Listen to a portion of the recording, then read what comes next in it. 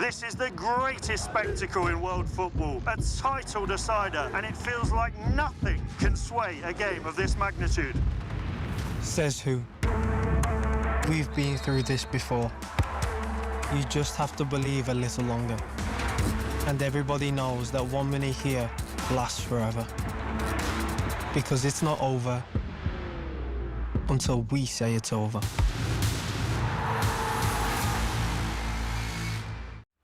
Football, rugby, it's cricket time. Play Sporty Bet.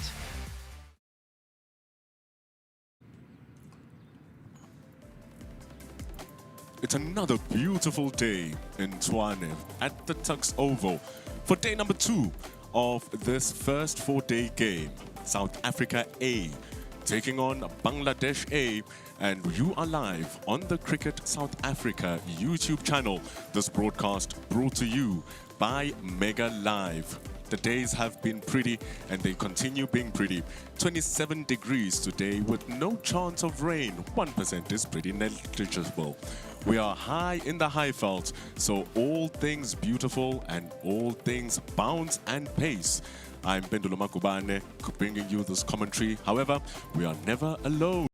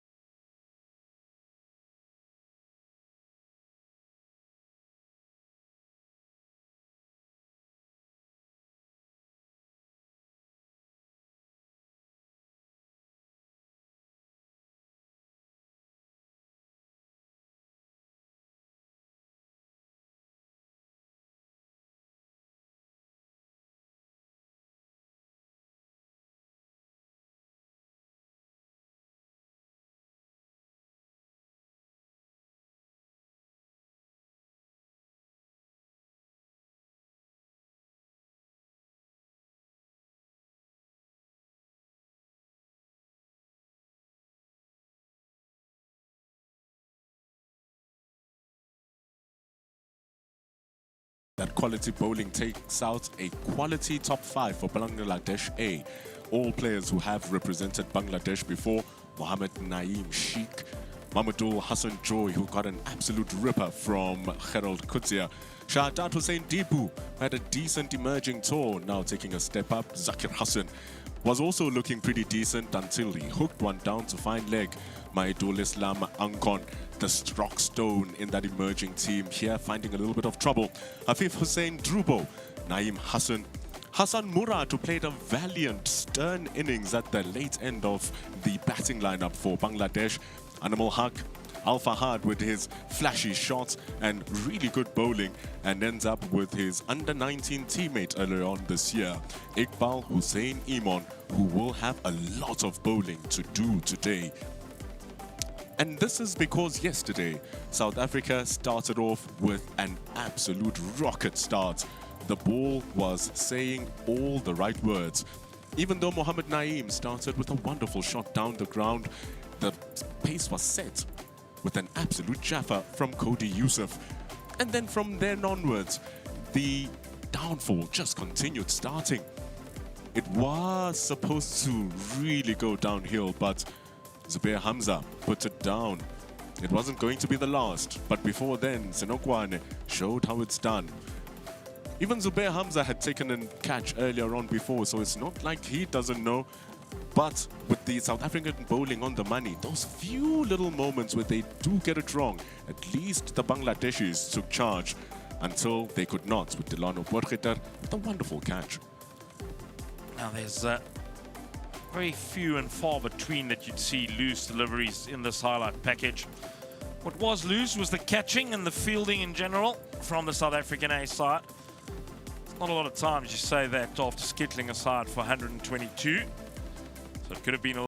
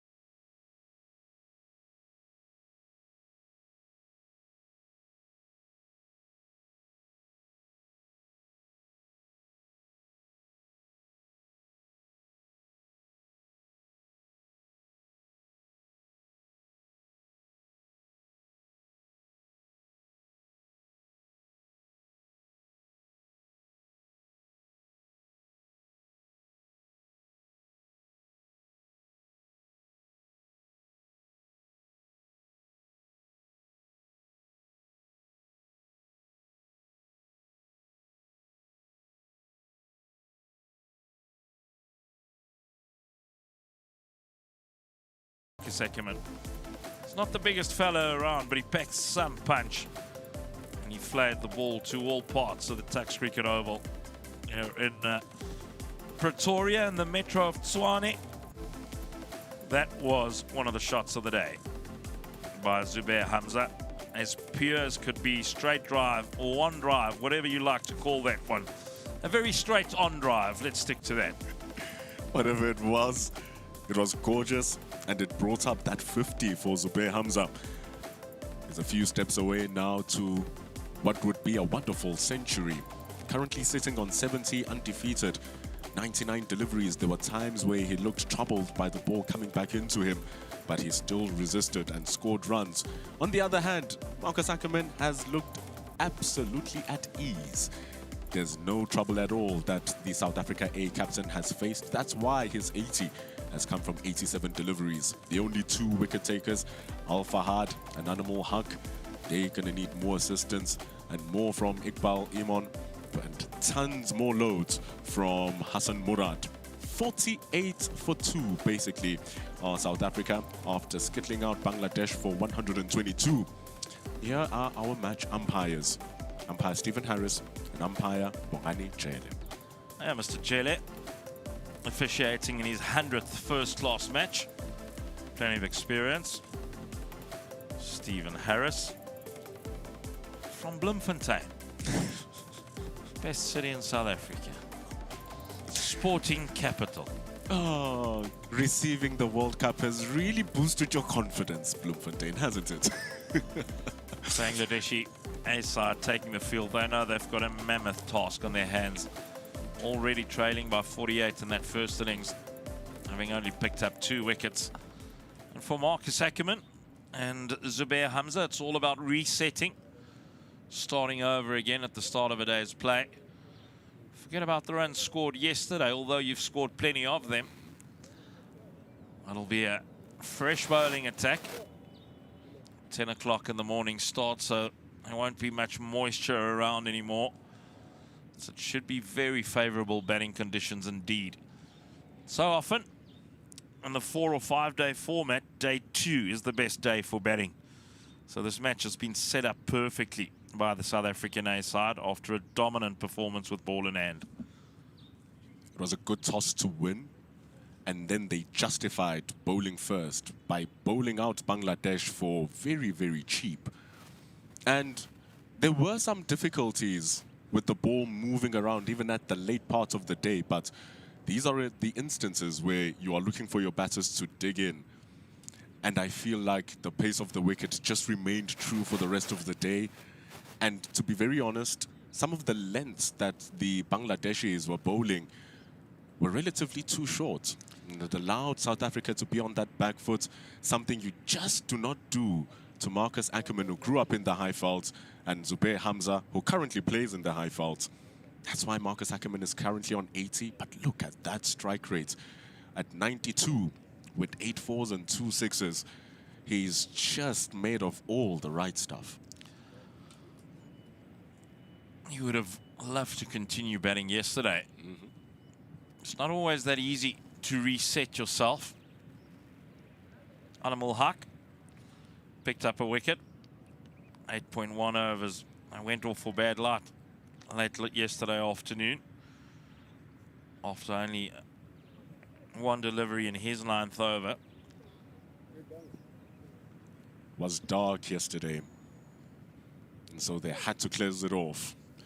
But after being a little bit short in his second spell, was starting to get it a little bit fuller. So we start day number 2. That's not a bad start lengthwise, but goes on to the pads. They're already continuing with the defensive field they left yesterday. It's going to be a lot of ones for Hamza and Ackerman. If Marcus Ackerman could order a delivery to get first up on the start of day 2, it would have been that one. Leg stump half volley. Just caressed it out to deep backward square. And so now it's going to be an adjustment. Left-right combination. Deep fine leg. Deep square leg. Conventional defensive field on the leg side. Animal Haq.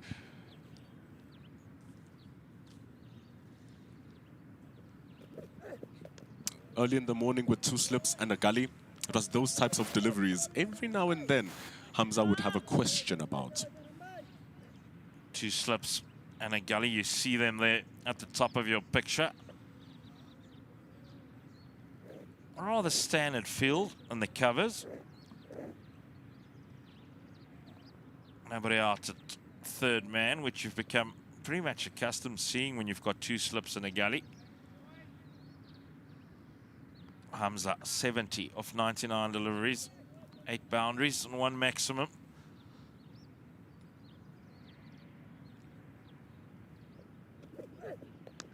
He has 2 scores of 98 in South Africa A colours. 1 against India A, once against the West Indies A. So you just feel like there's a bit of untapped potential that needs to be converted. When he gets to his hundreds, normally falls below 120 as well. And so he'd be wishing that he takes this big score and makes it even huger. He averages 47 in first-class cricket. The Zubair Hamza. He's played 8 test matches for South Africa. It's a nice start from Huck, especially to the right-handed Zubair Hamza. He's settled nicely. Patience from both ends required. Start of day 2. More so from Bangladesh. It's been almost 5 runs to the over for the South African A side. And the thing is, it's just been coming with ease, because in as much as they bowl these good overs, there's always a ball that invites a boundary. So he must close it off here, Animal Huck. Which it does so pretty well. Great stop at the covers. Excellent diving stop. It ends over number 36 and the first one for the day. It's 171 for 2. Might not have gotten any runs of that last delivery, Zubair Hamza, but that'll do him a world of good. He punched that on the up ever so crisply. Losing a couple of early wickets. Senekwani without scoring. Ditole for 10 with a great catch of Afif Hussain. And Hamza and Ackerman doing the damage for the South African A side. 171 for 2 after 36 overs. Still strong batting yet to come for South Africa. So a loss of a wicket here brings in Snetsamba Qeshile, whom's last performance for South Africa A was a wonderful 186 versus New Zealand A last season. And then you have Gavin Kaplan, who would be averaging 55. So there's a lot of work for Al Fahad. He's bowled 6 overs, going at 4.3s, but importantly, he does have a wicket. It's a nice little leave from Ackerman, because your instincts will always want to drive that ball. Just slanting across Marcus Ackerman as Al Fahad. As well to have nothing to do with that one, especially at the start of the day's play. And that's what you're talking about, Spud, resetting, starting a new day. Yesterday, that's easily 4 runs through the point, through the covers, wherever Marcus Ackerman wants. But it's a new day, it's a new surface, and to be fair, it's brand new bowlers as well. Slaps that through the covers. It's going to be a little chase for backward point. Going to keep it to just 2. Good little retrieve from Afif Hussain. Good start for Marcus Ackerman early on day 2. Picked up a single of the first delivery he faced to deep backward square. Now a couple just in front of point on the offside.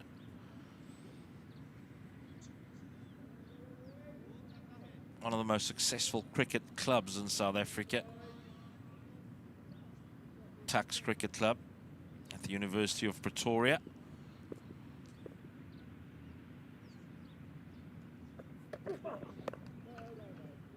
Really is the hub for South African development cricket.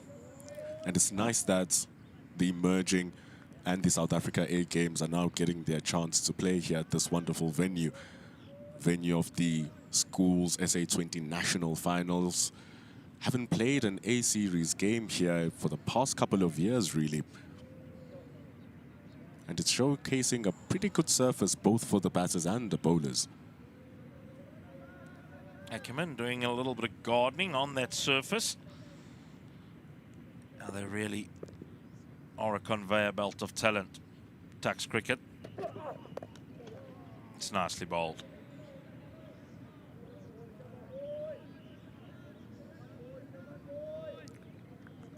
Very tight from Al Fahad. Little shape moving away, and he started that ball on the perfect line, because if the ball's going to shape away, you're trying to pitch it on that two-leg line in between the middle stump and the leg stump, so that it shapes away, just shaving the line of the off stump. Even the best batters find it difficult to middle that. Even Ackerman didn't.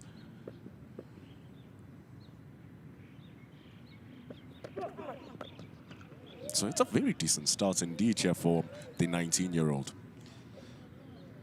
Yeah, he's hitting good areas here, Al Fahad. The line he's bowling will challenge both the inside and the outside edge of Ackerman's bat. If you can get one to hit the seam and just nip back at him, that'll be the perfect delivery. Ever so often, just have that knack of dropping it short. That was the issue yesterday. But you've had a whole night to reset, assess where the mistakes were that led to South Africa batting at fives. So Al Fahad and Animal Haq starting off well this morning. A little bit wide, slapped again to point. Another good stop from Afif. That's going to end the second over of the day. It's going to be 3 runs from it. South Africa lead by 52. Very assured start once again by Marcus Ackerman. He's added 4 to that overnight score. Zubir Hamza yet to get going on day 2. I wonder why Iqbal Hussein Iman hasn't bowled. Why he wouldn't start this morning either. Really aggressive bowler. Very feisty. He's always on the batter's face. And from what we saw yesterday, his lengths were wonderful. But the 2 wicket takers start the day, which makes sense. Giving them their rewards. Extra cover employed alongside the mid-off and backward point. 2 fielders and the boundaries on the leg side.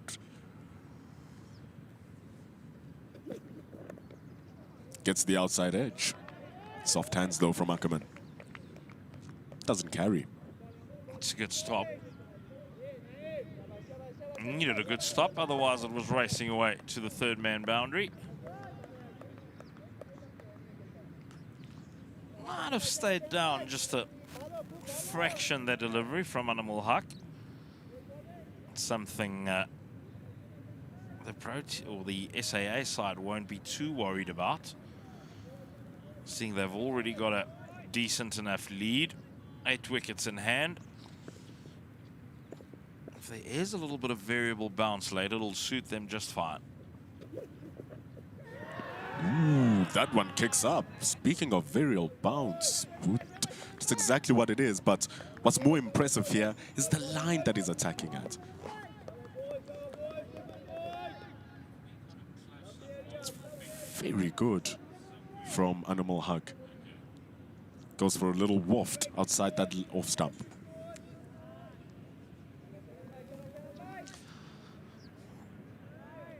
Speak about that variable bounce. So that's when it becomes an issue, is if one stays down ever so slightly and the next one just jumps at you. We saw that exact thing happen here. So it's not that concerning when one of the two happens. It becomes pretty alarming for a batter if both happens. Because how do you know what's coming? Is it going to jump at you? Is it going to stay down? So there's definitely a little area there that Marcus Ackerman is slightly worried about. We saw him in the first over of the day as well, doing some gardening. Might be slight indentations.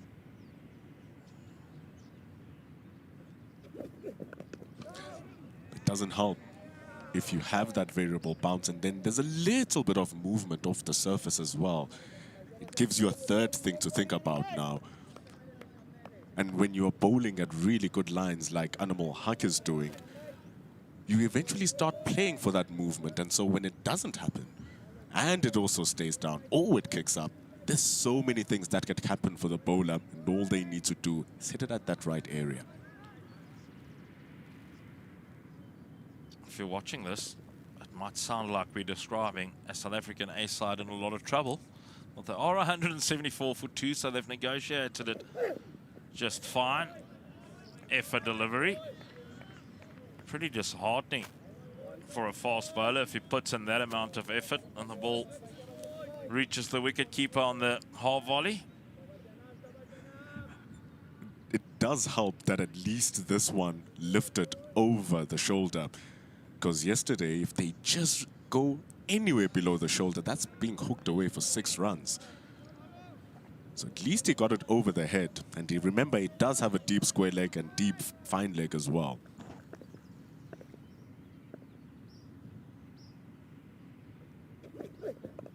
Ooh, picks up from a length. It's a very good ball from Animal Huck. It ends over number 38 with a single. 175 for 2. The lead grows to 53. Good over from Animal Huck, challenging Marcus Ackerman. How are they concerned? I'm pretty sure that there's those little indentations currently. It's a day 2 wicket. Alpha Hard, 7 overs, 1 for 29. The other wicket taker, Animal Huck, 10 overs, 1 for 35. They're currently bowling in tandem. Fahad and Huck. After 38 overs, South Africa, 175 for the loss of 2. You know, I think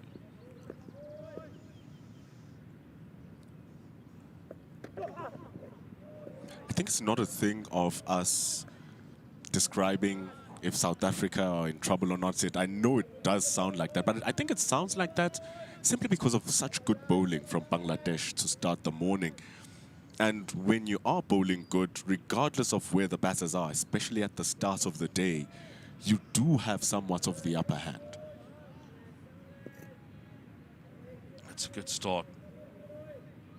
It's about discipline. The longer format. How long can you be patient as a bowler? Don't chase instant success. Change of angle around the wickets. Bows it wide. It's been a little bit of a productive area, that point. It's a good shy of the stumps from Afif Hussain. But Marcus Ackerman is pretty brisk between the wickets. Gets for 1. I'm not totally convinced about this change of angle. Speaking about that patience. Just bowling nicely from over the wickets. It's a quick single. Keeping the batters honest on the field, the Bangladesh A side. Makes his job a little bit tougher, having to jump left, right, left, right, left, right.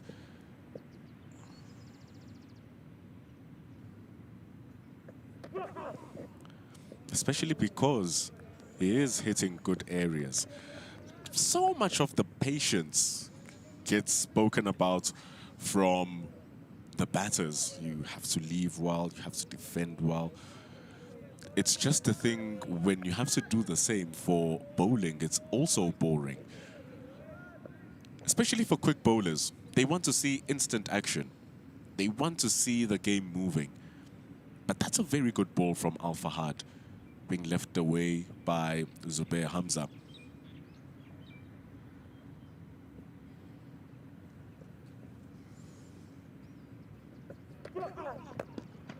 And it's a little bit fuller. He's fishing for it. A little bit of a greedy ball from Al Fahad, and it's properly dished away by Hamza straight down the ground for 4. Saw one slightly to the onside yesterday for Zubair Hamza. There's one slightly to the offside of the stumps, a straight drive. Wonderful stroke.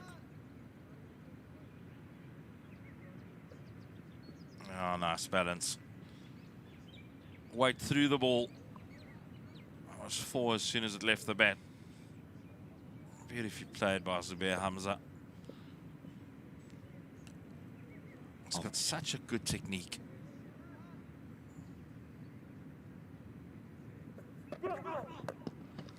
When everything works together for Hamza, it feels as if his game has no cracks. It's very pleasing on the eye. Lovely driver of the ball. It's nicely square on the offside off the back foot as well. All round, just a good polished player. Hence, 8 test matches that he's played for South Africa. Zubair Hamza didn't set the world alight, averaging around about 20 in test cricket, but he's better than that.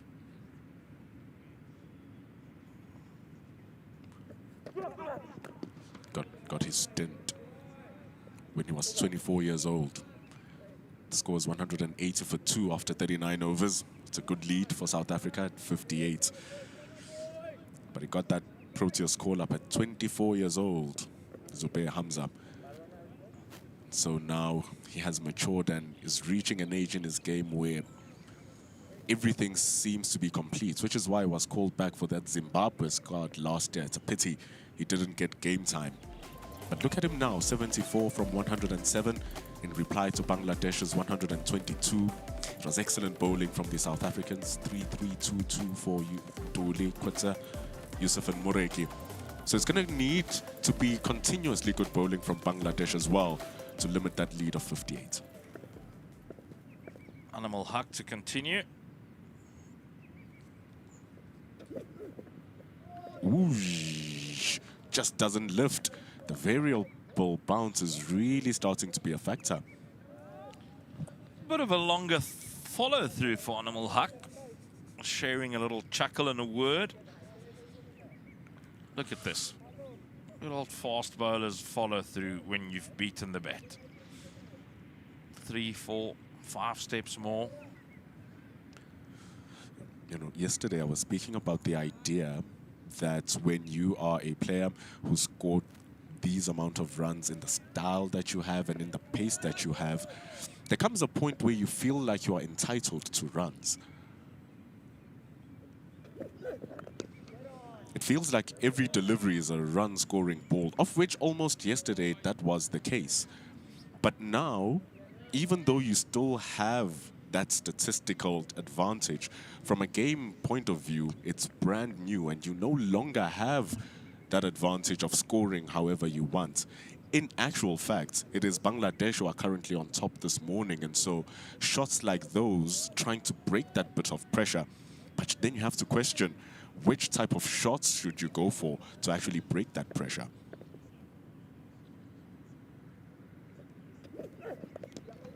Maybe that will help going onto the legs. A chase for Zakir Hassan. Good fielding. Very good fielding. Keeps it to 1. Strong off his legs. Marcus Ackerman doesn't try and overhit it. Some nice fielding.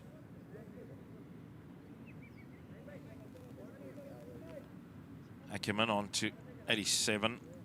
Ham's on 74.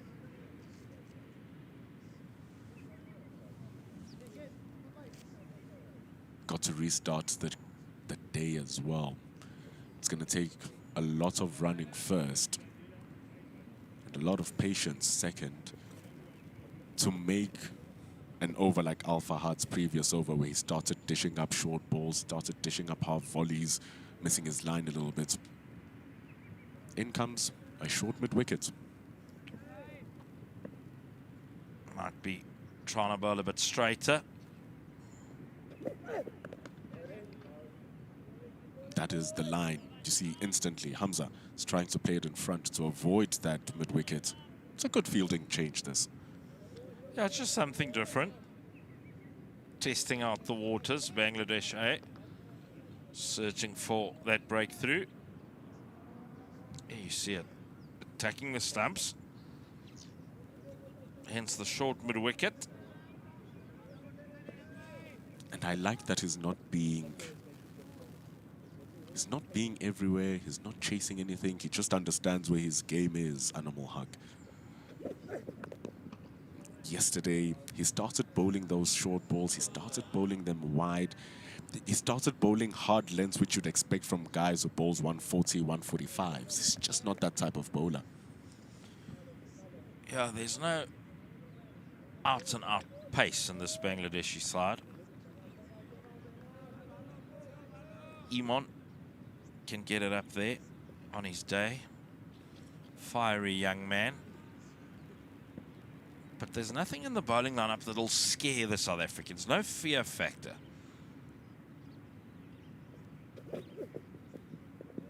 We all know how powerful that fear factor can be. Think in international cricket, guys like Mark Wood. The very fiery former Protea opening bowler, Dale Steyn. Mitchell Stark can bowl quickly on his day. Jofra Archer. There's plenty of them around.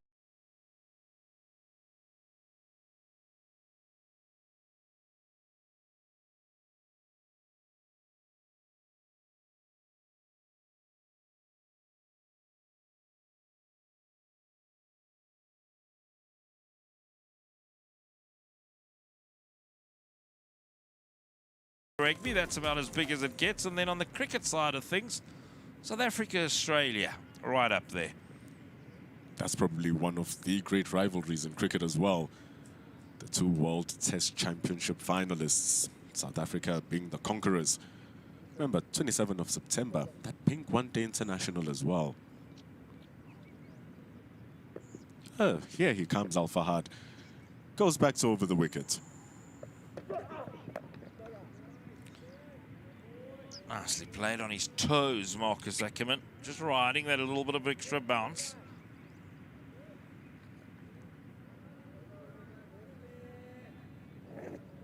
A little bit short on the length. I like how he gets on top of the bounce of the ball as well. Yeah, important. Very nimble on his feet at the crease, Marcus Ackerman.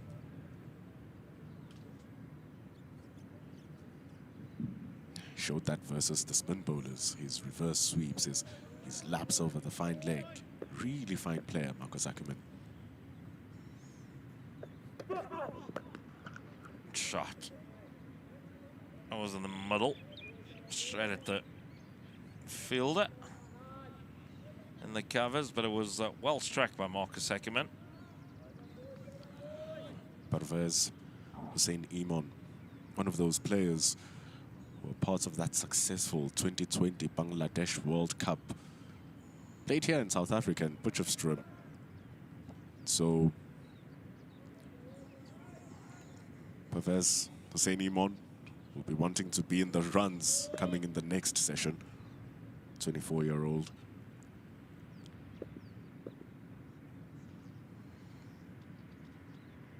Nice approach. Very balanced in his run-up is Al Fahad. It's good signs for a young fast bowler. Bowls within himself. Looks very economical.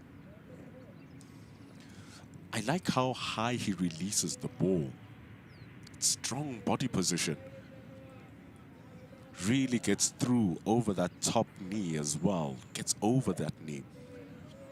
And so often with youngsters, you'll see that head falling away to the left. It's normally judged by that front arm as well. So that leads them to push the ball down the leg side. Need a strong core, funny enough. People always think about strong shoulders, strong legs. No, you need a strong core to bowl fast. You need to be strong. The core, shoulders, chest, back.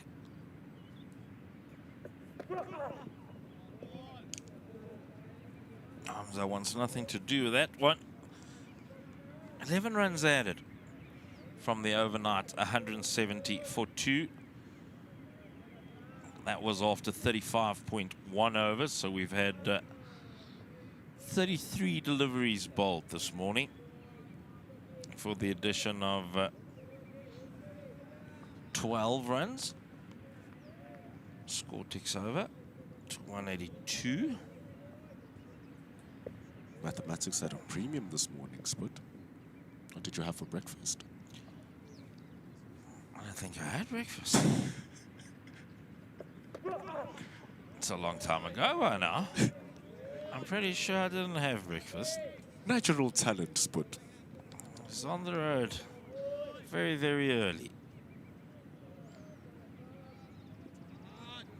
Bloemfontein may be a lot of things, but another thing it is quite far.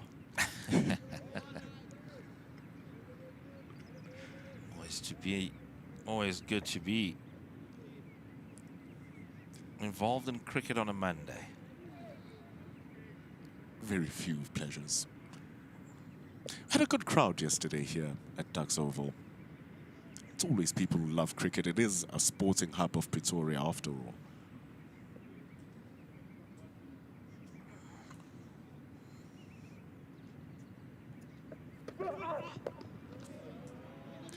I'm heavily involved in the Twitter space and social media space of South African domestic cricket. People asking me, which game is happening where? Were they not at the ground yesterday? They really were. 182 for 2 after 41.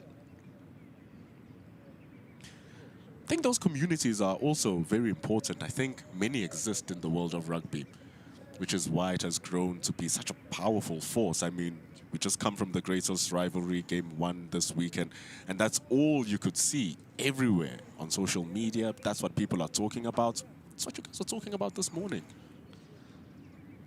They're talking about it a little bit less in South Africa on this Monday. Talking a lot about it in New Zealand right about now. All of that might change this coming weekend, but let's leave that for then and get back to the now. Ackerman back on strike. He's 12 short of 100. He's knocking. He's knocking on that Protea selector's doors.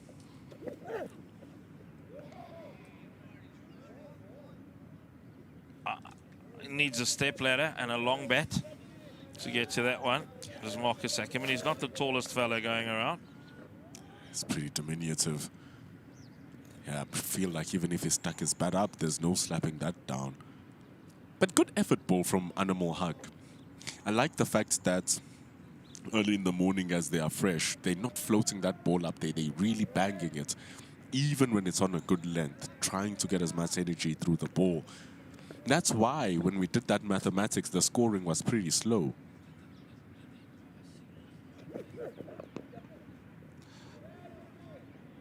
Goes down onto the hips this time, Animal Hug. It's not often you see bowlers being wired in this format of the game. But it's exactly what happened to Animal Hug when we said Ackerman needed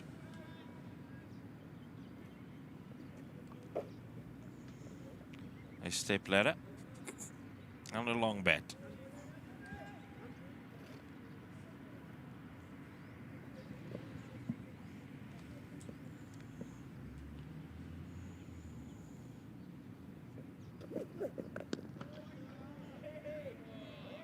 It's pretty. It's pretty. Straight at the fielder. He does paint a pretty picture when he goes on the drive, Zubair Hamza. It does look pretty, but the most important thing is having that effectiveness. And you feel the more and more these good shots are not going to get their true value, the more the feet and the hands are going to start itching. But at least they're rotating the strike, which is a fundamental basis of scoring runs.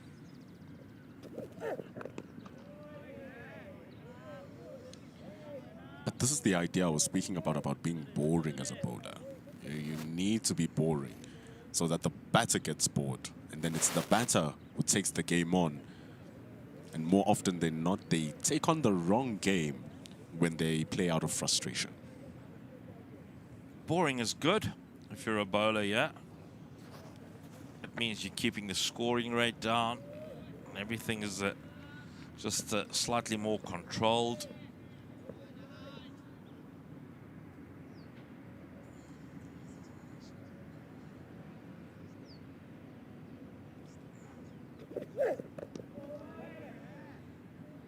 Plays it late. Hamza.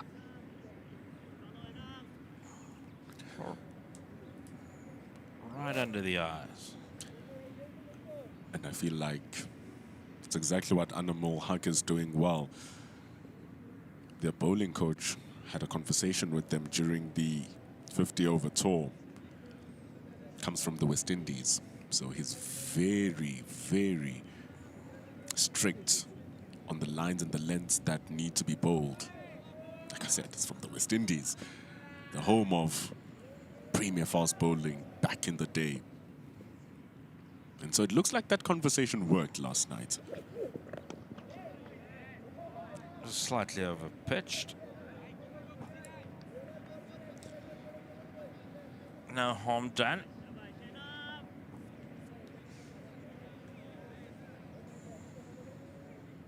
Good attacking lines from Animal Haq. It was a little bit over-pitched. Just the movement coming into the bat, saving him, getting the heavy inside of Zubair Hamza's bat.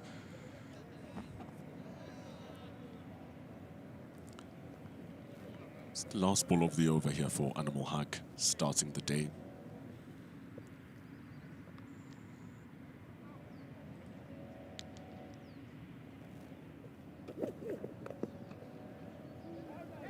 It's a fantastic stroke, well fielded. So no addition to the score. 14 runs scored and 6 overs and 5 deliveries on day 2. Hit that one really sweetly, did Zubair Hamza. Still some really good activity off the surface still. And just hitting the ball in that correct area. We've seen Marcus Ackerman get an outside edge, though it didn't carry to gully. We've seen Hamza getting a couple of inside edges, though they didn't beat the bat. So you ask yourself, why would you want to change that as a bowler? So Al Fahad continues from the angle that gave Marcus Ackerman that little bit of an edge. Yeah, bowls it down the legs, just duds onto the thigh guard of Ackerman. It's going to be one leg by. Umpire Bongani Jele, his 100th game. Umpire Stephen Harris, his 98th first-class game. Heavily experienced officiating. Third umpire, Umpire Arno Jacobs. Umpire of the Year winner. Arno Jacobs travelled to Bangladesh last season with the SA Emerging Tour. So a trio of really good umpires here.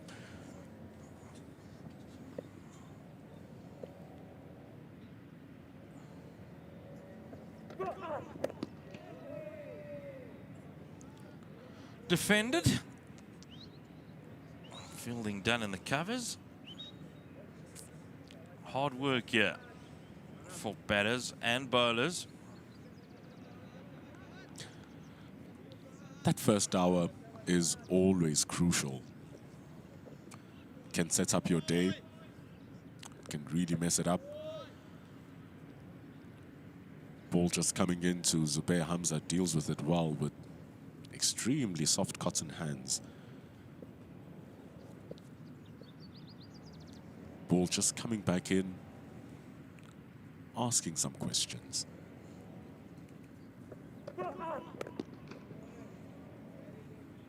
Love how he gets fully behind the ball when he gets the line correctly, Zubair Hamza.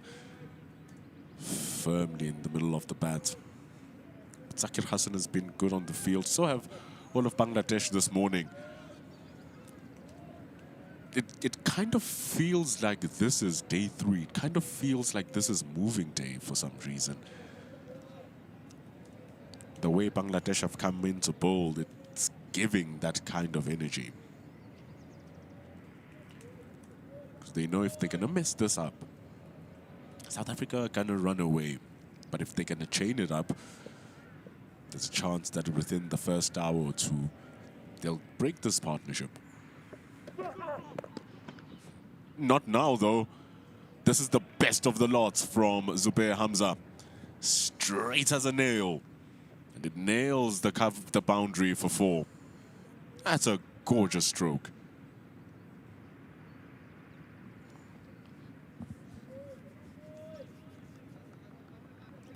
My word.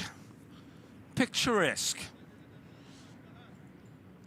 If you're good, you're good. If you're better, you play a straight drive like that. That is magical. He's played a straight on drive. He's played a straight off drive. And now it's a straight drive. Complete package from Zubair Hamza moves to 78. You can hear the effort from Al Fahad. He too has been widened. The third of its kind this morning. South Africa also had 3 yesterday. Khairul Kutian, Tsebo Mureki, Cody Yusuf. Al Fahad banging it hard. Understanding his work here, Zubair Hamza.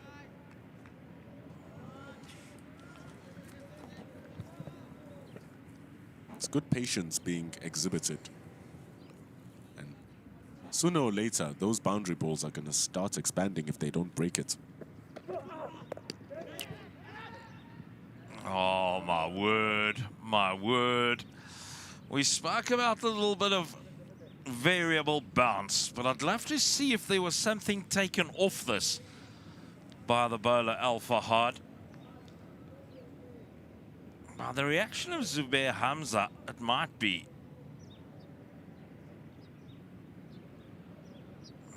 It's difficult to judge on that, but it doesn't seem like it. Maybe just hitting one of those indentations. You can see there. That's the marks of the cricket ball. And sometimes they just start breaking the surface ever so slightly, and you get those little indentations causing variable bounce. The way he also played it, it seemed as if the ball arrived late through the shot. It seems as if it just stuck on the surface for a little bit. It's 190 for 2 after 43 overs. And the more those indentations grow, I mean, it's what, 90 overs per day. That brings in another factor. We've had variable bounce. We've had variable movement. Now it's going to be variable pace. So 190 for 2 with a pretty good lead for South Africa. Now they lead by 68. Ackerman has added 9 to his overnight score. Hamza has added 8 with 2 lovely boundaries.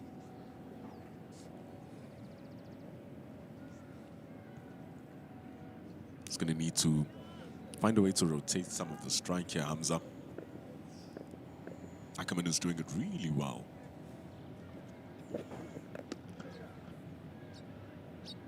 Neatly driven.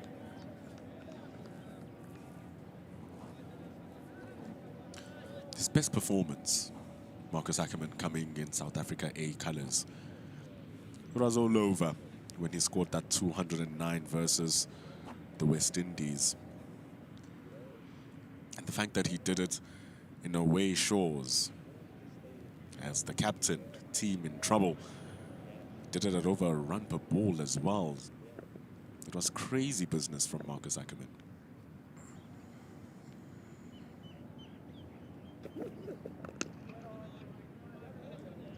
It's going to be an easy single. He is a class act, Marcus Ackerman. Of that there is absolutely no doubt.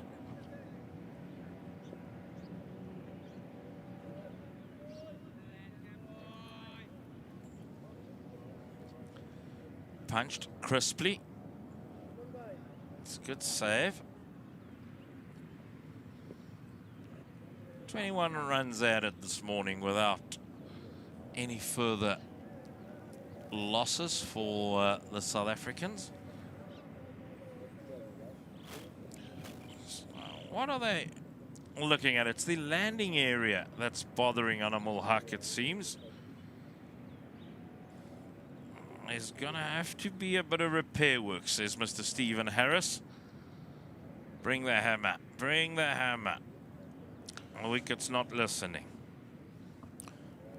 He actually had a little bit of the same thing, Animal Haq, in the first emerging game last week. Almost did his ankle a doozy then. So he doesn't want the same mistake happening to him here. Sportybet is bringing us this. Not going to bet on this happening further on in the game with the umpires asking for this to change, unless the sad thing now is just stop the game. And I worry if it's going to break the rhythm for Bangladesh here, who've been bowling pretty well. If they stay on for too long, Hamza and Ackerman gather their thoughts, then continue their work through.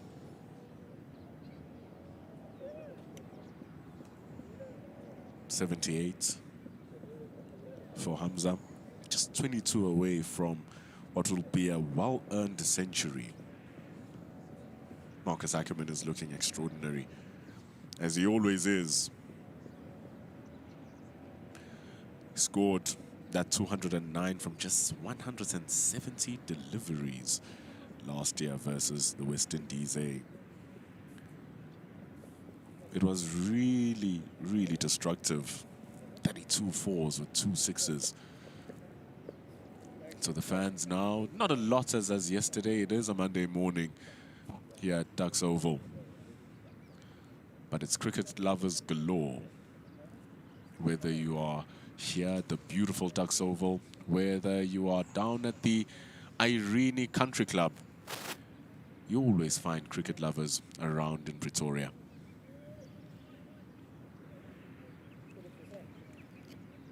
Hammer has dealt a few blows to the landing area of Animal Haq.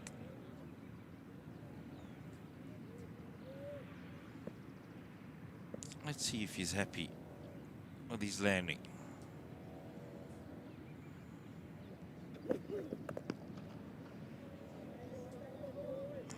Feels he missed out there.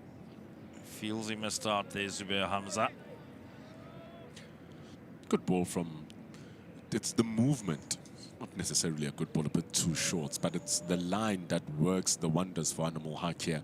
It's the way it jags back and tightens up the width for Zubair Hamza. Can't really free his arms freely. But he must be careful not to lose that length, Animal Haq. It's always the most important thing, that length.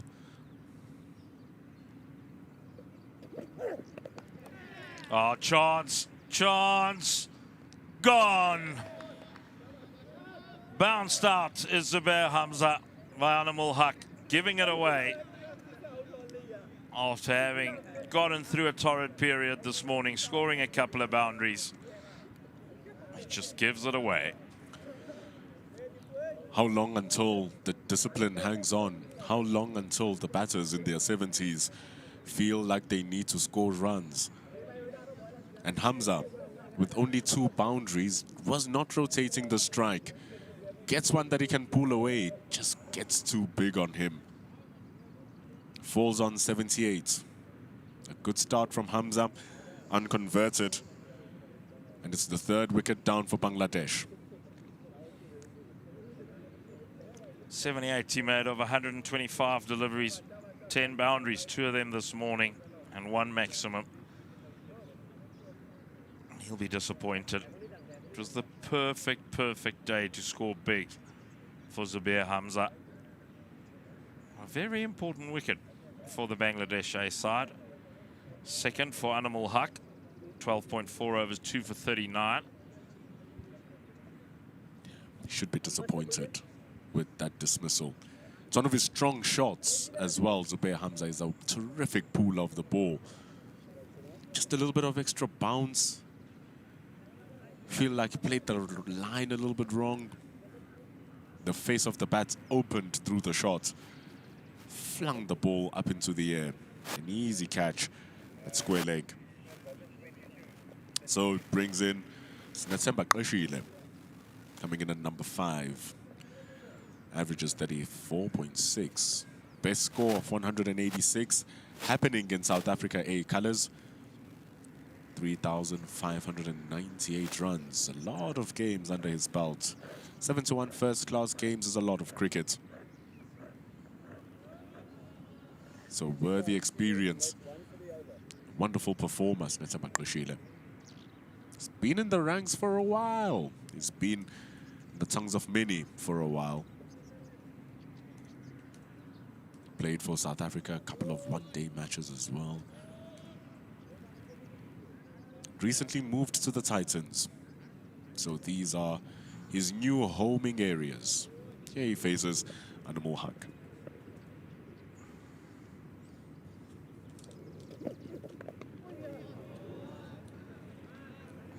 Just a little period of rebuild now. Qashile coming to the crease, joining Marcus Ackerman.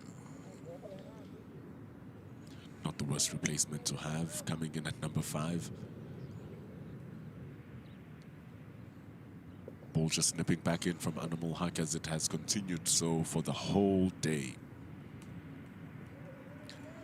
He mustn't stop here, Animal Haq. Boring bowling, sometimes even bores the bowler. But nice hard short lengths to get Hamza out. Shuffling across his stumps there, Sinatema Qashile. We'll have to see that again. You can see he likes that because he feels he's in business there. And just have a look at this, Mr. Maguvani. Oof, playing around that front pad. That's dangerous. Getting that front foot onto off stump and having to play around it. It's all about getting your head in line, and it's very difficult to get your head in line once you've crossed the line of your body with that front foot. Just something to watch out for right here at the start of his innings for Sinatema Qashile. Oh, the wicket of Hamza was looking so good at 78. Parvez, Hussein Iman with the catch. Now Qashile is in. Kaplan is next, averaging 55. Woodgitter coming in at number 7. He averages 45. Still pretty healthy for South Africa A. But this chap is quite something. Hassan Murad gives nothing away from the ball. It took a long time for Hamza and Ackerman to be comfortable enough to take him on. Otherwise, he's so diligent. Hassan Murad.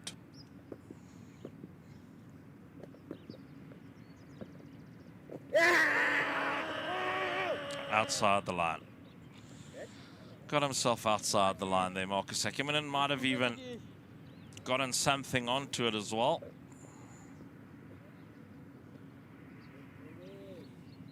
Wanting to take him on at the start of his innings. It looks like it did indeed hit the glove. Marcus Ackerman not even bothering. Bongani Jele can't be fooled by those. Top umpire.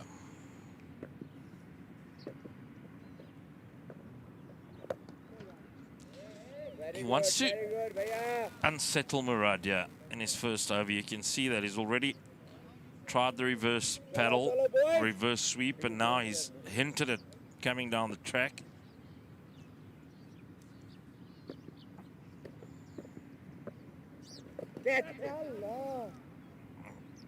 And he plays the sweep. I just love the speed that Hassan Murad operates in. He gives the ball all the time to do everything that it needs to do.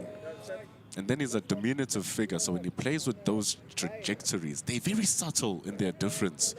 But those differences do make a difference on how the ball bounces and how it reacts. So I really, really enjoy watching him operate.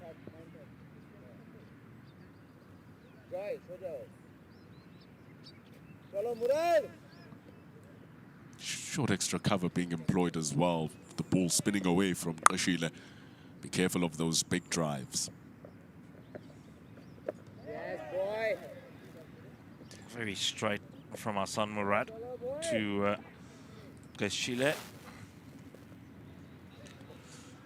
I've got a feeling this is where they'll target him. They'll try and hit that front pad.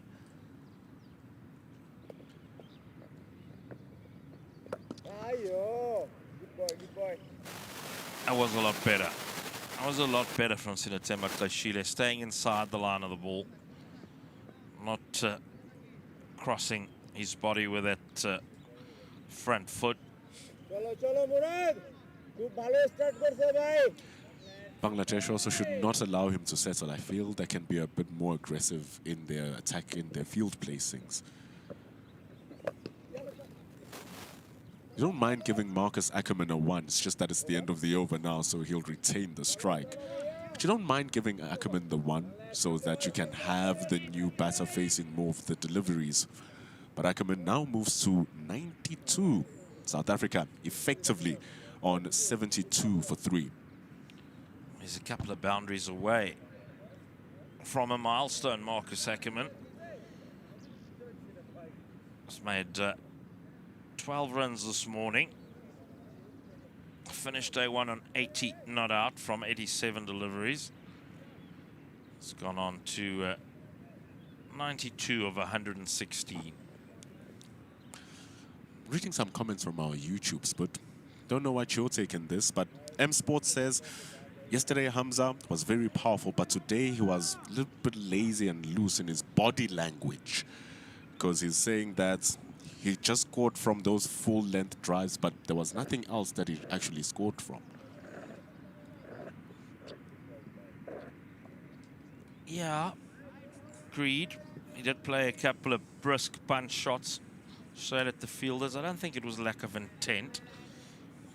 I just think he had a specific game plan, and unfortunately he didn't follow it on that short delivery.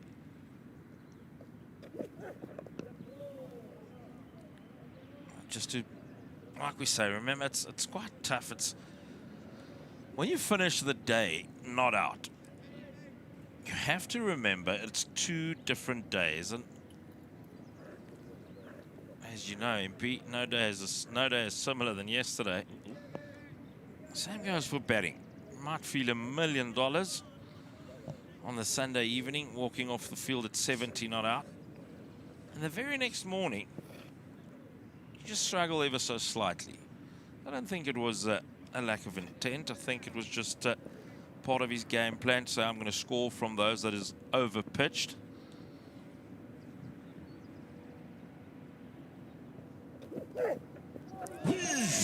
Good. Good.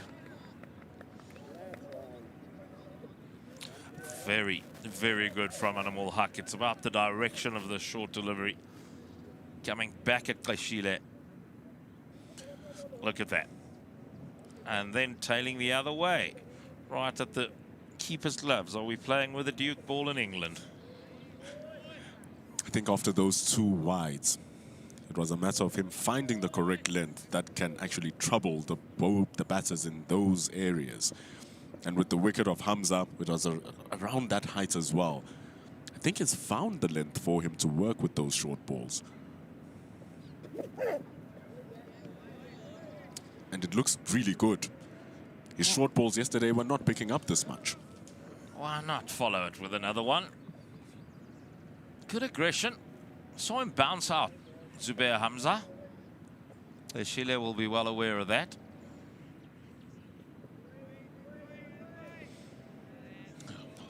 Let's just close off your point on our comments. Because yesterday they were getting more boundary deliveries, today there was none of them, really. And so this means that if they were waiting for that ball that he can score from, they just never came. And he was very assured in his defense as well, Hamza, just like he's good with his leave here, Sinatemba Keshile. But he was very assured behind his defense, he was very assured behind those back foot punches. But the good bowling from Bangladesh, bowling to their fields, meant that those shots were for 0. And so he was playing in his game, but his game was, I believe, very well countered by the Bangladeshis. It's a very nuanced game, this game of cricket. That is indeed. Both these players at the crease. Highest first-class scores coming for South Africa, eh? For Kashile, it's 186. And for Marcus Ackerman, it's 209. Anytime you score a double 100, it's a special occasion. Some guys haven't scored it in the backyard yet. And, Ouch, Spud. Marcus Ackerman has made it at international A-side level.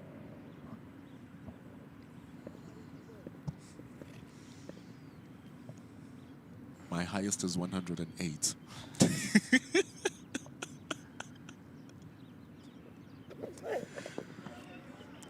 My father also brought me a PlayStation once.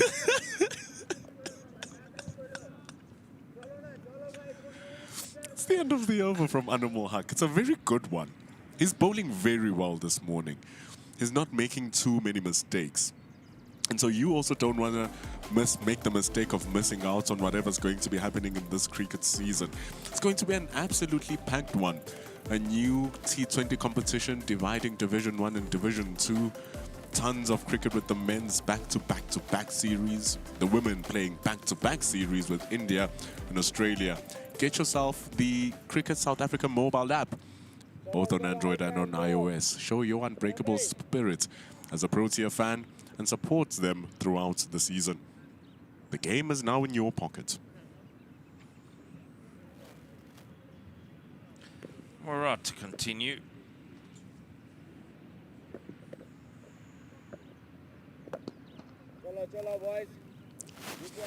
The issue he's gonna deal with here is finding the ideal length. That felt half volley-ish.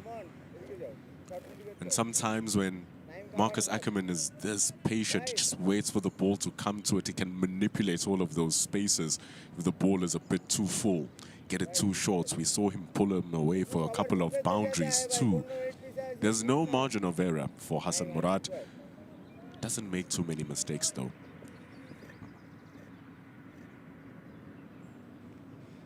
But I like the short leg that they've put in now for Kashile, putting in more attacking pressure to the new batter.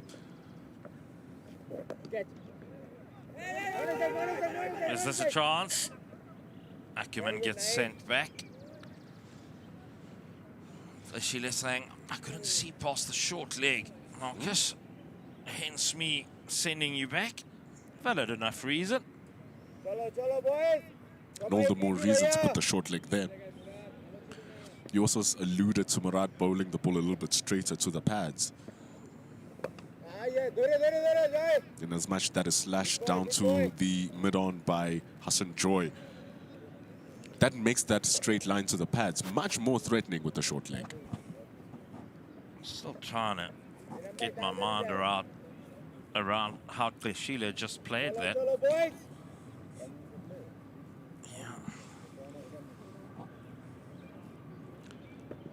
He's 2 of 11. Very good, very good. Ackerman has settled into a rhythm here. He's just staying in his box, waiting the ball to come to him. He'll take full toll of anything loose. It's just the way he plays.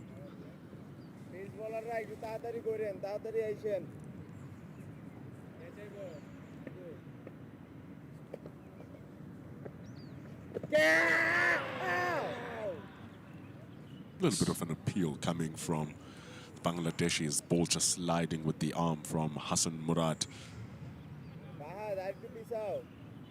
Yeah, it's comfortably missing the leg stump. Needs it to straighten appreciably from that angle to get the decision. Yes, boy. To be very honest then, it speaks of the skill that Tsepontuli exhibited yesterday. It's 198 for 3. We're going to have drinks. The lead is 76.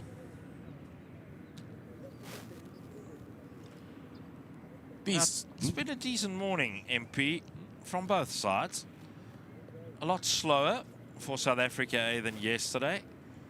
28 runs added in 11.5 overs. So under 3 runs to the over, just above 2 in fact. Lots of dot balls, couple of boundaries, nice strokes from Zubair Hamza. Ackerman has just been prodding along. He's added 15 to his overnight tally of 80. And he's on 95. There's only 1 wicket to fall this morning. It was a hard delivery, short delivery from Animal Haq. Got big on Zubair Hamza. Drowned under the ball. And then it was Parvez Hussein Imon. Buckets at square leg. Sends us to drinks. South Africa lead by 76.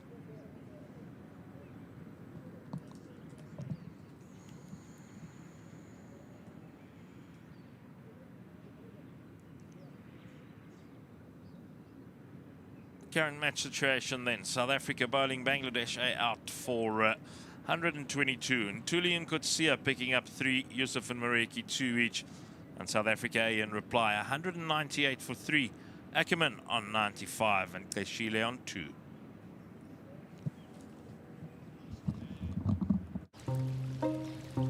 This is how Benny McCarthy spends the last 60 minutes of a football match.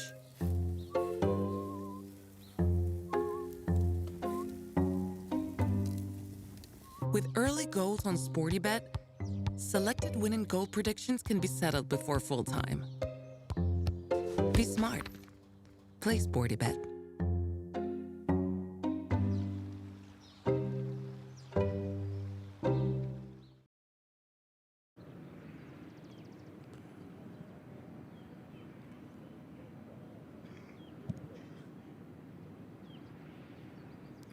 $198 for 3.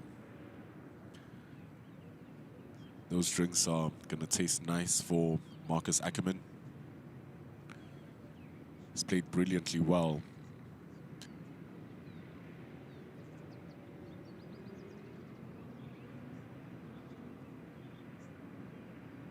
His shot selection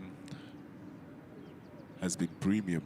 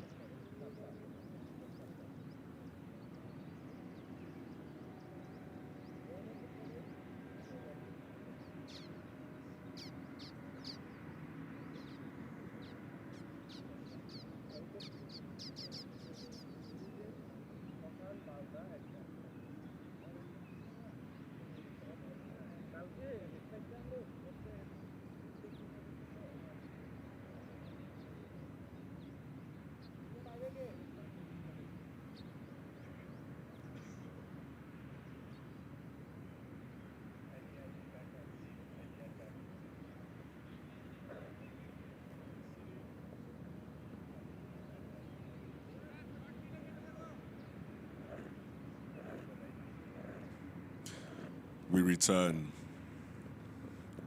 Animal Haq. He's really been bowling well. Marcus Ackerman has been batting even better. It's just looked a class act. Different from the rest. Marcus Ackerman, no surprise. We restart. Second half of the first session. Ball still dancing around on the surface here for Animal Haq. It's all a matter of landing it in the correct areas. He's bowled a good spell. It's been a tireless spell. And in all honesty, it's what you wish to find from your fast medium bowler. Just holding it tight.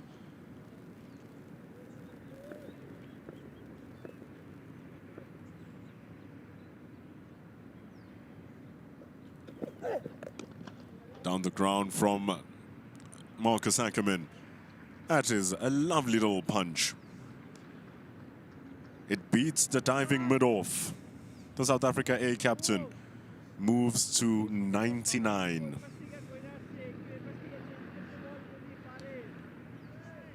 Just falters in his length, Animal Haq. Despite the line being good, if you get the length wrong, you are in deep trouble. Diving Naeem Hassan couldn't stop it. Marcus Ackerman on 99 runs.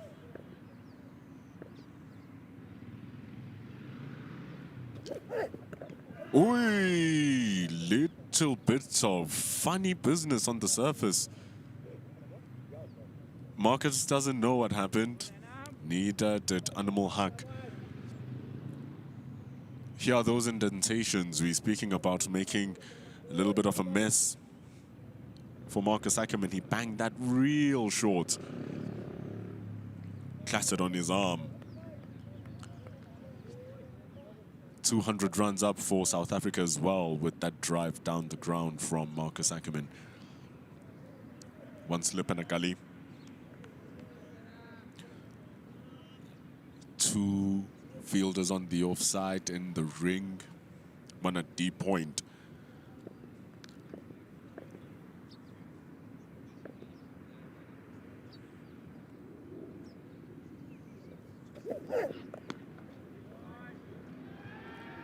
As classy as ever from Marcus Ackerman. He simply cannot stop scoring runs for South Africa A.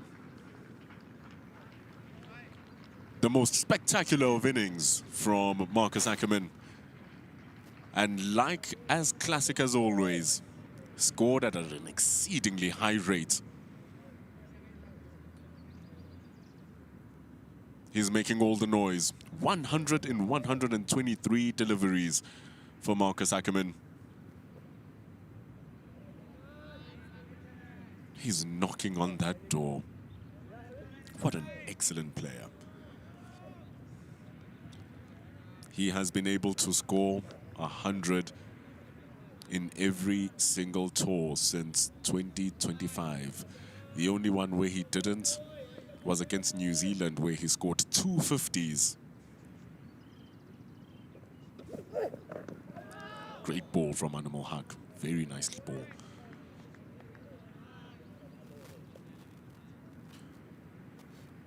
Good Yorker from Animal Haq. Attacking the stumps. He's bowling tirelessly. It's exactly what you need from him. And he doesn't even look tired, Animal Haq. He looks still strong. It's as if he's just started his morning. Excellent endurance and stamina. But Marcus Ackerman, yet another century in South Africa A colours. Scary good. Over number 48 completed. 203 for 3. South Africa lead by 81.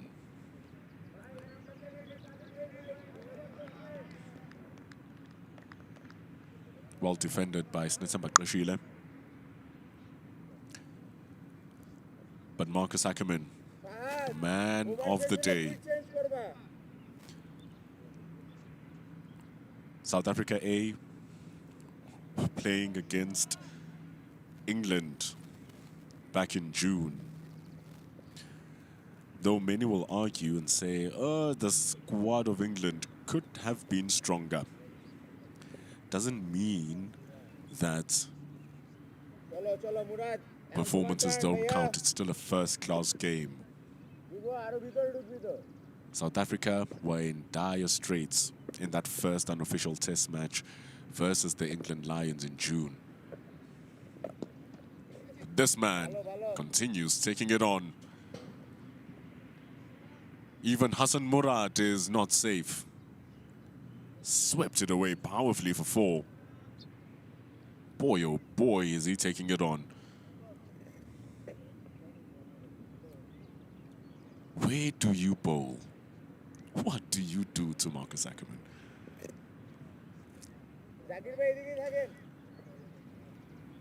Back in June, back in May actually, in that first unofficial test match, South Africa were 54 for 5 when Marcus Ackerman came in. It was 54 for 5 when he came in that first game versus the England Lions. He ended on 178.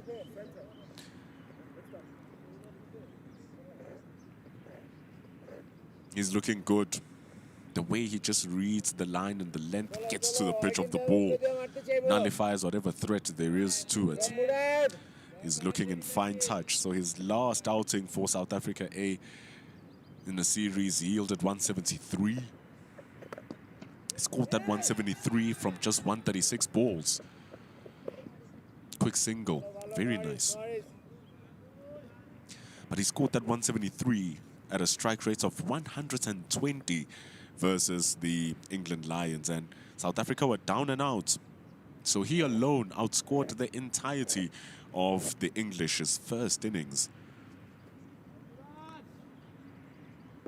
He really stands up for his team. Good boy. But you must understand, they are not perfect, these players. At times, they might find their performances not coming up to par for a certain innings. But he doesn't go long without scoring big for South Africa A. Get! Now he's really on it. There was a little bit of a chance, but the ball was absolutely hammered from Marcus Ackerman. It's going to run to the mid-wicket boundary for 4. 10 runs extracted from the over already. A little bit of a jab step to throw off Murad. Barely called that a chance to mid-wicket. It was absolutely cracked from Marcus Ackerman.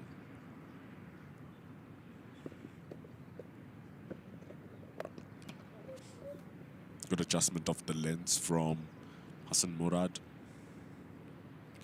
But it's looking pretty shoddy for Bangladesh. South Africa lead by 92. It's 214 for 3.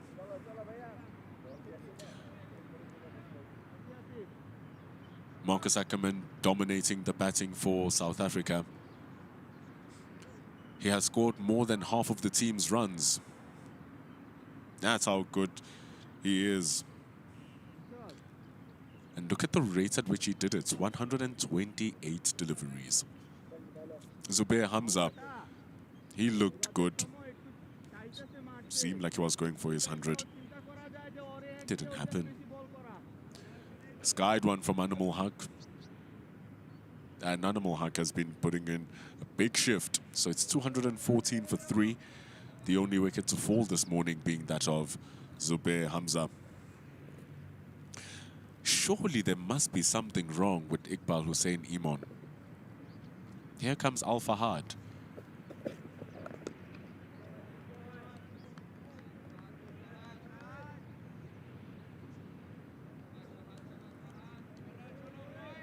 Haven't seen Iqbal Hussein Iman bowl this morning. And if indeed Hussein Iman cannot bowl anymore, it's going to be a massive loss for the Bangladeshis. At least the replacements are pretty strong. Al Fahad.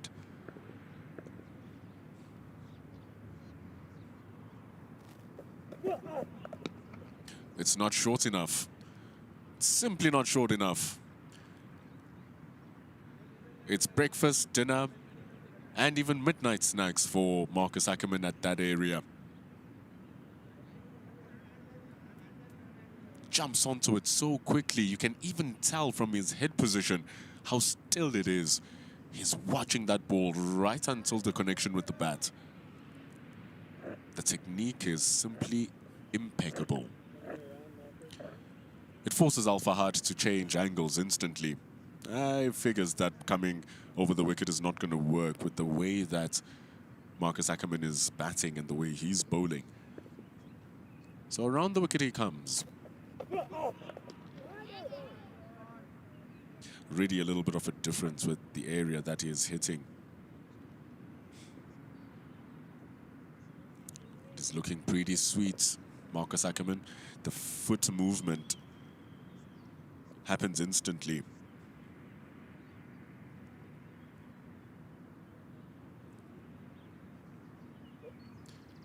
He was out there, Marcus Ackerman, that day where Snetsamba Qeshile scored 186 versus the New Zealanders. It just shows that even when he doesn't score 100, he still scores runs. He scored 83 from 93 deliveries on that particular innings last year versus New Zealand.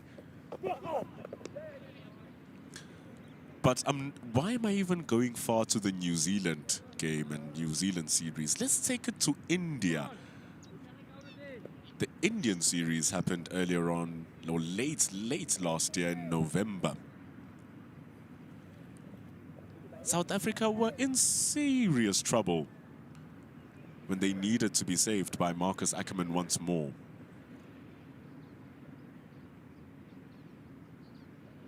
That second test match, South Africa were 76 for 5. It was really bad. He ended up scoring 134 from 118. These are good short balls from Al Fahad, replicating the ones from Animal Haq. He's leaving them well, though. That must be mentioned. Dropping the hands. Good leave. So Marcus Ackerman has been contributing for South Africa A throughout these past couple of seasons. I mean, you are in India, you are 76 for 5. The team scores 221. It's really tough, and you've scored 134 of those 221. It seems like he sometimes just bats in a different area. Going for a little cheap wicket behind the stumps. Maidulis Lamankon.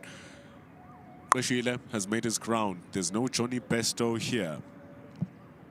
It's the end of the over. 50 completed.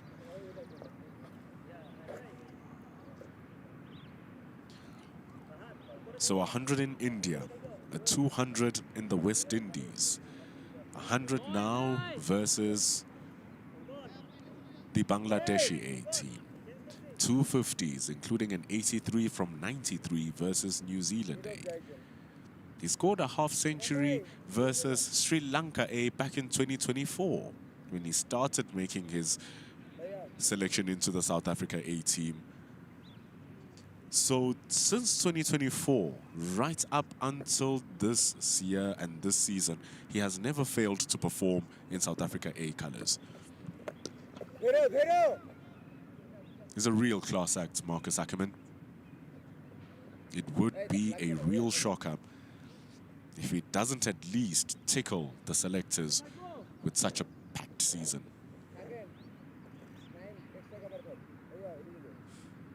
Comes down the ground here. Little mistimed. Murad is not giving a lot in terms of pace, so the batters need to put a lot of work in it.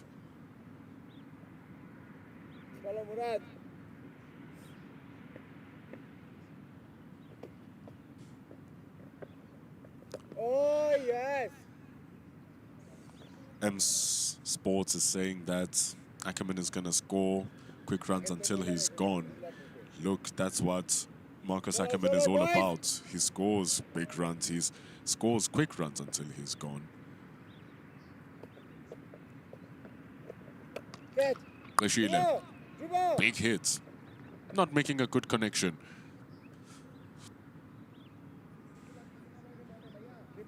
So, nice little stop. Trying to get his innings going again. He's doing that thing that Spud was talking about where he's crossing the line of the stumps with his shots. See how much more that's going to yield for him.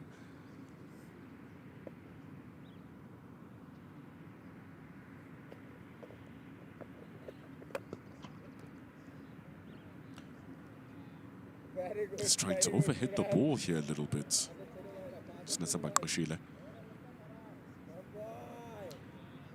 Should just play and work the ball around the field. It would be a better idea. Good boy, good boy. It was hit pretty hard, but it finds cover in the deep. It ends the over. 221 for the loss of 3. South Africa lead by 99 runs. And so for Bangladesh A, it's all about trying to get these wickets to stop the hurt. 2 wickets from Anamul Haq, getting the key wicket of Zubair Hamza earlier on this morning, who was on 78, breaking the 170-run partnership. But it's been expensive for the rest. Only Al Fahad with the wicket. It's 221 for the loss of 3. Big loads from Anamul Haq and Hassan Murad. Al Fahad needs to strike.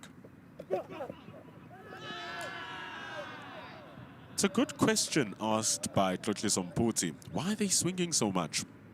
It seems as if it's just Qeshitle trying to get himself into the game.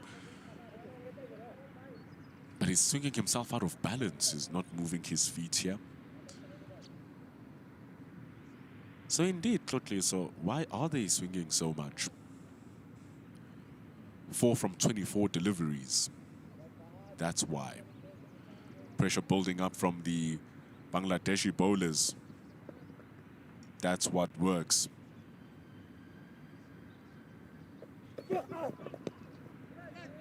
Ooh, for a player who's not using their feet, the one thing they want is a ball to their feet. That's why it was amply played that by Snetsamba Qeshile. They just run 2. And you're correct, Yakos Neyman, 7655. It's very risky play if your feet are so flat. And the thing is, if you do move your feet, Yako, then you start just messing with the line of the batters as well. But there he bowled the ball way too straight, Al Fahad, so it was easy for Qeshile to not move his feet and just play the ball through its line because it was naturally at his feet. That's why you're trying to bowl the top of off stump, isn't it? Try to get the ball batter moving into the offside. Hope they make a mistake.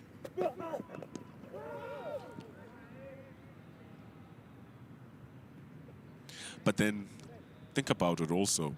That's why they have the player right in front of Marcus Ackerman.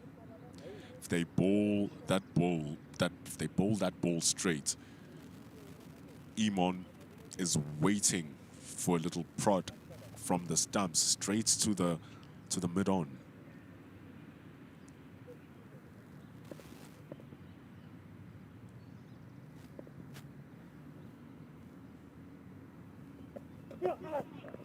Oh, he's short ball. It's a little bit unsettled out there, Qeshile. But he has to stay strong. The last thing that they want to do is to lose another wicket. Feels like he's just chasing for the runs here.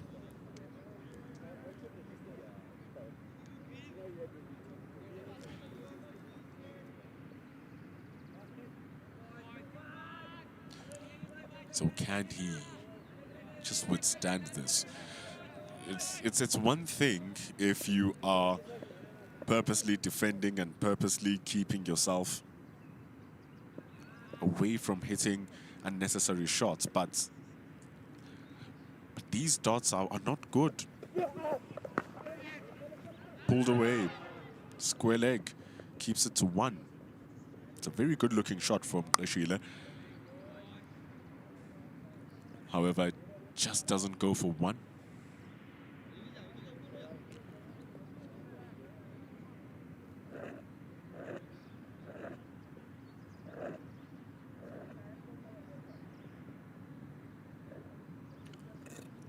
So it was good work from Al Fahad.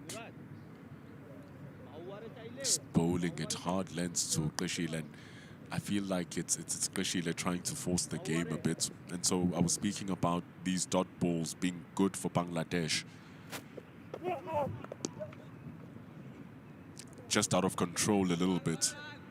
Snetsamba Qashile.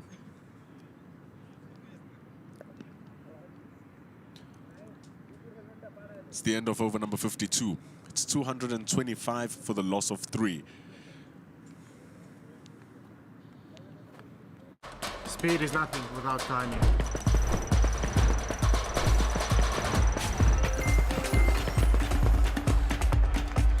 And timing is everything in rugby blitz. Play it now on your sport today.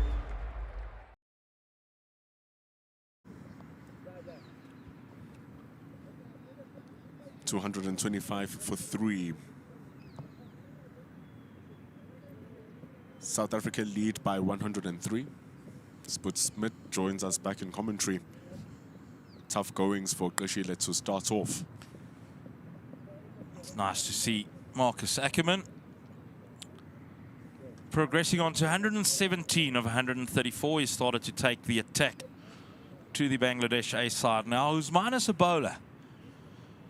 And which means day 2 has become even tougher. They've picked up 1 wicket. South Africa has progressed to 225 for the loss of 3. Murad has bowled 14 overs. His left arm finger spin, left arm orthodox. As Mpendulo Magubani takes a well-earned rest. Sinatemba Qashile has found the going slightly tougher. He's 7 of 28. Not that it matters, it's 4-day cricket. South Africa already lead by 103.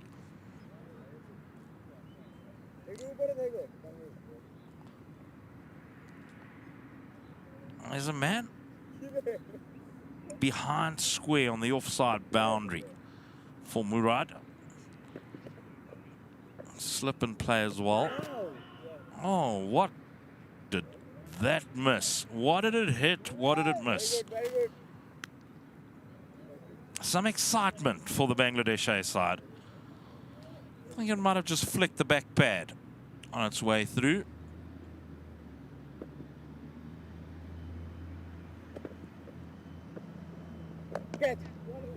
Pulls well, calls for 2 immediately. And he gets it comfortably. Just trying to put the foot on the accelerator now, Marcus Ackerman. He's got such a wonderful first-class career. He averages 46.71 and a strike rate of almost 80. So he takes the attack to the bowlers. Down the track, smash! What a strike from Marcus Ackerman. Waltzes down the track and lofts it over the long off boundary.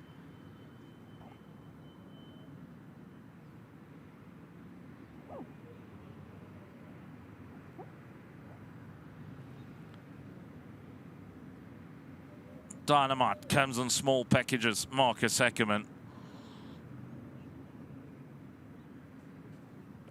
Moves on to 125.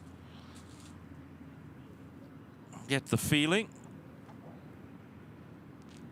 that he's in a festive mood here.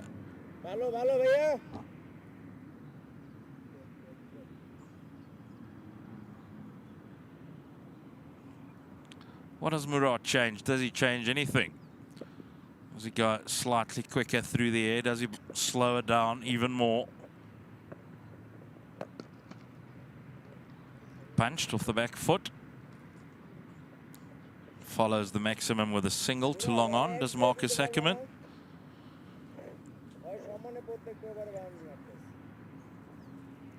Made his first-class debut for Southwestern Districts against Northwest in Oudtshoorn.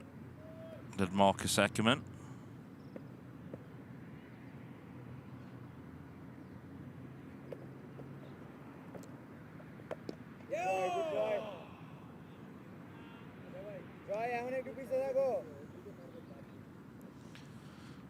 Beg your pardon, he of course was playing for Northwest against SWD when he made his first class debut, Marcus Ackerman.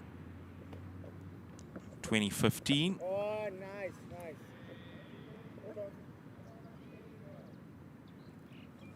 Made 31 of 30 deliveries in that second innings on debut, did Marcus Ackerman. South Africa 234 for the loss of 3.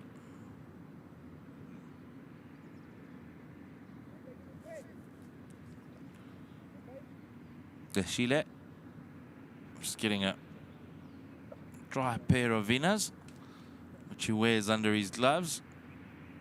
Very often see wicket keepers do that. Used to having the inners under the keeping gloves. He's a very good wicket keeper, Sinatemba Deshile. Uncharacteristic misstamping in that first innings. One slip and a gully. Man at cover, in nice and tight. Big gap square of the wicket on the offside with a man on the boundary. Behind square on the offside. Al-Fahad to continue. It's nicely bowled, good energy, good energy. And a little word as well.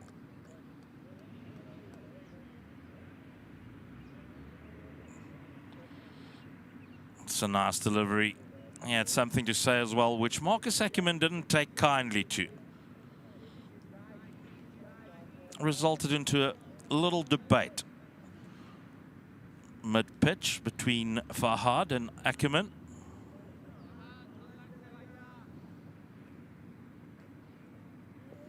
What do you say to a batter who's on 126?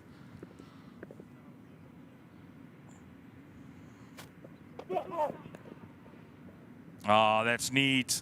That's fancy from Marcus Ackerman. That's a way to answer the debate. Knows exactly what he's doing here. Seeing beach balls out there, Marcus Ackerman. Moves on to 130. That's not Marcus Ackerman, that's Sinatemba Deshile.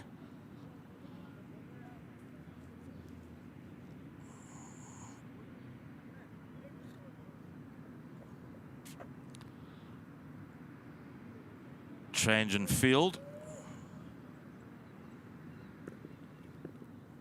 As reinforcement goes to the leg side. Around the wicket is Fahad.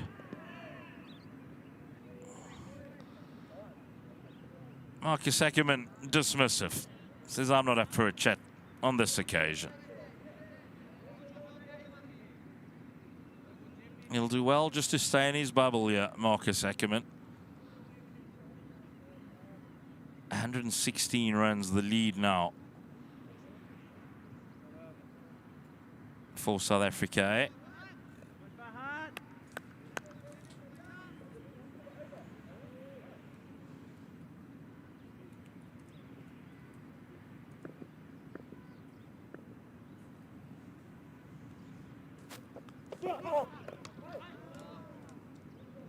He's just lost composure here.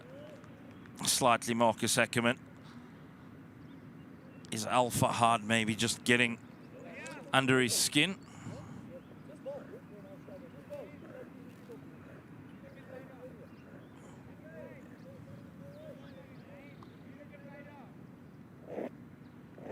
Backing away. Thick inside half of the bat.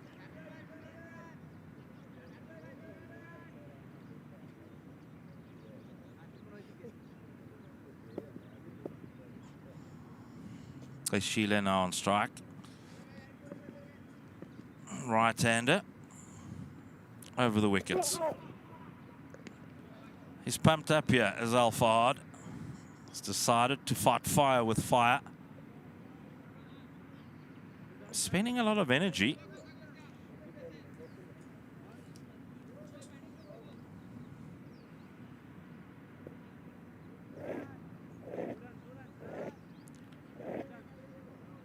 Iqbal Hussein Iman hasn't bowled at all today.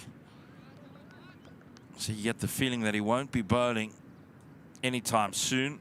Probably struggling with an injury.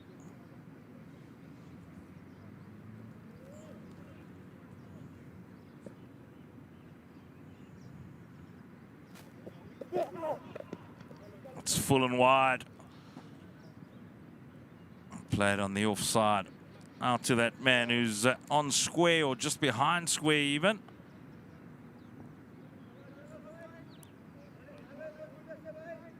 $240 for the loss of 3 after 54. Well in control, the South African A side.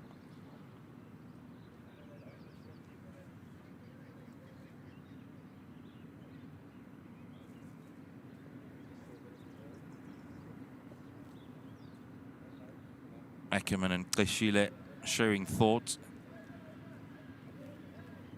Kleshile has played 2 one-days for South Africa, one-day internationals and a couple of T20s as well. Got a decent first-class record. Kleshile averaging 35 with a bat. More than handy for a wicket-keeper batsman. Made 5 first-class centuries. 1950s. He's on 8. Ackerman on 131. Murad to continue. Down the track, smash! Out of here. That's halfway to Johannesburg. Into the practice facilities. Murad is not doing the holding job that is expected of him. Going at more than 5 runs to the over now. Bottom hand, working hard. Here's an extra ball now. If one of the South Africans want to go and have a little hit in the practice nets.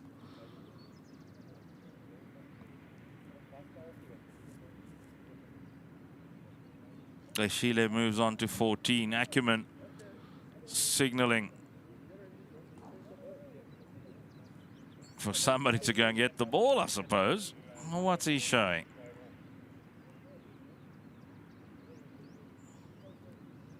Fourth wicket partnership, 55 of 63 deliveries. Ackerman, 41 of 30. Certainly put his foot on the accelerator. 14 of 33 deliveries for Sinatemba Qashile.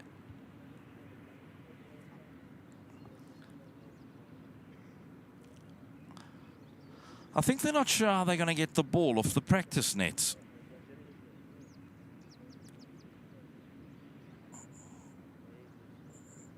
We'll need some assistance from the ground staff. I'm sure they've done it plenty of times in the past. Yeah, they'll throw it off with another ball. This is not as easy as it looks. No pressure. There you go. There you go. It only took him 2 attempts.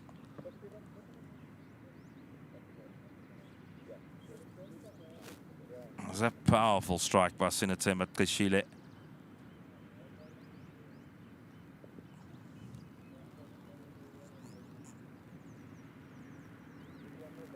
.1 overs, none for 76 for Murad. That's not what you want from your spinner. You want him to close up one end, starve the batters from scoring opportunities.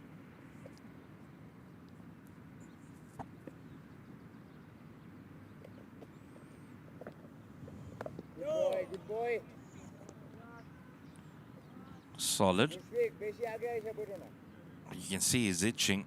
Sheila, he's itching. No need to itch. Side's 100% in control.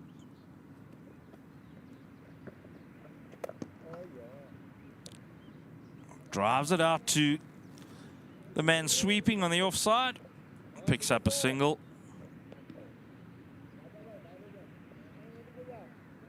The thoughts of Bangladesh. Pretty interesting.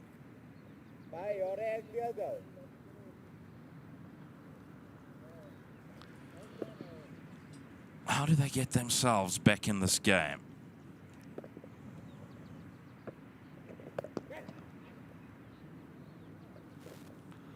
Worked out to the leg side for another single by Marcus Ackerman.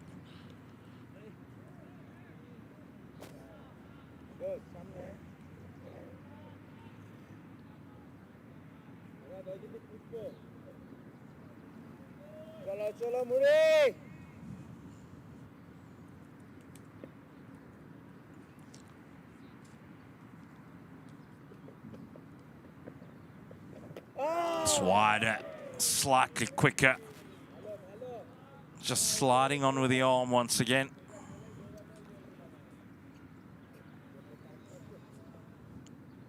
Can he settle into a holding role here? I desperately need it. That's too wide again. Easy pickings for Kleshile. Plays it out to the sweeper once more. 9 runs from the over. South Africa a 249 for the loss of 3.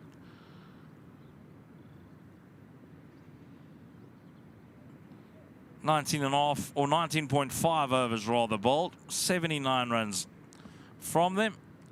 7 fours and a couple of maximums, 1 each for Sinatemba Kleshile and Marcus Ackerman. Bangladesh A side picked up the solitary wicket. Dilip Zubair Hamza for 78. He was bounced out by Anamul Haq.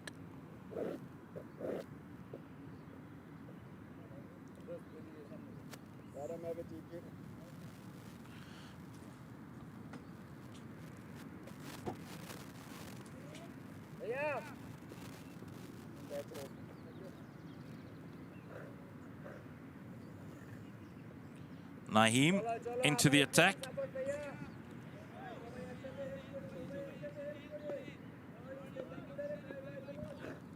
Naheem Hassan, 7 overs, none for 46.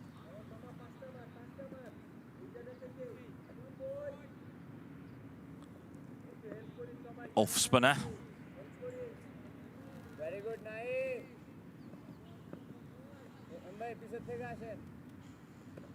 Batting at the right-handed, Sinatemba Kleshile goes hard at it, threads it through. Dismissive by Sinatemba Kleshile. You're gonna bowl it there. I'm gonna eat you, he says.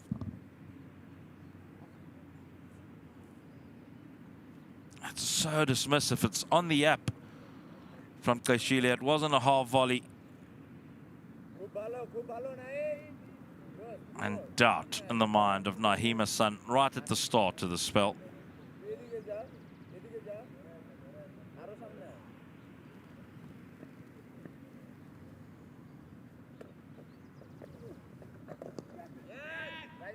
It's neatly played. He's running hard. It's only going to be the single.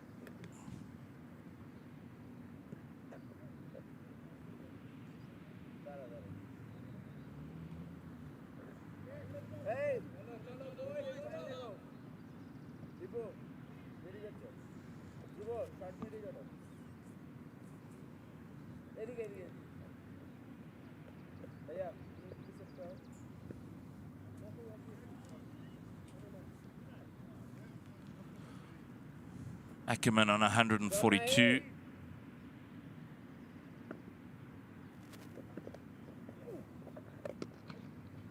Goes big, does Marcus Ackerman. Very big indeed.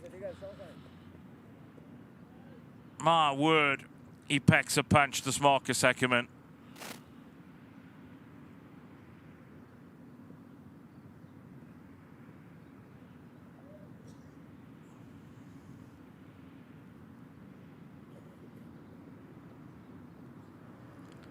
Another boundary for Ackerman as he moves on to 136. So a couple of boundaries in the first 3 deliveries. Now he sweeps. Does Marcus Ackerman. That's good fielding.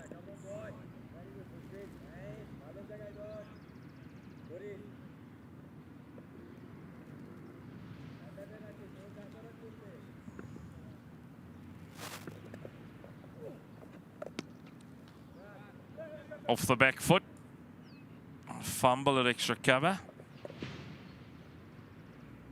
Goes through for a single.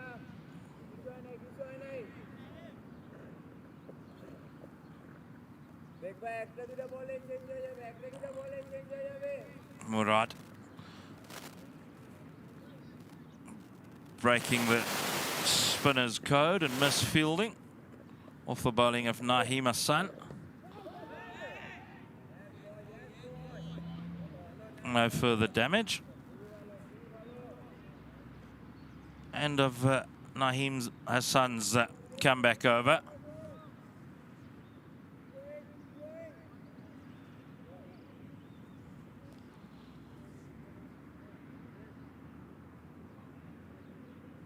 In control, South Africa.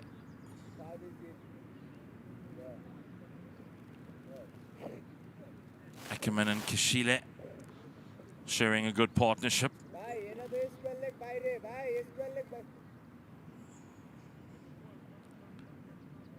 Being a bowler down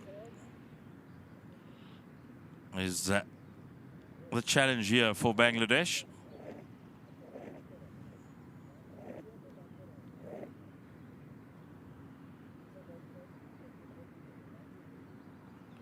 Marcus Ackerman on strike. Murad continues too short once again. Latched onto by Marcus Ackerman. Only a single.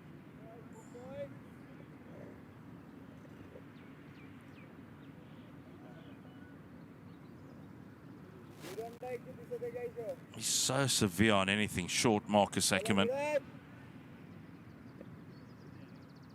Either from the spinners or the seamers.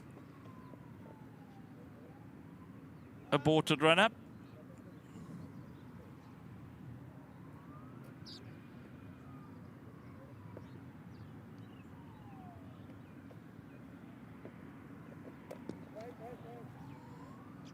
It's got the one that just slides on with the arm, right? And that was it.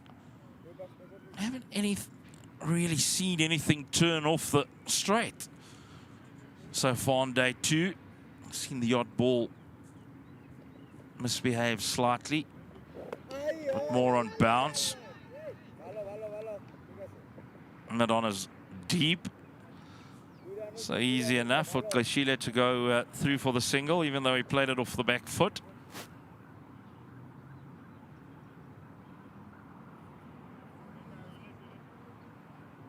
It's a good example of the ball just sliding on with the arm again.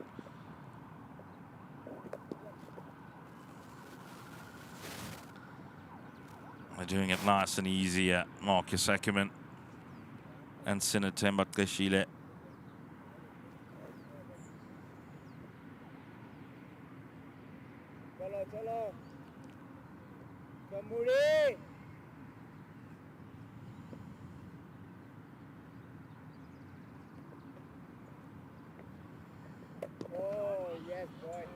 It's better from Murad.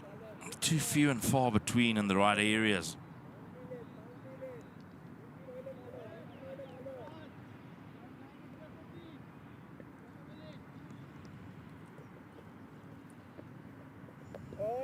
That's good. That's where he needs to be operating, Hassan Murad.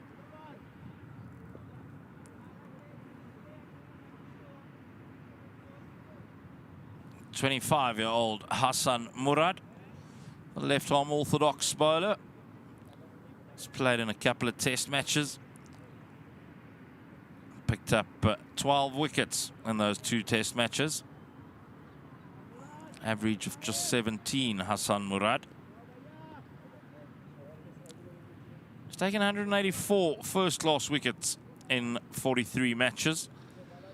A very good average of 22.77. That's good going for a spin bowler.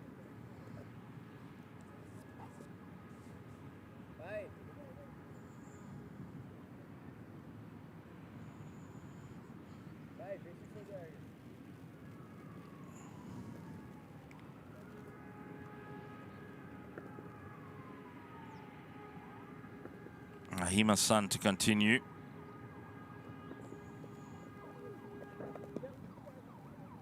Worked off the hip by Marcus Ackerman.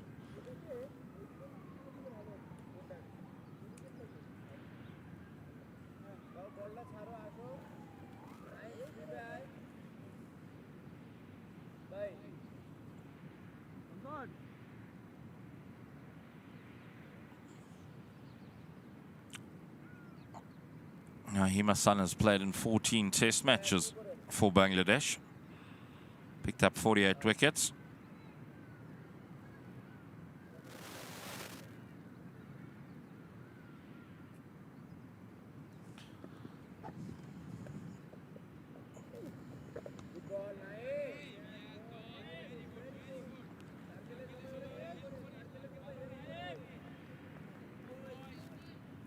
Made his test debut straight out of the Under-19 World Cup, did Naeem Hassan.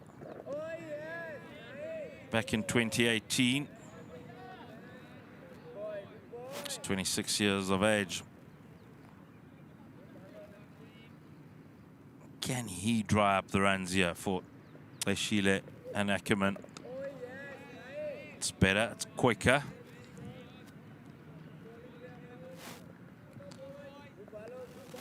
Can he find the perfect pace on the surface? It's always the challenge for visiting teams. Trying to understand the conditions. Every pitch is different. Every pitch needs to speak to you as a spin bowler, and you need to listen about pace and guile.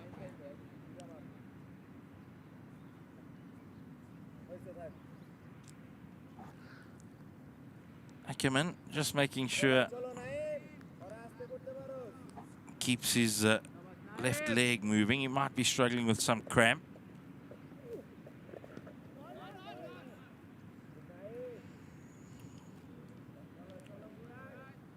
It's a bit over from a runs perspective, only one from it. Deshile and Marcus Ackerman, the men at the crease, and South Africa are totally in control. Football. Rugby. It's cricket time.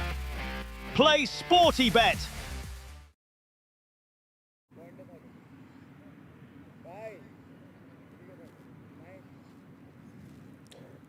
$264 for the loss of 3.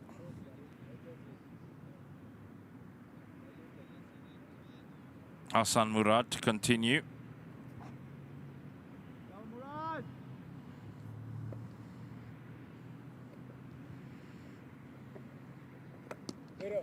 Very good, Murad.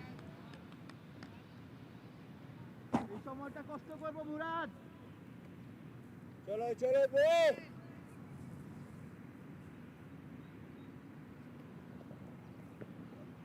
Oh yes, good boy. Single down to long off.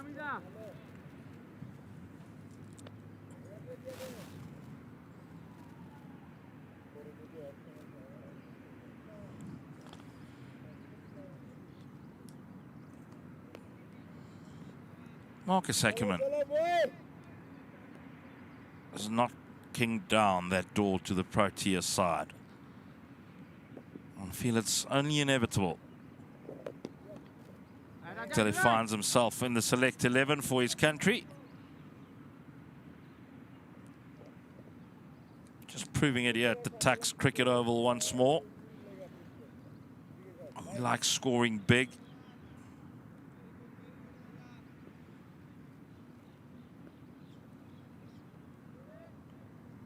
Cholo, Murad.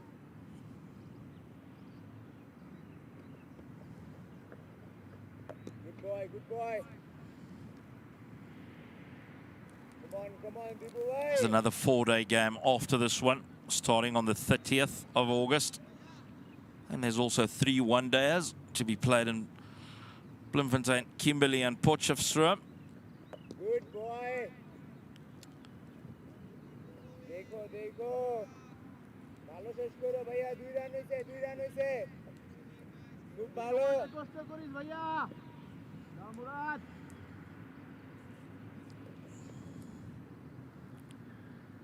Seen that on a couple of occasions. Hassan Murad aborting the run-up. Beautiful, Murad. He's got a very unique gather, or just before gather. Hassan Murad turns sideways quite early.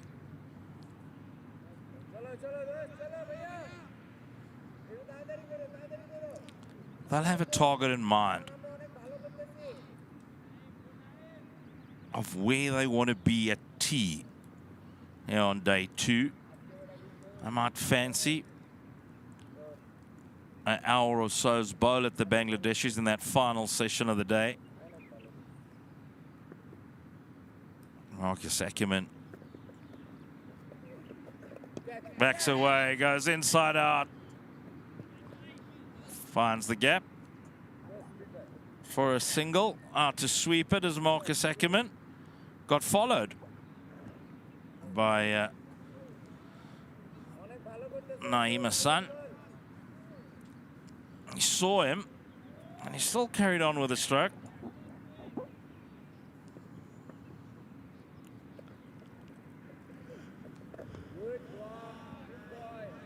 This is better from Hassan.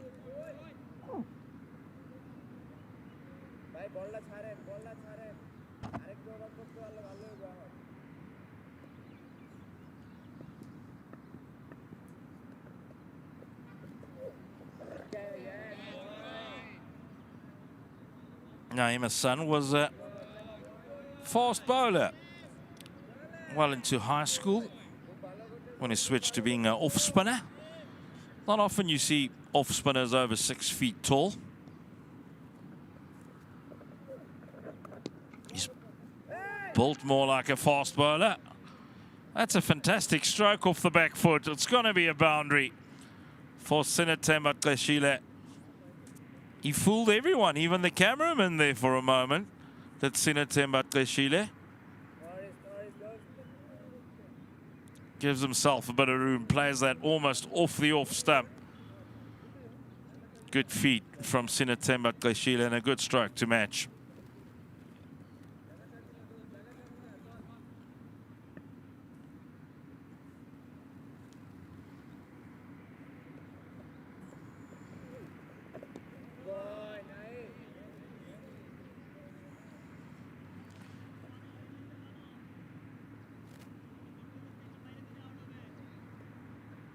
Chalo boys.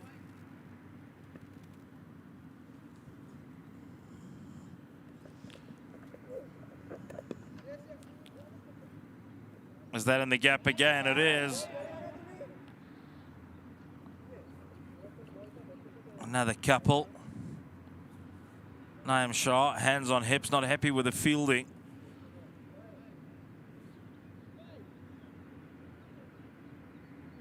Gives himself room. Not quite to the middle of the bat on this occasion. They jog back for a second. He made his first class debut all the way back in 2017, did Naeem Shah, the off spinner. Bowling a full 43 overs in the first innings he played for the Chittagong division side.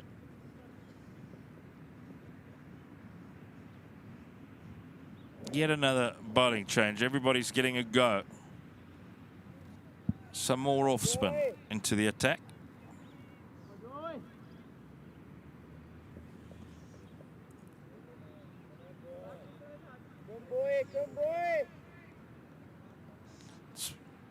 Mamadou Joy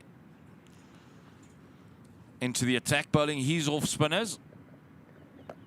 To Hassan Murad gets a break. That's a fantastic stroke once again from Marcus Ackerman. Anything short, he latches onto in a hurry.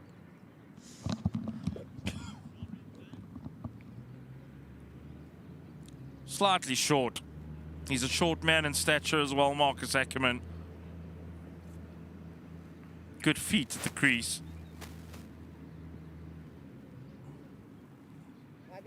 He bisected that gap as well.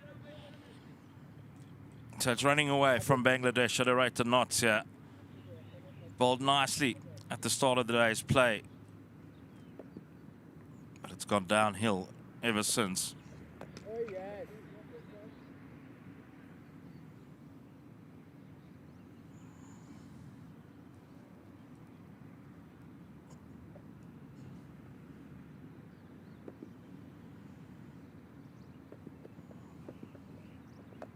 boy. It's a lot better from Mamadou Joy.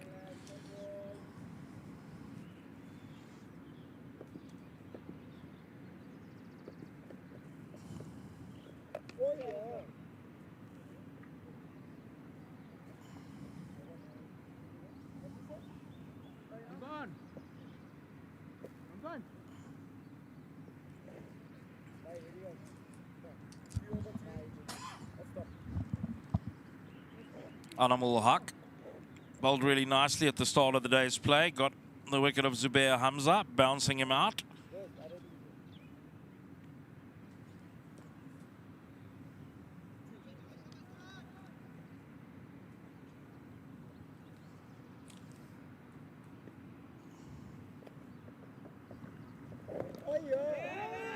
Turned around the corner.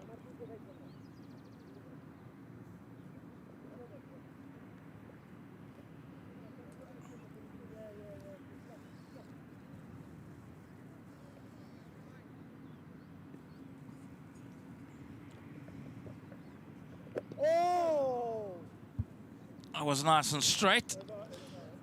Mamadou Joy for a moment thought he was in with a chance there.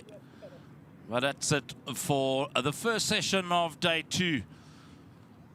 And the match between South Africa and Bangladesh, another dominant session.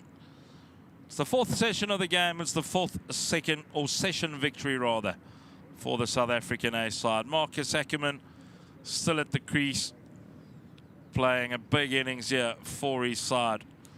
He's ably supported by Sinatemba Kashila, having a few technical glitches with our scoring system, but we'll be back with you after the lunch break, and hopefully that is sorted out by then.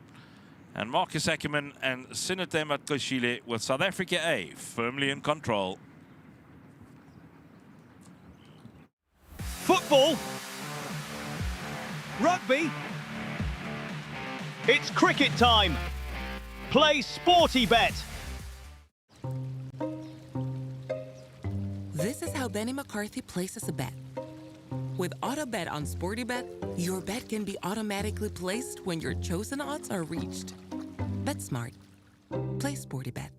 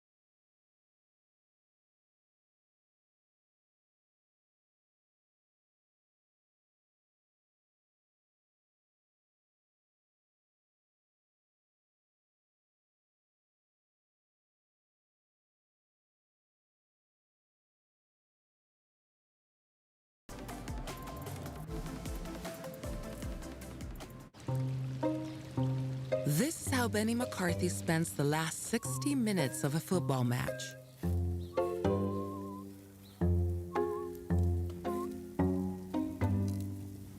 With early goals on SportyBet, selected win and goal predictions can be settled before full time.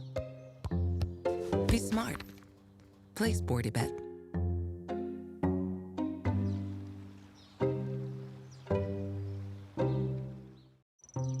This is how Benny McCarthy spends halftime, multiplying the excitement while the match takes a break. Play Sporty's skill and discover casino games on SportyBet. Bet smart. Play SportyBet.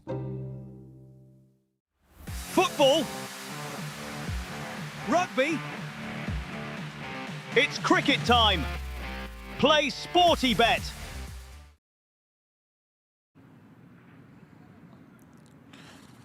South Africa taking on Bangladesh at the Tuks Cricket Oval. It's the second session of day 2, and South Africa totally dominant once again in that first session. Marcus Ackerman has raced his way to 147 of just 156 deliveries, ably supported by Sinathemba Qashile on 30 from 60 deliveries. After 61 overs, 278 for the loss of 3, a 156-run lead for the South African A side. First partnership didn't last long, with Lesego Senokwane losing his wicket without troubling the scorers. Dutole departed the scene next for 10, and Ackerman and Zubair Hamza piled on the pressure with a partnership of 170. And Ackerman has continued on his merry way and joined Sinathemba Qashile in another partnership of 87. 13 extras conceded by Bangladesh A, with a bowler short, with Iman not available to bowl today. Al Fahad and Anamul Haqe to do the bulk of the seam bowling. Iqbal has bowled 4 overs, none for 15, and not able to bowl anymore. Naheem, 10 overs, none for 65, and Murad, 18 overs, none for 84. The spinners not really having an impact, and Mohamedul Joy bowling the 1 over just before that lunch break. So South Africa firmly in control of proceedings. And is there perhaps a late afternoon declaration on the way? South Africa leads by 156, and surely Marcus Ackerman, once he gets going again after lunch, will really try and press that foot on the accelerator. Sinathemba Qashile is not shy of a big shot or two himself, and if they spend any amount of time after this luncheon interval together at the crease, it might prove very, very costly for Bangladesh indeed. There's been no demons on the wicket. Slight variable bounce in that first session, and that might increase as time in this match passes. It will be the second session of day 2 now. It is a 4-day affair, of course.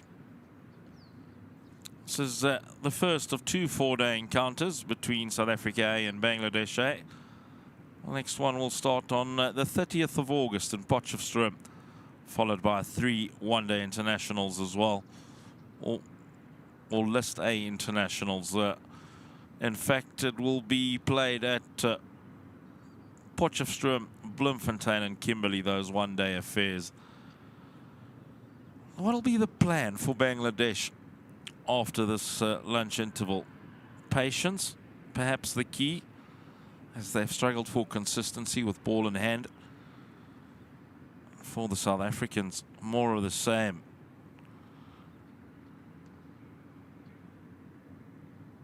A couple of the South Africans returning from a hit in the practice nets.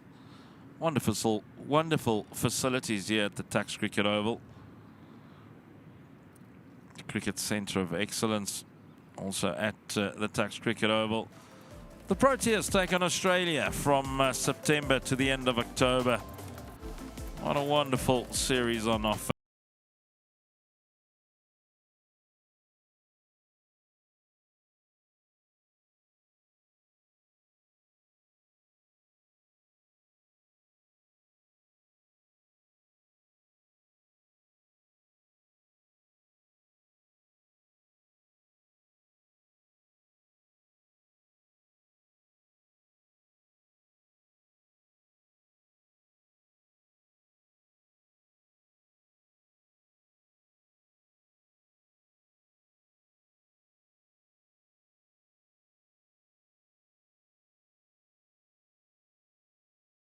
Players back on the field at the Tuks Oval, joined by the umpires Stephen Harris and Bongani Jele.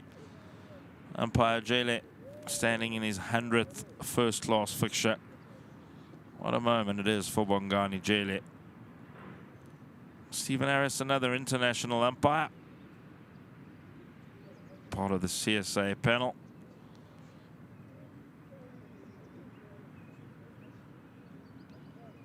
Naheem Hassan will start with the bowling after the lunch break. The tall off-break bowler. He was a seam bowler well into his high school days and burst on the scene as an off-spinner for the Bangladesh under-19 side at the Cricket Under-19 World Cup. Made his test debut not long after that, straight from the Under-19 World Cup, in fact.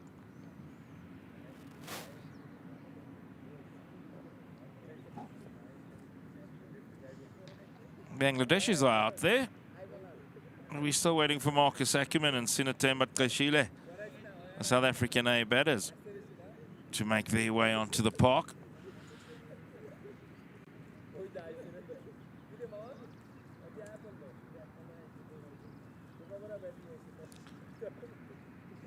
Ten overs, none for 65. That's not Naheem Hassan. This man's 4'5". There's Naheem Hassan. Well over 6 feet.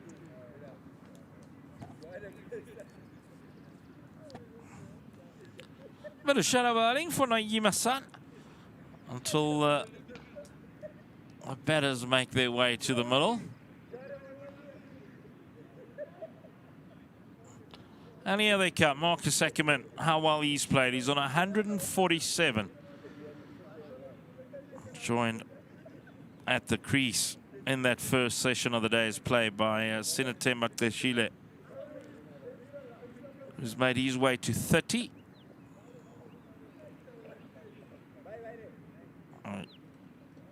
Each hit a 6 in that first session. Especially the stroke from Sinatemba Tshile went sailing. Ended up on top of the practice nets here at the Tuks Oval.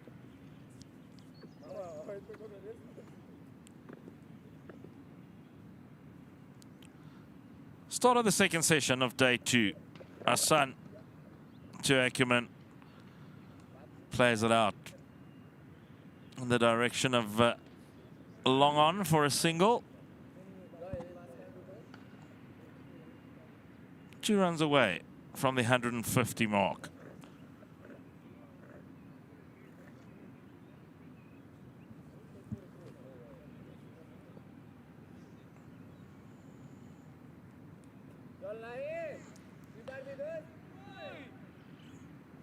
Tshile facing up for his first delivery after lunch.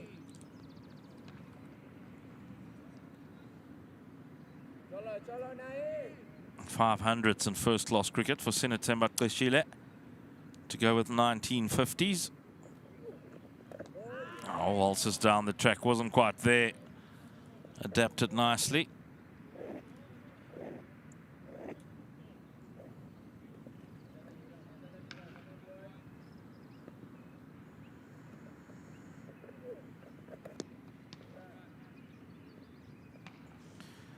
Straight to the man, placed around the corner at a 45-degree angle. He'll feel that he missed out there, Tshile. Both these players like to feel bad on ball. They like to score. It's the way of the modern-day game. A chatter in that Bangladesh change room surely during lunch would have been, let's get into a rhythm. Let's build something. Stay patient. It's hard work, this format, and so it should be. Only one from that over. That's better from Naheem Hassan. 279 for the loss of 3 after 62. Ackerman on 148 of just 157 deliveries. His highest first-class score was for South Africa against the Windies on tour. 209 Marcus Ackerman made.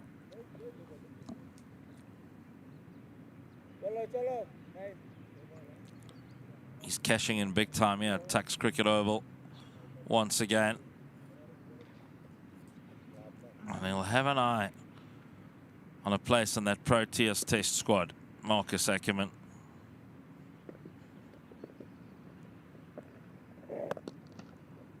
That's solid. So solid from Marcus Ackerman. One down to long on. Goes on to 149, one away from 150. It was a brief period after he got to his 100 where he was slightly loose. Almost to be expected.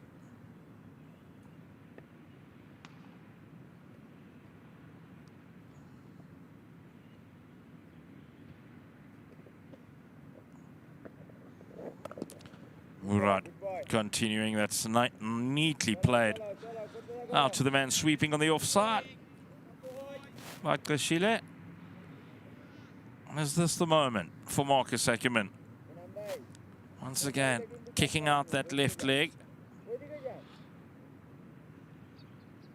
Very good, Murad. Murad to Ackerman.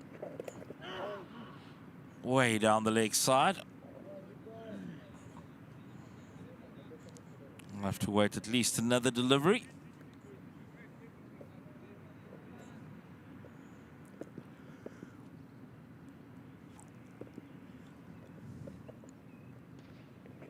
Little fake charge and he misses out again.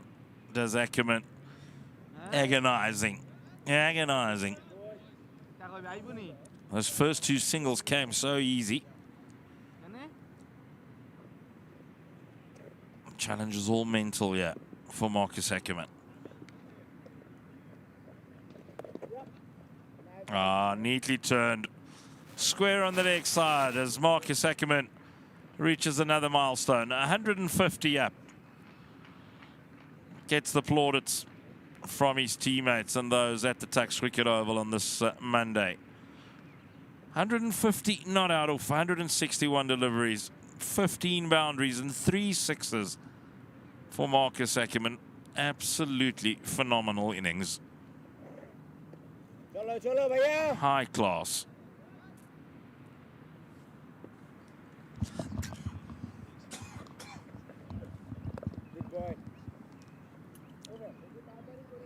It's a good finish for Murad.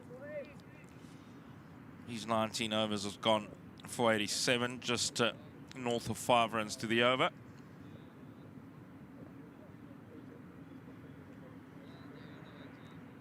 What'll the tactic be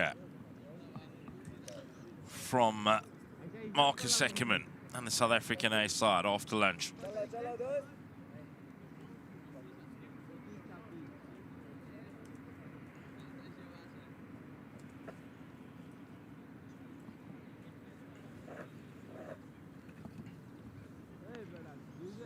Good boy.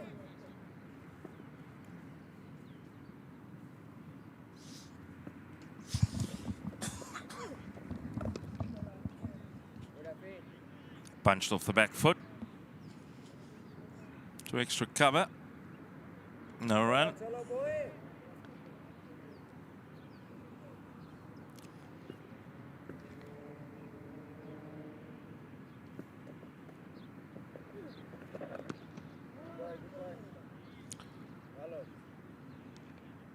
Makes it look so easy. Marcus Ackerman.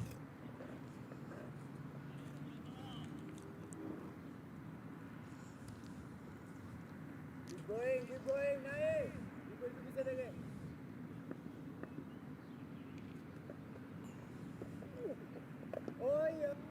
14 test matches for Naeem Shah.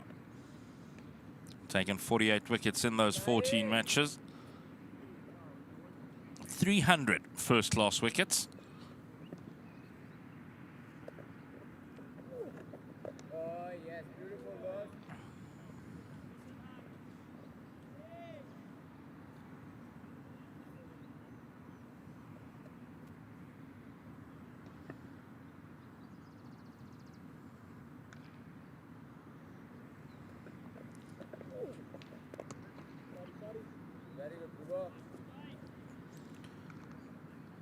Straight to mid-on.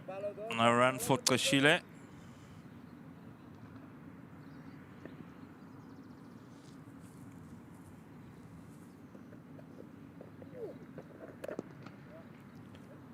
It's well played. Getting inside the line of the ball. Crosses the boundary. There's nobody out sweeping. There was before lunch. So it's a glorious stroke by Koshile. Quick feet, gets inside the ball and makes sure he cashes in on one that was slightly shorter than it needed to be.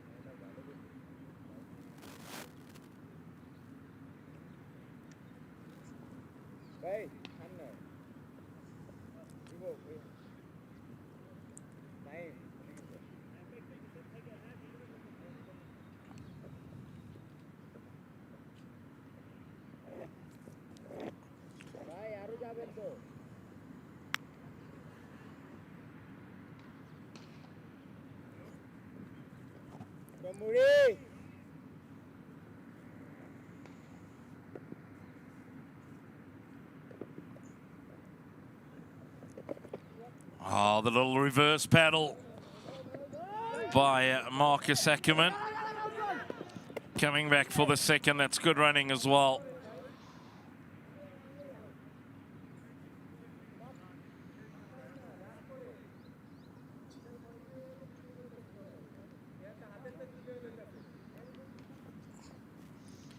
It's nicely played.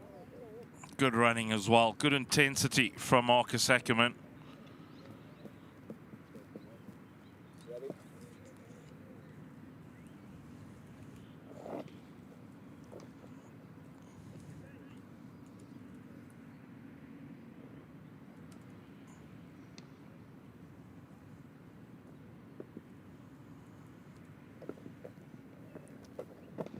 Down the track, stumping missed. Big moment. Big moment as Ankon misses a stumping. It wasn't the easiest in the world. He would have been unsighted for a moment. Ackerman down the crease, or down the wicket rather. He would be expected to do better than that. So a reprieve on 154 for Marcus Ackerman. How costly will that prove to be?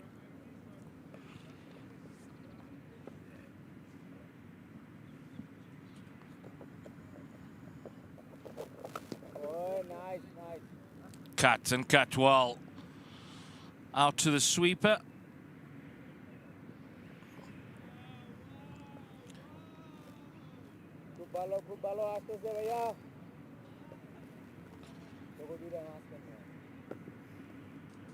Man out at deep back with square on the leg side as well as cow corner.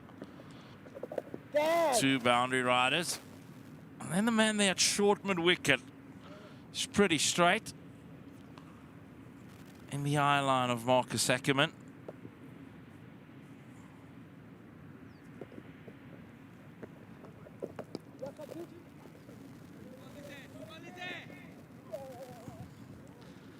It's neatly played.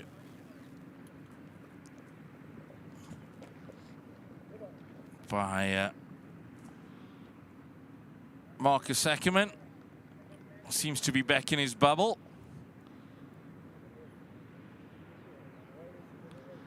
All along the carpet.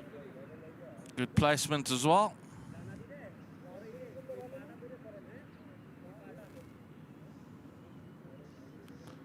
After 65 overs, 293 for 3.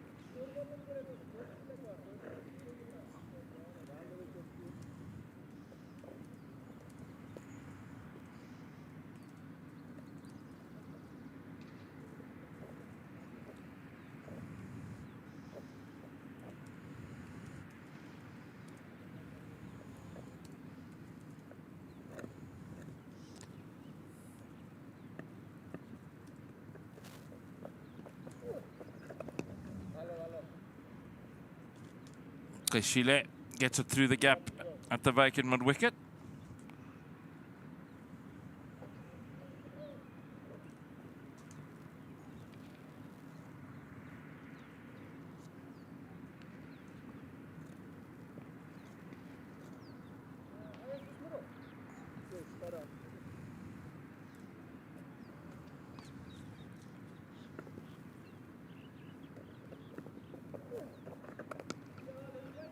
off the back foot.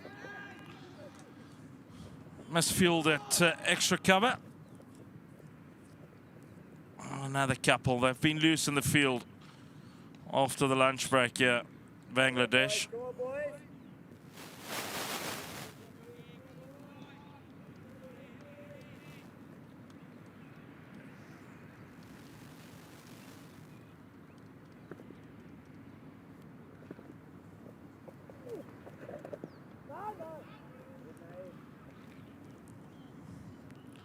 Worked around the corner. Murad does the fielding.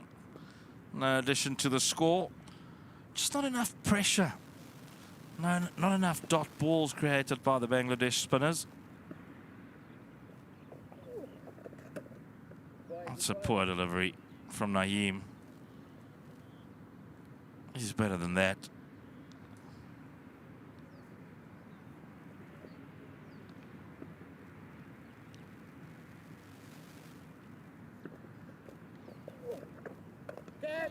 Chance. Falls in no man's land. Watch for the spin. Joy was nearly beaten by that spin.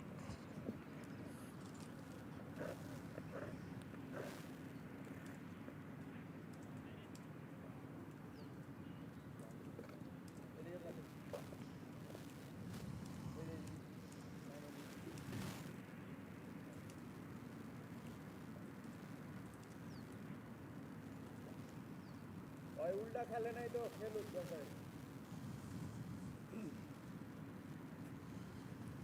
विपाय करी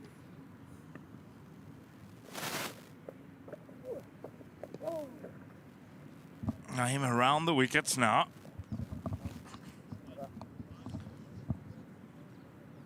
Change of angle. Worth a try. He's bowled 13 overs. Conceded 75 runs, so he's going at 9 on 6 to the over.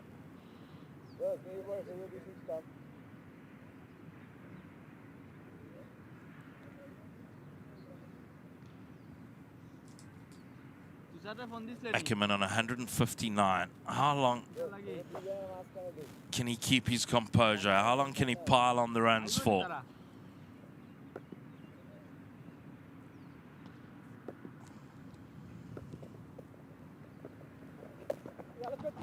Plays the reverse sweep, finds space. Does Marcus Ackerman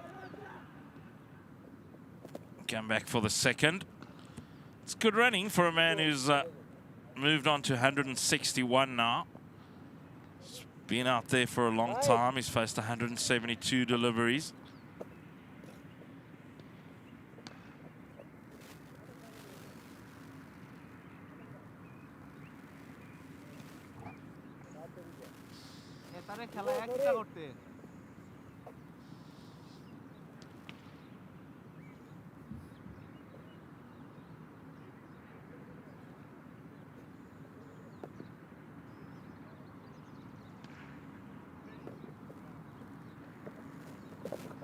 Another reverse sweep. This time it goes quite a bit finer, and it'll only be the one. Leisurely stroll for that single for Marcus Ackerman.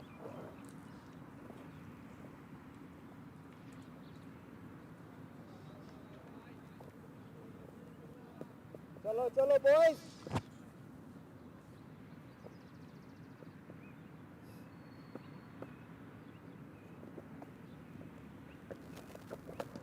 Down the track, bang!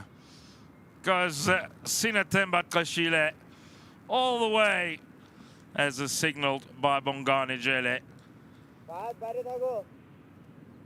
And the misery continues for the Bangladesh slow bowlers.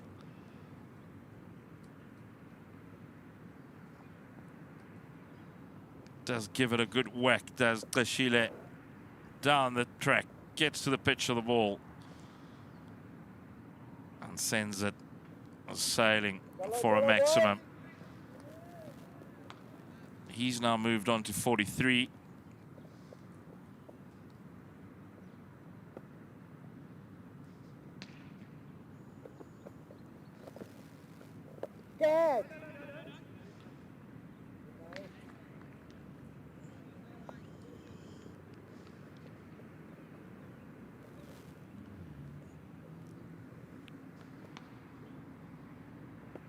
just too inconsistent from Murad, as well as Naeem. That's good. Good boy. But there hasn't been enough of them in the right place.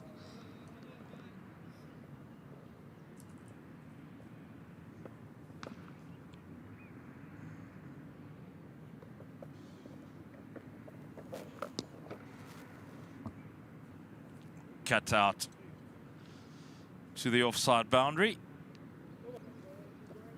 The sweeper does the fielding, and 67 overs, something of the past in the South African A first innings. And it is 307 for the loss of 3.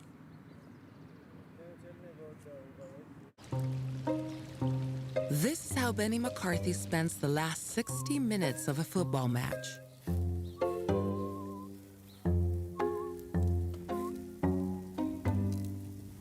With early goals on SportyBet, selected win and goal predictions can be settled before full time. Be smart. Play SportyBet.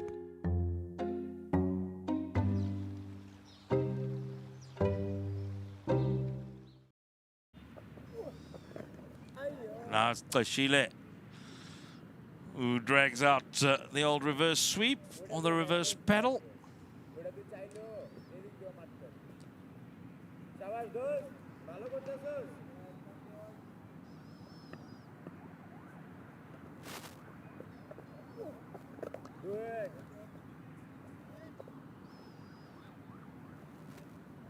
Persisting with the around the wicket line of attack.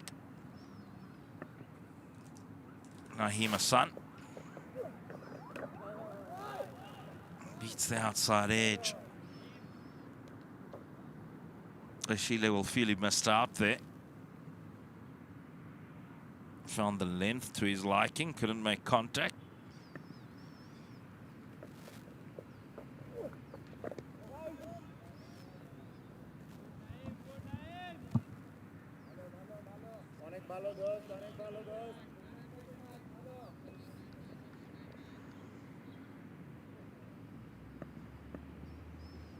Couple of deliveries left in the 14th over of Naeem Hassan. Big appeal. Surely it pitched outside leg stump if you wanted to hit the stumps from this angle. Unless it straightens appreciably.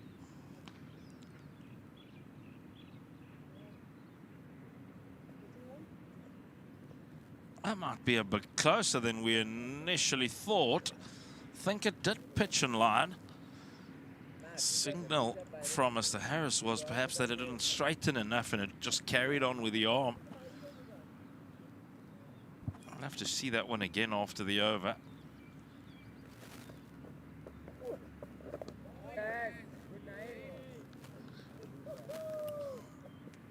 Let's get out the binoculars and have a close look here. Sinatemba Kashile.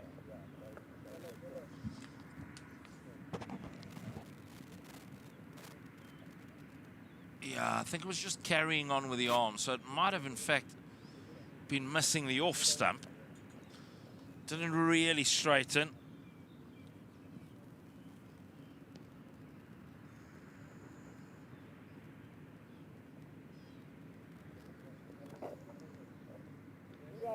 Pura chata. 307 for the loss of 3. 68 overs done.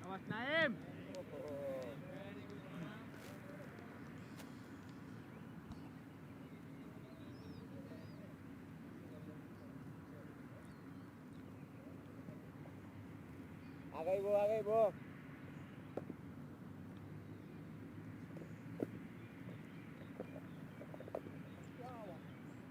Yeah, won the call after yet another reverse sweep from Marcus Ackerman.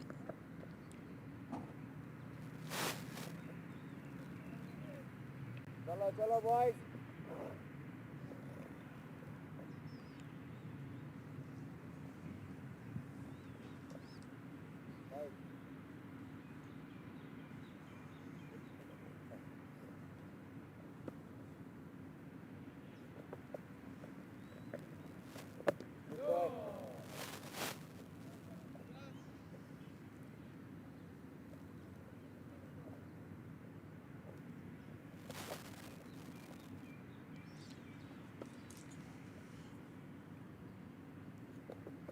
Murad still continues. Good boy, good boy. Another single for Kashile. Creeping closer and closer to that mini milestone of 50. Ackerman Nice. has passed the 150 mark. He'll have a double century in his sights here at the Tuks Cricket Oval.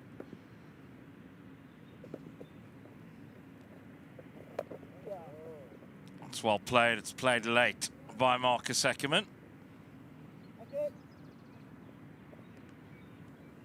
Good ball.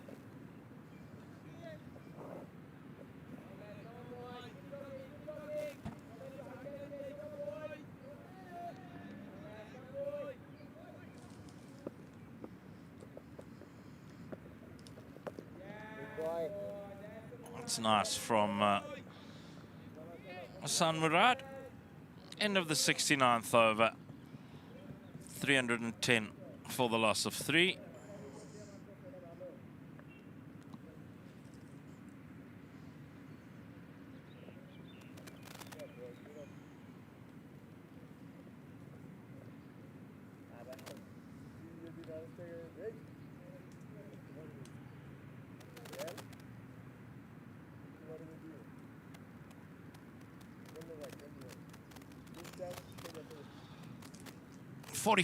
Sinetemba Klashile of 88. He's made his highest first-class score for the South African A side. That highest score is 186. Ackerman backs away.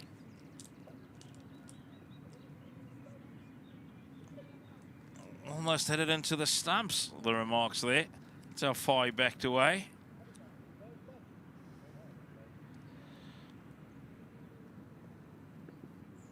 That would have been some way to get dismissed. Middling it into your stumps.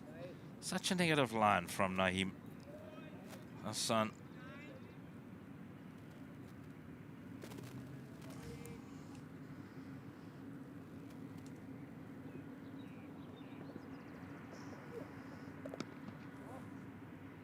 Off the back foot, forcefully played. Yeah, he was walking through for the single. They're keeping him honest.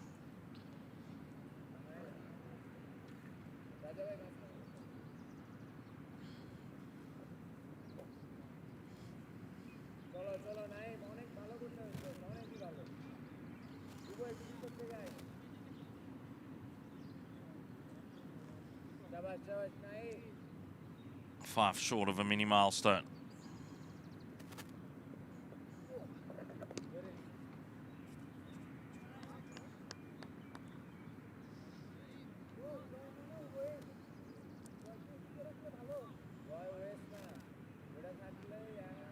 Number 72 on the back for Sinetemba Klashile.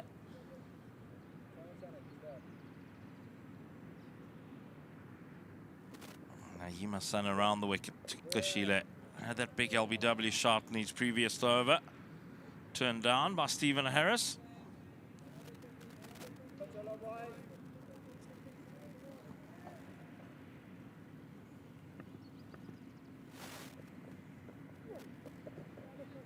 That's neatly played. Little paddle sweep from Klashile. It's going to bring him a couple and take him to 47. It's a better over from Naeem Shah, or Hassan rather. 15 overs, none for 78.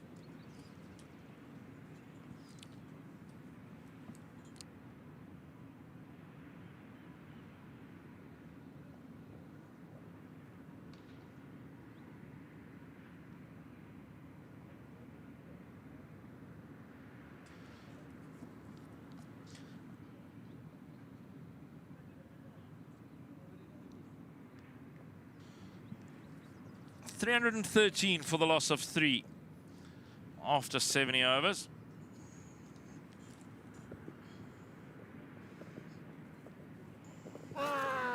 Big shot, big shot. Pitching outside the leg stump.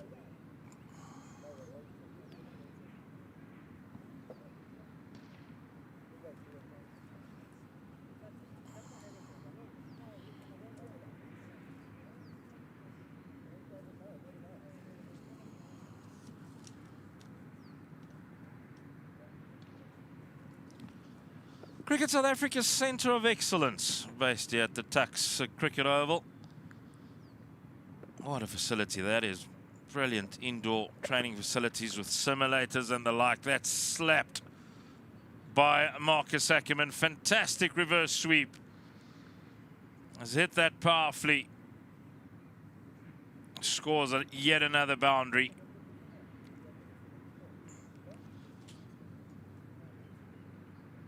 Crisply struck.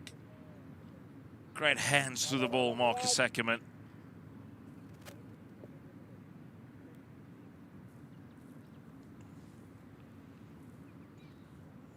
Another product of St. Stithians. Just churned out professional cricket players in South Africa. Now the little paddle. Will it be another couple? It's good fielding. Very good fielding. I've not seen enough of that. Ackerman moves on to 170.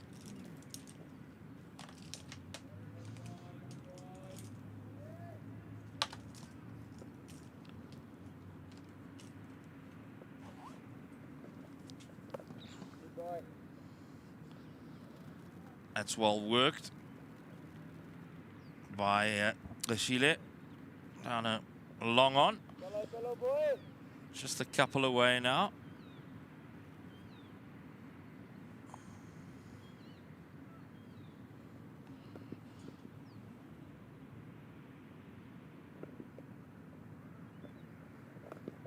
Ah, shot.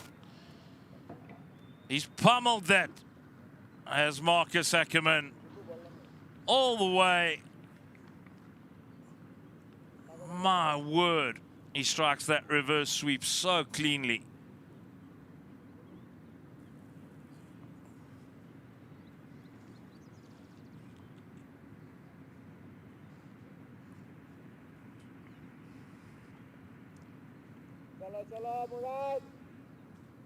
Maximum for Marcus Ackerman. 176 of 183 for Marcus Ackerman. One ball remaining, and then Mpendulo Magubani will be taking over from me. As Murad drifts onto the pads once more, gets turned around the corner by Ackerman for another single. He's on to 177. And South Africa a lead by 204 runs. They are 326 for the loss of 3.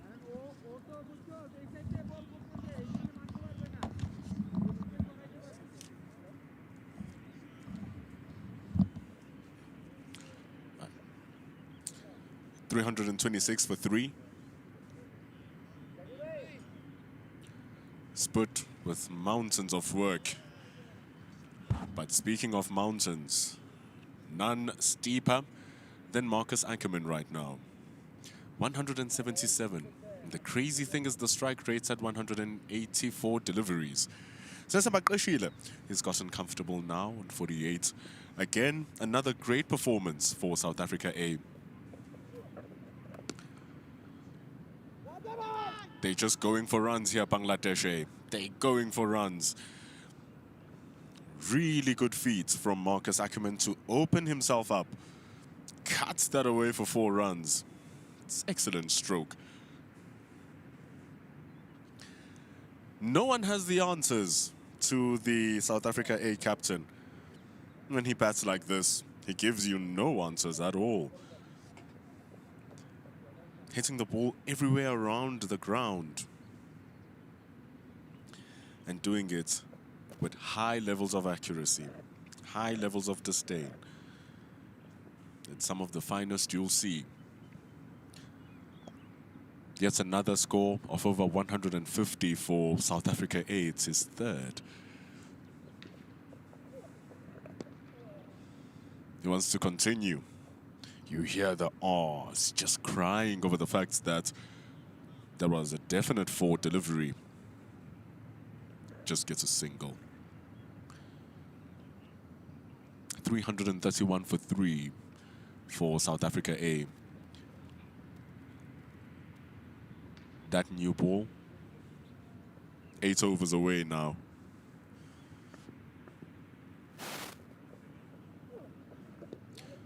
Gqeshile whips out the reverse sweep. That's going to bring up his half century. Wonderful batting from all the South Africans. Snesamba Gqeshile makes it to yet another half century for South Africa A.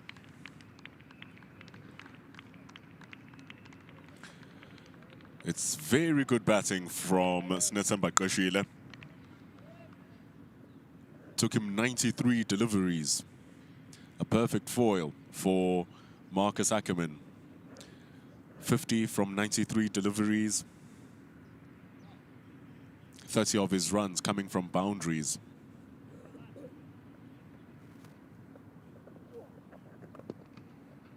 It's very impressive. Oh, that is such a superb stroke from Gqeshile. It's too short. He opens up his legs and feet to make that ball wider than what it was. And away for four it goes. It's such a great strike. Especially coming from around the wicket for Naeem Hassan. To create an angle like that is quite something for Gqeshile.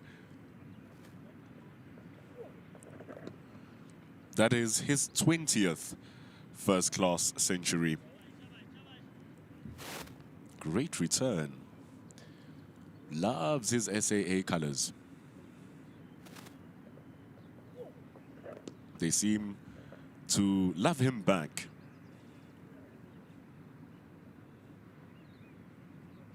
He's looking very strong.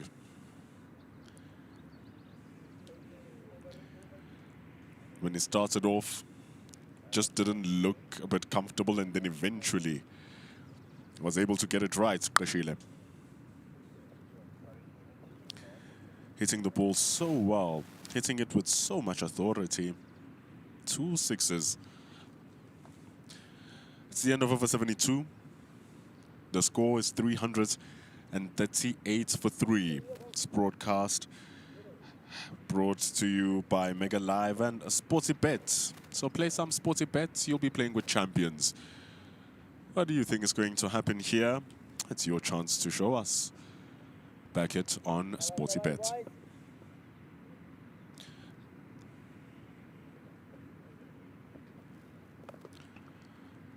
Hassan Murad. Also quite expensive now, going at over 5s. So much pressure being put on by Marcus Ackerman. It really is something. Already big talks happening on social media with everyone knowing that he has scored yet another 100 for South Africa A, and the calls become louder for Marcus Ackerman to get a Protea cap. When he's batting like this, it's very hard to see why not he wouldn't get one. Closing on and yet another 200 for South Africa A. That place in that Bangladesh squad still up for grabs. You know what? The space for the Australia squad is still up for grabs for Marcus Ackerman. 30 years old now, Marcus. He has never played better. Gqeshile. He too playing like an absolute monster. Pumps that over the top for 6 runs. He dipped so back into his crease, he nearly stepped onto his stumps. That's how deep they're playing to change these balls into short deliveries. Doesn't help that Hassan Murad was slightly short actually in his length, so Gqeshile drawing back up meant that that ball is going to fly. And it's not just the hits on the back foot, it's control as well from Gqeshile.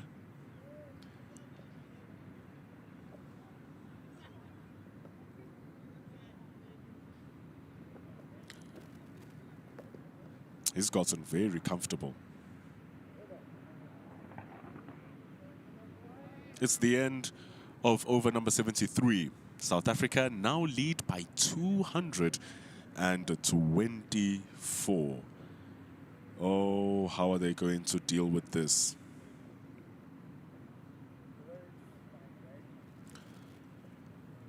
Did say that the batting lineup for South Africa runs a little bit deep, especially in the middle order, with so many players averaging in the 40s and Kaplan in the 50s. Marcus Ackerman, 183 from 188. That is serious work. Snetsimbe Qeshile batting at 62, but he's become a perfect partner for Marcus Ackerman. You can't get one out on the other side. The other one on the other side is smashing you all around the park. Good luck.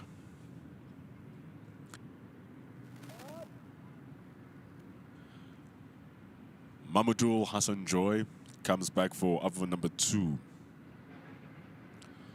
Went for 5 runs, spinning the ball away from Marcus Ackerman. It's too wide, it's short, it's going to run all the way to the boundary. It's not short, it's full. It's overpitched by Hassan Joy. Wonderful shots from Marcus Ackerman.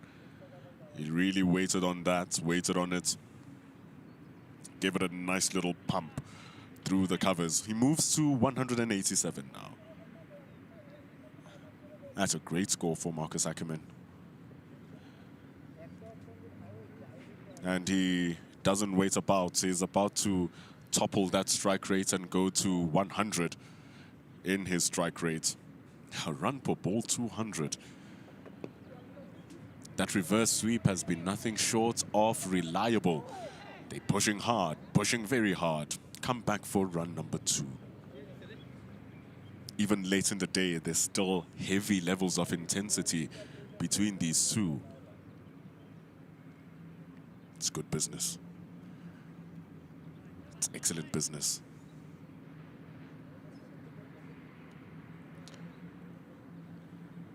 There's no way they're finding answers. The answers are simply not there.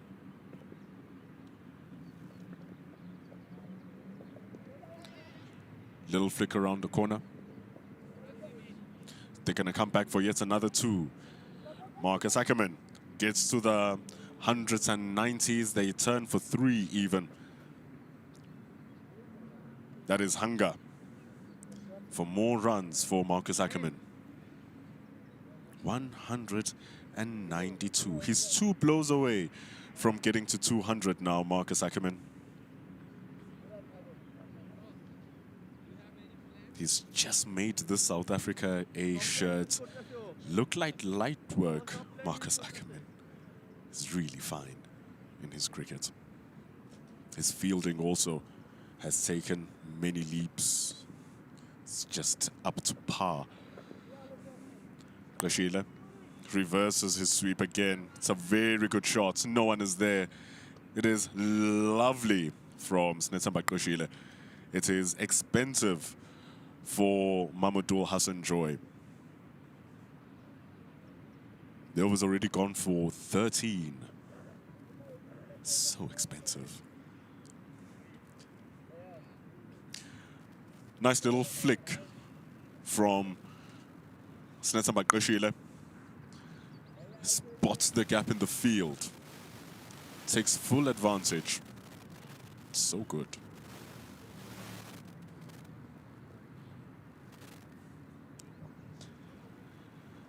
Moves to 66 now, Snetsimbe Qeshile.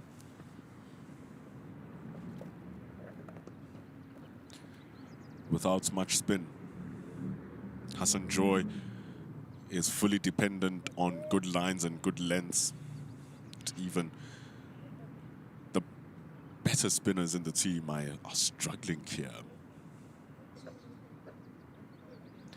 Naeem Hassan going for runs and runs and runs.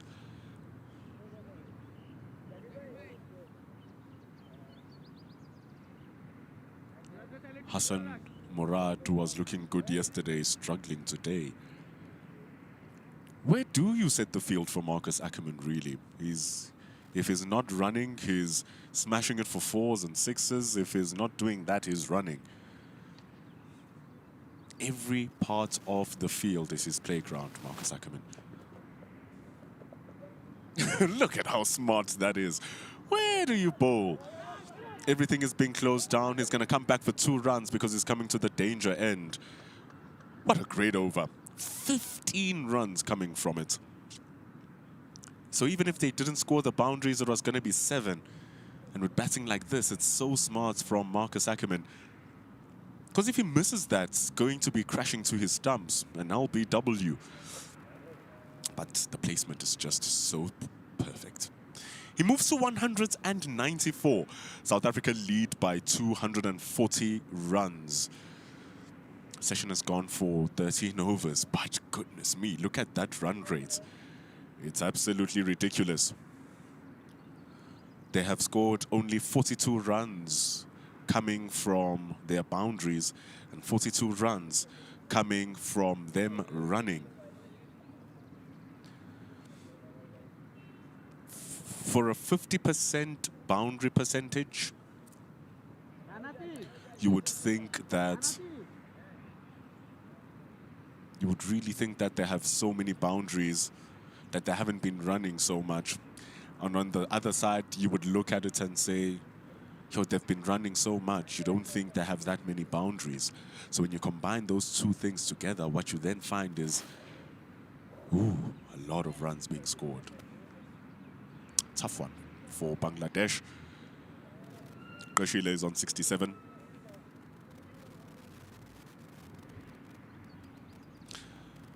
M Sports saying that there should be more pace on the pitches. That is agreed, but remember, Bangladesh have lost Iqbal Hussein Iman. That's a big loss for Bangladesh. One of their premier fast bowlers as well, M Sports, so that's a bit rough.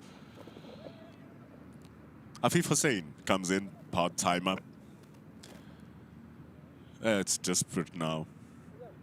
It's very tough. No name, saying you cannot win from here. Let's just say it's going to be very difficult to win from here for Bangladesh. No name, it's going to be very tough. But here's Afif Hussain, very much a part-time bowler. Does have 2 fifers. 34 wickets in 42 games.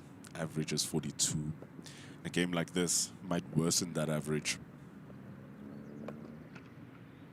It's overpitched. It's going to go down to long off. Marcus Ackerman moves to 195.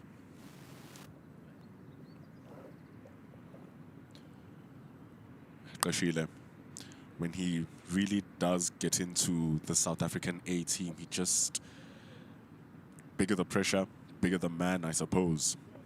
Good signs for the Titans, his new franchise. Turns it around the corner. It's brutal batting here for South Africa. 365 for 3, a run for each day of the year. Tick, tick, tock, tock. Afif is being worked around pretty nicely. I like the temperament that is being shown also by Goshile and Ackerman.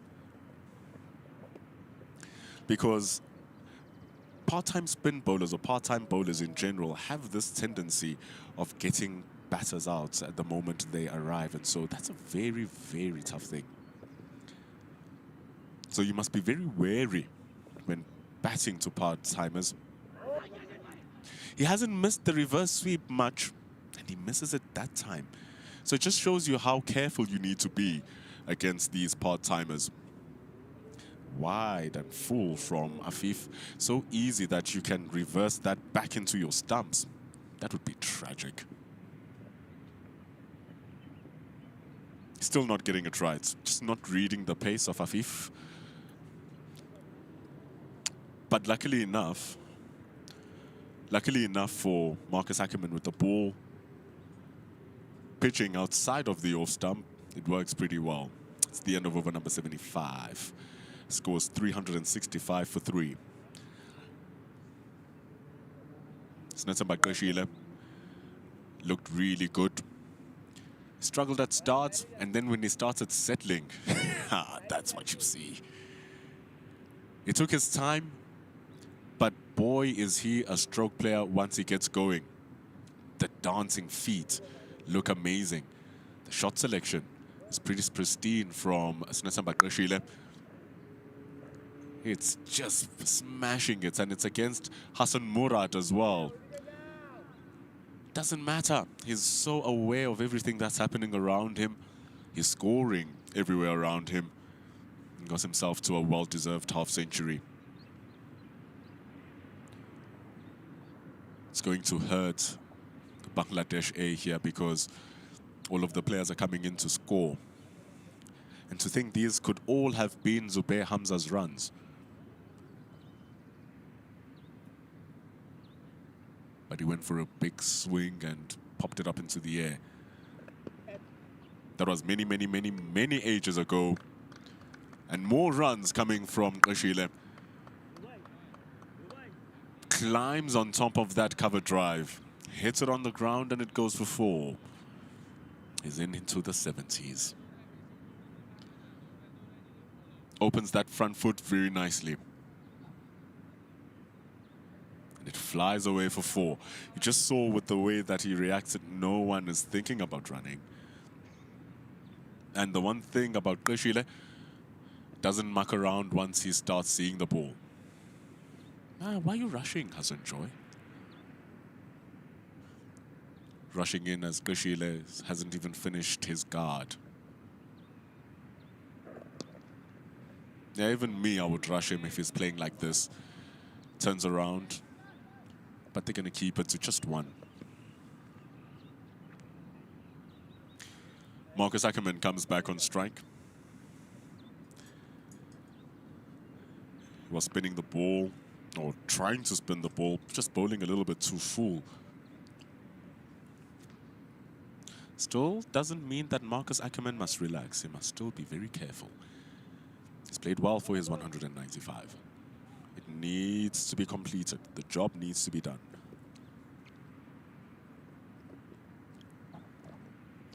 It's the 3rd time he's been failing this reverse sweep against the 2 part-timers.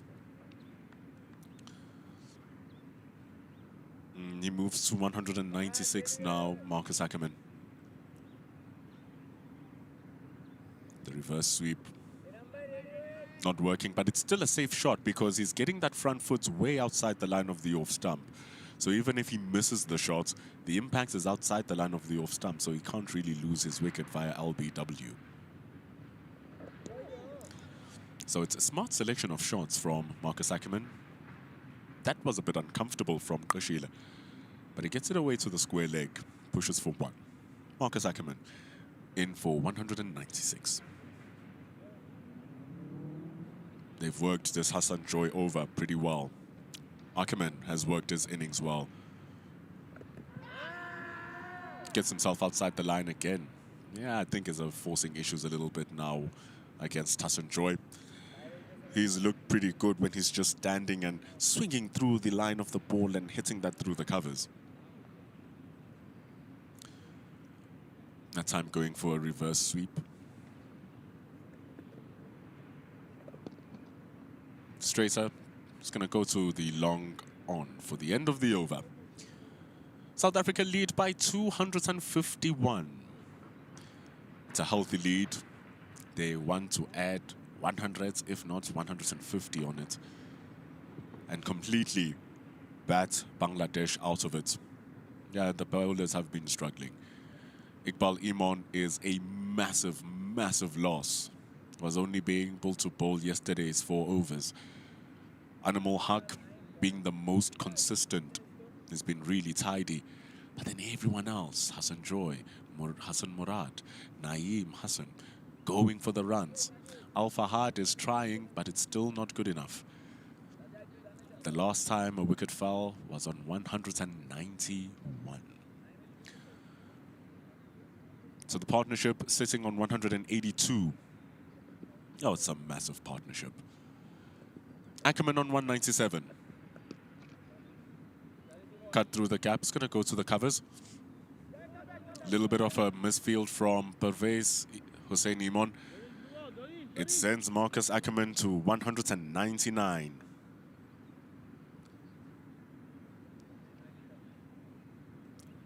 Oh, it's been a great innings. It's almost at a run per ball for Marcus Ackerman. A true captain's performance.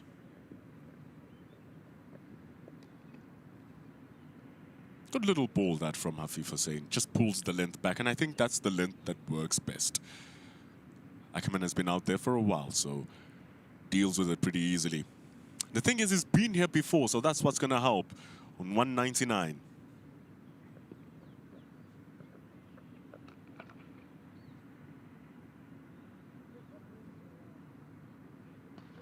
Afif is not making this easy.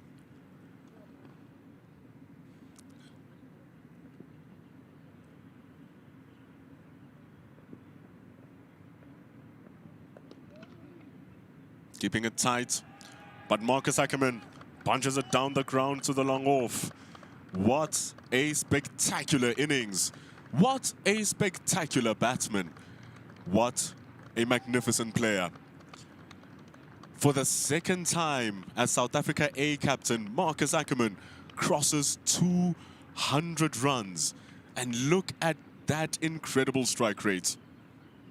Nearly a run per ball. And this is how you showcase that you are ready for the next step. Marcus Ackerman, 200 runs. It's gorgeous. It's really good. It's been nothing short of excellent, Marcus Ackerman. How hard is he banging on that Proteas door?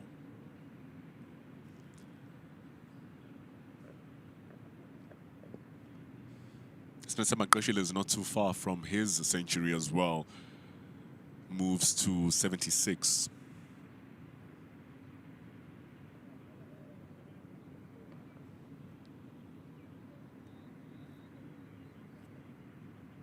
Marcus Ackerman is a little bit of a different breed. Not the same as the rest. Reminds me of Faith Tunnicliffe in the women's game. She just looked different. The difference is Faith Tunnicliffe has played for the Proteas women. Marcus Ackerman is yet to get his call up. If this does not showcase it, it's hard to think what will. 200s as SAA captain to go along with 2 other centuries.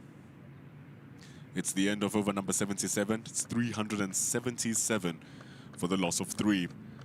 The players are going to have drinks. Marcus Ackerman, 200 from 204. M Sports is saying that a strike rate of 98, that's how he should be playing on these pitches. No, it's not. Marcus Ackerman is just that good. He's just that good. Snetsa Bakrishile is striking in the 70s. Zubair Hamza was striking in the 60s. And this batting card will show itself. Zubair Hamza was scoring in those 70s. So is Krishile on those 70s. Tsepang Ditole was in the 40s. That shows you how good the strike rate of Marcus Ackerman is at 98, and that shows how different he is in playing in the surface. The way things are going, it's going to be tough for Gavin Kaplan to get a play here. So is Delano Boergeter, the 2 debutants for the 4-day series of the 18. 191 was the last time wickets were lost. It's 186 runs later, and the partnership hasn't fell. Animal Haq with the only wickets in the day early, taking Zubair Hamza, who was on 78. Al Fahad took his wicket yesterday with Zanokwane chopping the ball on. But that's not the story. The story is that economy rate, which is massive. So how can they recover from this, Bangladesh? 377 for 3, with 3 overs until the new ball is available. Football. Rugby. It's cricket time. Play Sporty Bet. This is the greatest spectacle in world football, a title decider, and it feels like nothing can sway a game of this magnitude. Says who? We've been through this before. You just have to believe a little longer. And everybody knows that 1 minute here lasts forever. Because it's not over until we say it's over.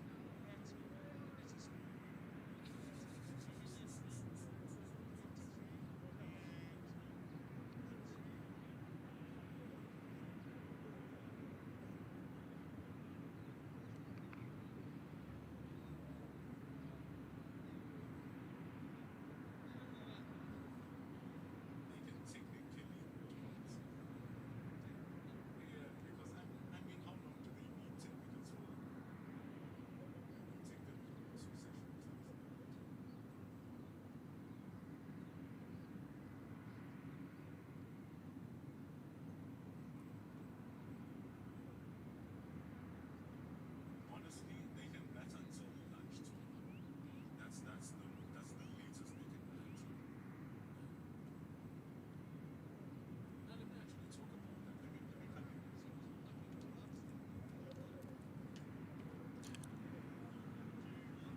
377 for 3. The question is now, how long are South Africa willing to bat? Because it's all about how long they need to bat so that they can figure out how many overs they need in order to bowl Bangladesh out. Marcus Ackerman is on 200. The way he's batting, he might even go to 300 by the end of the day. To be very honest, can get there. Snessa Makoshila on 76 is looking good to getting to his century. So how long are South Africa going to bat? Technically, they can bat until all of tomorrow. It's all about how long they need to take 10 wickets. Surface is looking pretty good. So do you want to give yourself 5 sessions? Because if you're going to give yourself 5 sessions for 10 wickets, means that South Africa can bat until tomorrow lunch. But how far gone will the game be by then? So it's hard to believe that South Africa are not going to declare by the end of today's play. Still have an hour of this session, then 2.5 more hours of the final session. So there's a lot of cricket still left. So it's going to be important here for South Africa to make the correct decisions in leaving themselves enough time to get the 10 wickets. Because if the surface is looking this good, Bangladesh are more likely going to score runs as well. Hassan Murad brings us back. Spinning the ball away from Ackerman and from Krishile.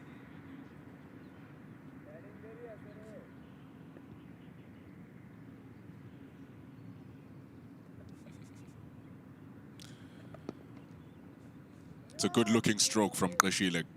Nice stop at the covers. Played that so nicely, Snetsamba Krishile. Opens up that body. What a good stop. Was not going to be an easy chase down in the boundary if it went through. The ball looks bigger than balloons right now for both these two.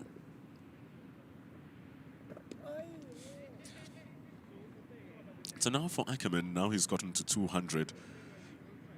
You start again. Or you just continue from where he's been playing. Honestly, there's no need to restart. Just continue. 200 from 205. And the thing is, it might be 200 from 205. It wasn't a brutal innings. All the shots that he's been playing have been clean. If the ball is short, he takes a step back, pulls it away over the boundary for 4 or 6. If it's too wide, he drives it and he cuts it well. If it's too full, he drives it well. And if it's a good ball, he's able to rotate strike well. So where do you bowl to him? The way things are going even now, where do you bowl to? Can you believe a single looked that good? A gentle little punch, fixed with flair from Qashile. Down the ground from Marcus Ackerman. It's a wonderful shot. Oh, it's just gorgeous. It's unbelievable. He played that so nonchalantly. Opens that wrist perfectly. The front face of the bat is meeting the ball fully. And it's part of all of the work that he's been doing, Marcus Ackerman, now on 205. Some of the work that he's done today has been really good this morning. Taking it on, smashing them everywhere. He added more 6s, he added more 4s. It was a little bit of an opportunity, but he hits it so hard, he barely gives you a chance, Marcus Ackerman. But the shot making has been extraordinary. The selection has been phenomenal. So it's been clean striking from Marcus Ackerman. And it eventually, as he worked his way around the whole surface, if you just have a wagon wheel of this century, you'll find that it's everywhere. And punches it down the ground finally for his second 200 in first-class cricket. And it's a 200 of immense magnitude. This is just stomping the fact that he needs to be a level higher.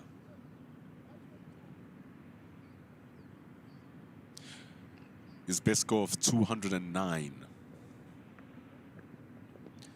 That was scored in 170 deliveries. It took 170 balls for him to score 209. His 205 is from 207. It's a failure from Marcus Ackerman. How dare he bat so slow?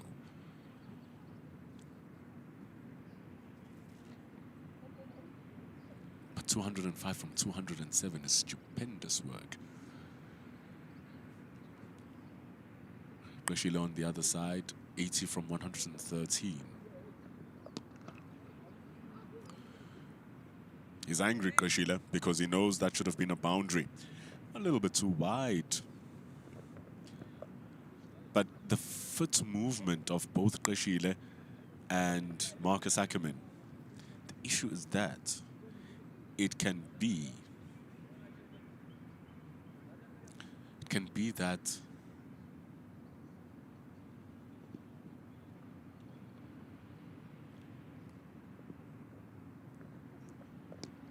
oh, super. Oh, it's wonderful from Marcus Ackerman. Advances down the ground. 6 runs over the covers. Makes it look easy. It's really nice. He now gets to his highest first-class score, Marcus Ackerman. Look at how far he dances down the track. If he stepped back on that, it was probably going to be too short and still be a 6. Yeah, but it's torture for the Bangladeshis. The lead now growing to 271.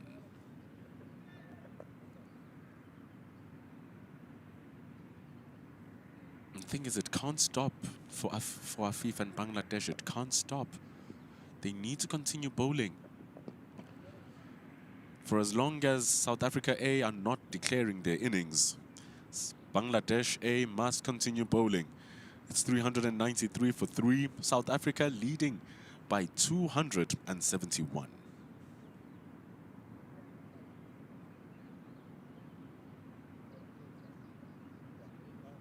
Speed is nothing without timing.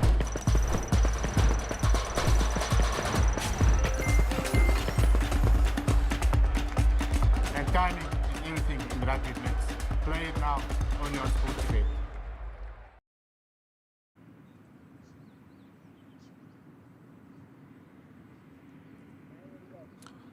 One ball remaining until the start of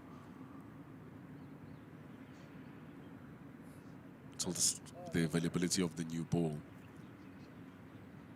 Hassan Murad is gone for plenty. It's nearly 6 runs to the over.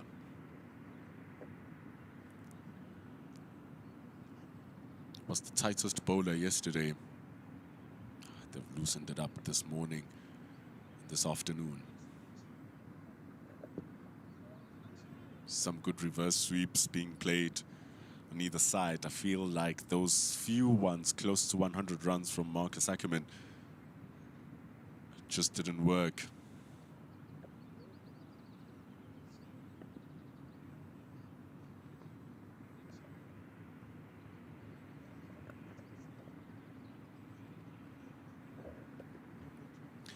But the issue now is that even if they do get the new ball, they don't have enough hands to bowl the ball.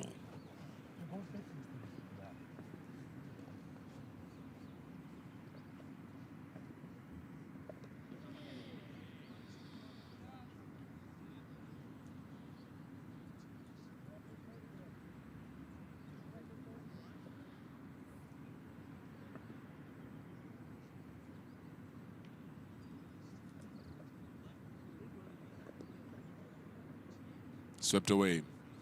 There's a deep cover there who's just waiting for the ball. Koshile merrily making his way back for 2. He's been wanting for that reverse sweep. He's been playing it as if it's just a standard cover drive. It's the 200-run partnership as well. It's a nice little shot to bring up the 200 partnership.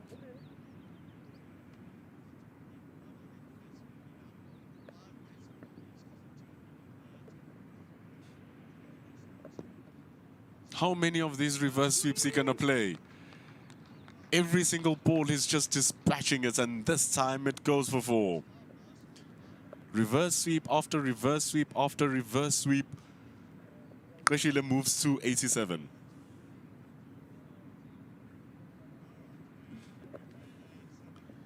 What a strong partnership. What a deadly partnership for Bangladesh A. And the thing is, when he plays that reverse sweep, he's playing it with the spin. And so it's just easier for him to guide it through the line. And away for 4 it goes.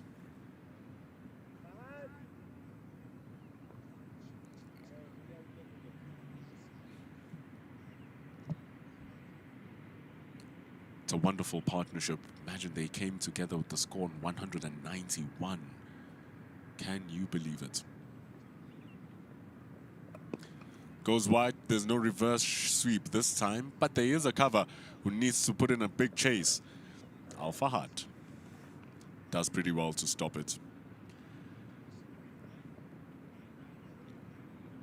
This time it's not a reverse sweep. It's not a boundary. Thanks to the work of Al Fahad. He's going to have to come in once that new ball comes to life. But South Africa A reach 400 runs. Some big business. They are batting at 5 runs to the over. It's very tough for Bangladesh. They've only taken 1 wicket in the over, in the day rather.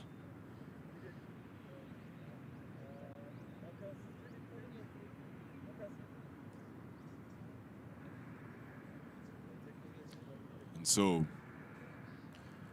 with the situation being the way it is, it makes sense they take the new ball.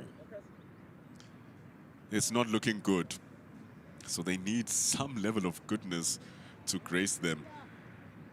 And this will be the only grace that they get, really.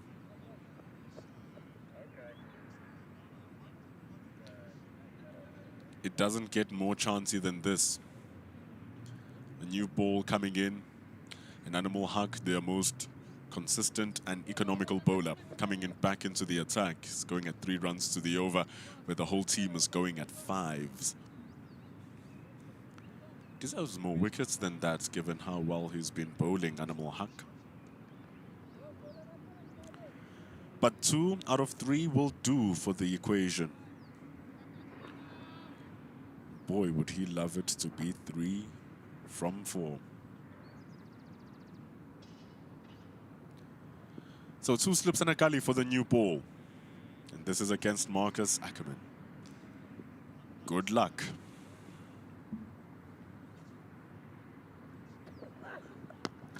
Because if you just get it a touch wrong, you're going to get pulled away. Luckily enough, Zakir Hassan is waiting for the ball down in the deep. Brings Nesamba Koshile on strike. He's on 89.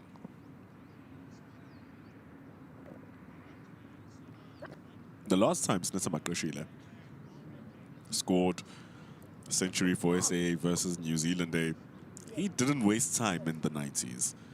He really didn't waste time in the 90s. He just went 4, 4, 4. All of a sudden, he was in his hundreds. So no nerves if you are not there. Can't be in the nervous 90s if you don't stay in the 90s. He's on 89 right now. And he's been striking it well. He's really picked up that strike rate from the 50 it was once he got to 50. Oh, nasty delivery. Nasty ball. What a nuts from Animal Haq. That's just going to get you thinking as the batter. Because where did that come from? It came from the new ball. That's where it came from. Good areas. Comes back into Kashile. The little bit of extra bounce. The wicket keeper keeps his fingers safe. But it's really important to express how well Animal Haq is bowling here. Banging the deck hard.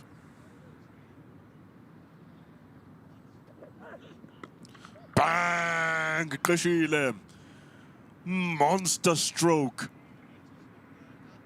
What an absolute blitz of a strike. Sends him to 95. He does not spend time in the 90s. Gives that a proper smack. It's the 10th 6 of the innings. And Kashile moves to 95. Thanks to the groundsman to get the ball back. But why did he drop it short, Animal Haq? That's other questions.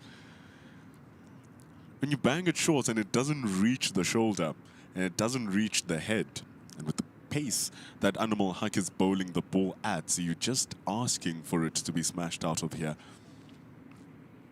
And that's exactly what Nesamba Koshile does. He's on 95.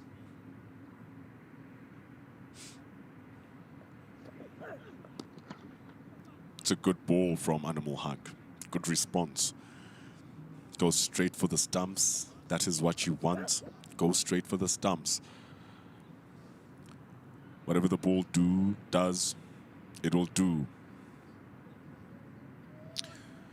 Jaco Snyman says he would have loved to see Kaplan and Potgieter. Believe me, Jaco Snyman, I would have loved to see me some self. Kaplan and Potgieter both on debut, but right now it's all about Nesamba Koshile, who's on 95.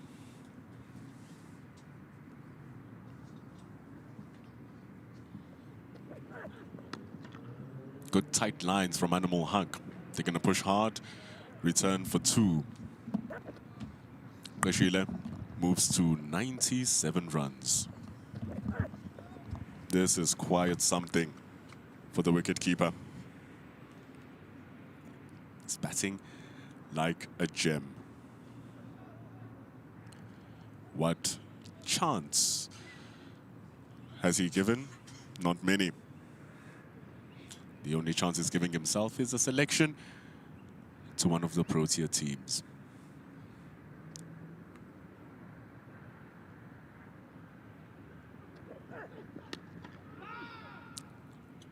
It's good bowling from Animal Hunk. He just dropped that one short and was pulled away for 6. It's 81 overs gone with the new ball taken. The runs still flow for South Africa A. It's 410 for 3. Sputsmith back to us in commentary. Hello, MP. Fourth wicket partnership of 219 of 223 deliveries. A long, long day in the field for Bangladesh. And one and only wicket for the day came early on when Zubair Hamza skied a bouncer from Animal Haq. Got caught for 78, adding only 8 to his overnight score of 70. Since then, it's been all one-way traffic. Bangladesh a bowler short as well, with Iman unable to take his place on the bowling lineup today because of injury. Beshile, 3 short of a century. Ackerman on 212 from 211 deliveries. Sounds almost wrong to say that in this format. It's very hard to say it with a straight face, but it seems unreal. Fahad, 14th over in the innings. Crash goes Marcus Ackerman, well in front of square, races across the outfield of the Tuks Cricket Oval. 216. There's still so much cricket left in the day. Still 3 hours of cricket remaining. And so the question really does become, how long are South Africa going to bat for? The longer they bat, the more demoralized Bangladesh are, but also at the same time, big chance for big scores for both these players. There's so much time left in the match, though, that if South Africa go along at this merry rate, they might well bat throughout the whole day and not bowl tonight. And they've got 2 full days then still left to have a go at the Bangladesh batting order, which we know failed in the first innings, so there's that added pressure.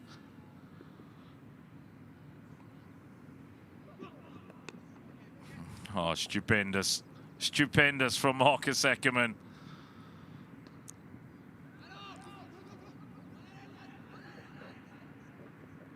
He's so skillful. His legs are giving up on him, though.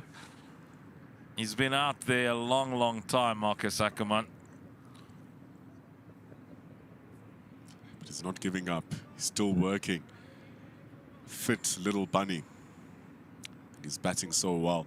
He's been making practice of that shot, but there's no third man, so it's a very safe stroke. Deepu is struggling chasing that ball down. He's saying Marcus Ackerman might have been batting for so long. I've been fielding for this long. He's struggling. Ackerman is struggling. And this is the beauty of this format. It's not the swashbuckling T20, 3 hours and it's over style of cricket. Although Marcus Ackerman would do well to bat at this strike rate in any form of the game. But this is the real test. Has a go, has a go. Century. Sinatemba Kashile. Raise your bat.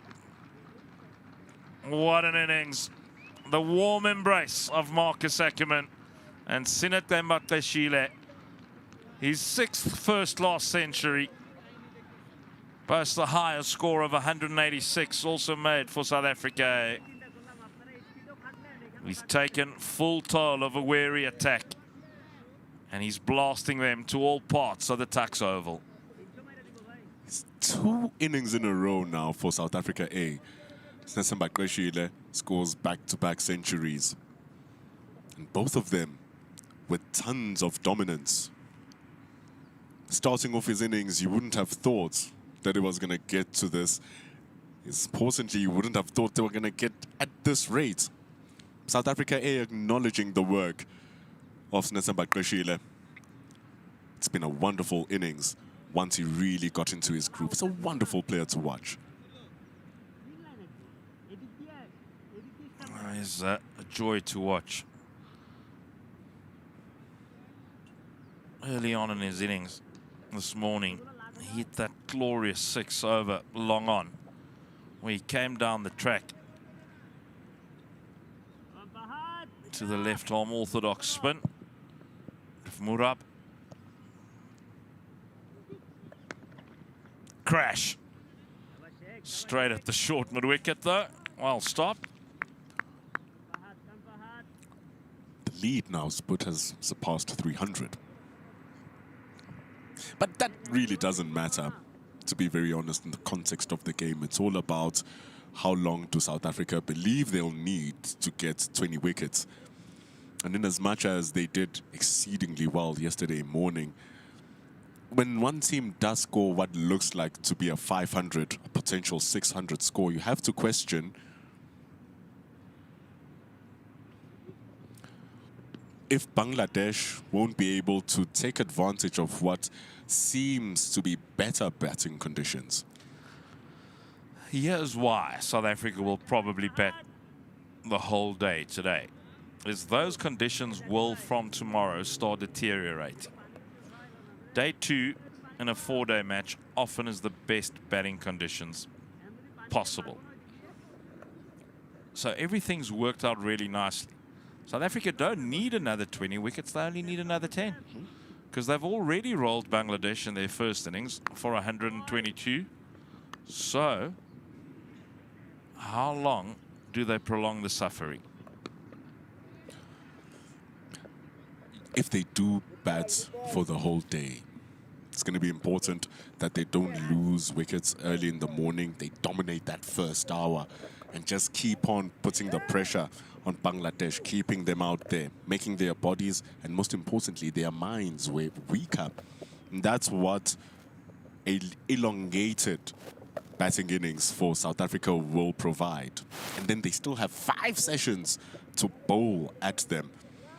And so there's an argument for both them declaring at the end of the day and starting tomorrow, or just declaring tomorrow. But from the way things are going, just tomorrow seems like a better idea. Give their bowlers even more rest. The one thing that will be playing on their minds, though, the South Africans, is what the Bangladesh emerging side did against the South African emerging side when they survived for a draw. So they also won't want to give themselves too little time to bowl at the Bangladesh batters. So if they decide to bat the whole day, they will declare this evening and start fresh with a new ball tomorrow morning at 10 o'clock, running in at the Bangladesh top order with the likes of Karate Kid, Gerald Coetzee, Tsepo Moreki, Cody Yusuf. You know, they've got good seam attack. Animal Huck just keeps on running in. He's been the pick. 2 for 54 and 16. He's a hard worker. He bowls hard lengths, hits the pitch hard. What I find amazing, Sput, is that after the whole team has been out there for so long, he's bowled 16 overs. He's still running in as if he's just started the day. All of his efforts, the energy he generates through the crease just speaks that the conditioning is of high level. Every team needs that workhorse bowler. Oh, big appeal, big appeal. Nothing there, nothing there. Animal Huck was pleading. Marcus Ackerman got the right foot out of the way and tried to absolutely smash that one into orbit. I mean, he's already smashed everyone.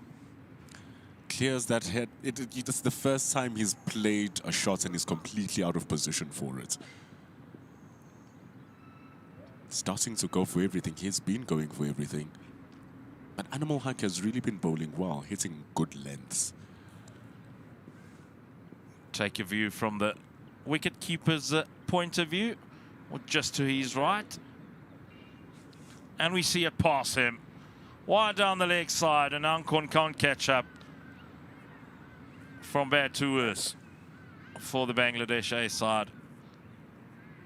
It's going to be given as buys and fair towards the wicket-keeper. That's not the best ball from Animal Huck. Feels like he's just compensating for the previous delivery that was just almost half volley-ish outside the off stump. This is obviously the threat with the new ball. If you're not going to hit it into the right areas, it flies as quickly as it comes to the bat. It slides through the grass much, much, much quicker. And even after it pitches, it has that tendency of keeping on moving after it pitches and on its way to the wicket-keeper.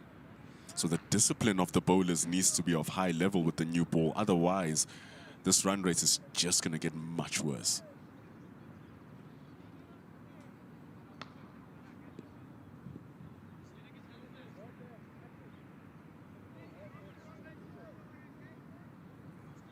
Animal Huck working on his field.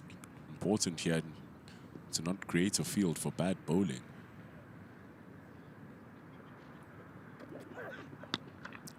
My word. Goodbye, Kookaburra, says Marcus Ackerman. Too short. And the ball travels in the city of Tshwane. On the high felt in South Africa, when you hit it, it stays hit. And when you bowl it that short, you are asking to get hit. Especially if it's a brand new ball. You just hear the sound as it cracked the bat. The reverberation was ridiculous. Got into position so quickly. I just love how even when he's being brutal with his stroke, he's still keeping his position strong. He's still keeping that head still right up until contact with the bat. Hallmarks of a really informed batter.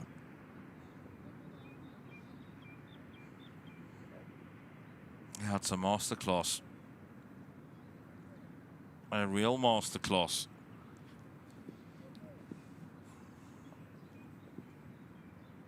Around the wicket now. Makes no difference to Marcus Ackerman. Thuds into the advertising boards.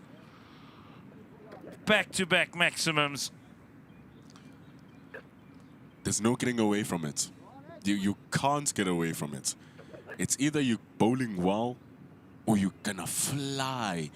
And now the issue is here, Sput, is this is their most economical, their most controlled bowler. And he's the one who's getting taken apart here. Yeah, it's tough scenes now for this Bangladesh A side. Animal Huck around the wickets to Marcus Ackerman. Yeah, he's ready to launch. He's ready to launch. 16 runs of the last 3 deliveries for Marcus Ackerman. Very, very expensive over. 21 runs in all, 4 of them being buys, 17 against Animal Huck. He's got strokes all around the park, Marcus Ackerman. And he will most probably be the next Protea Test player from St. Stithians. A long line of Test players. Vian Mulder, one of the most recent. But Marcus Ackerman is on his way to the Protea setup. Of that, I have no doubt in my mind whatsoever. It's not the first big score for the South African A side. It's his second double 100 for this A side after a double 100 away from home in the West Indies. It's his third score of 150 plus. 173 versus England. And I always like painting context because runs tell you one thing. I mean, a 235 in 500 runs tell you that it's a good batting surface and it's a good batting team. In India, Sput, with the team 56 for 5, he comes in. He scores 134 at over 120 strike rates. Against England, in England, team down and out. They score 331 as a total. He scores 173 of those at over a run per ball as well.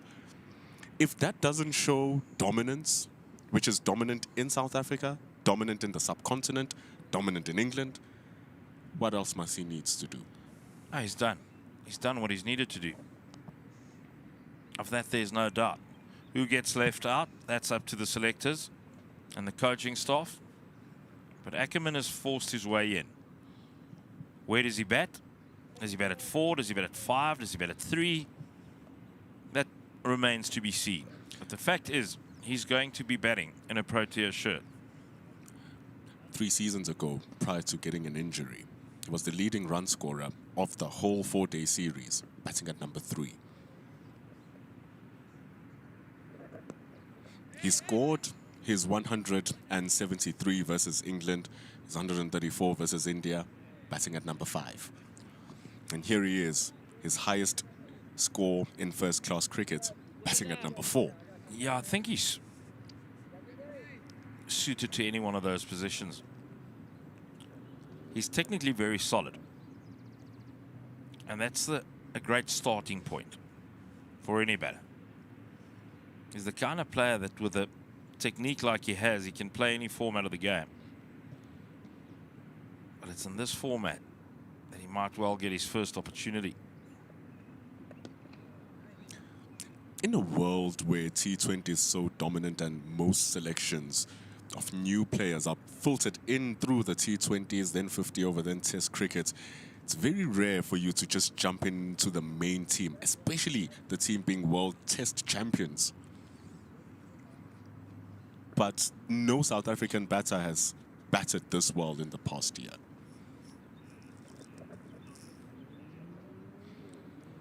Takes one where there's no padding. It's going to be real tough decisions, especially with that volatile number 3 position for South Africa. A lot of players are vying for the number 5 and number 6 position. That number 3. Oh, shot. Nearly kills the umpire. Does Marcus Ackerman. Evasive action needed by Stephen Harris. He can pull it anywhere, including over the bowler's head. Talking about cricket shots that make 0 sense. Brings 450 runs up also for South Africa A. They are racing now.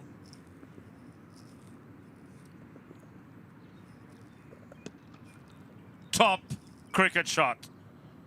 My word, over extra cover, gives himself some room. It's an exhibition. It's a masterclass. It's a piece of art. This innings from Marcus Ackerman. We're running out of superlatives. Just look at the smile on his face.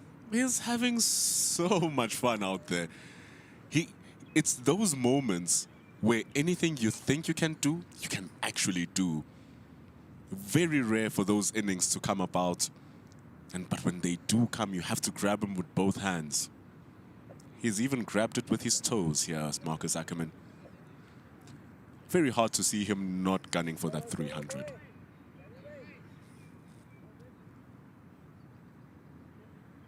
At the rate he's going, it's not going to take too long.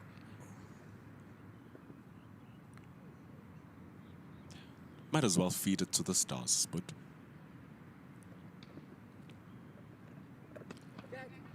Down the track this occasion. Out to long off. Afif Hussain does the fielding. Naeem brings up the unwanted century. He's gone for 100 off 17 overs at nearly 6 to the over. It's not good enough from your off spinner. He's there to do a job. He's there to keep it tidy, to put the brakes on. But he hasn't been allowed rather to settle at all. 100 runs he's conceded. Afif, you're getting saved now with the score summary. South Africa lead by 333 because of Marcus Ackerman's 244. That's so big. Especially on 106. When you look at the Bangladesh bowling order, it's saved by the fact that Iqbal and Afif have only bowled 4 and 3 overs. Everyone else is just flying around. South Africa emerging in Benoni. They also got themselves close to 500. So it's a story that's just been brewing here. They've coming from that 400 after 500. South Africa A doing the same job, but yeah, Marcus Ackerman missing the reverse sweep. He hasn't missed them often. He's a very good sweeper and reverse sweeper. He's got all the strokes in the book.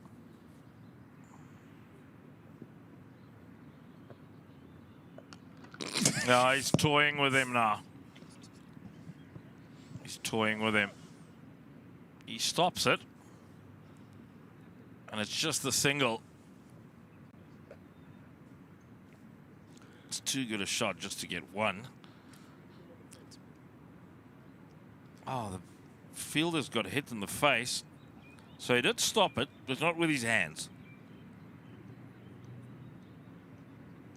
Umpire Bongani Jele. He's been saying, we just hearing the conversations, he's been definitely hit in the face. Animal Haq in the deep. Yesterday had problems with his right hand, Animal Haq. Had to retire Hertz for a little bit. Now he's hit in the face. Last week in the emerging game, he toppled after bowling, which almost did his ankle. It's been on the walls in South Africa. He's been through it. Oh, there you see him. Clutching his face. No wonder it's surprised that the ball was stopped. It was stopped in very funny means. Well, you stop it with any means necessary. And he's taken that literally to heart. Hopefully there's no blood. Yeah, at least he got his hand to it. So it shunted a lot of the momentum. Has it broken the glasses? I think, you know, what happens in circumstances like that quite often is the glass will actually be the one or the thing that cuts you in the end. Because the ball compresses it into your face. But he looks all right. He's a tough customer, Animal Haq. We've seen that in his bowling. But the one thing that they really want more from his bowling is at least one more wicket. It's taken a little bit too long, this partnership. We're just celebrating the 200-run partnership not so long ago. We were being happy. And now it's on 255. How often do you see 300-run partnerships nowadays? You don't. You don't. And that's the thing with the game moving forward as quickly as it is. You don't see those 300 and 400 run partnerships in Test cricket anymore, or in the 4-day version, because batters don't necessarily have the patience to be out there so long. But everything has played a role here. It's a good batting surface. It's a tiring Bangladesh attack. And it's two proper players in Ackerman and Qashile at the crease. Remember, Spud, also that in the morning, it was not easy to bat. It was actually quite difficult. Animal Haq, Al Fahad were hitting hard lengths and the ball was just nipping around. Zubair Hamza really looked uncomfortable. That just shows how Marcus Ackerman was a bit different. He still found ways to rotate the strike, and during that period, he wasn't looking to be as dominant as he is now. He played smart cricket. And then when it started getting loose at the back end of the session, start of this session, he began. What's his mindset here? Is he looking to go big again? No, he just turns it around the corner elegantly for a single. He'll go and do some cricket watching from the non-strikers end. It's all just a question now, really, of when the plug is pulled, because there are three options. You would even think the way they are striking the ball now, they might declare at the end of the day, because it's just smashing it. But I would like a conversation I had with Kamva last week. It's not for us to predict, it's for us to watch. That's the beauty of it. We have these discussions and then we watch to see if they become true or not.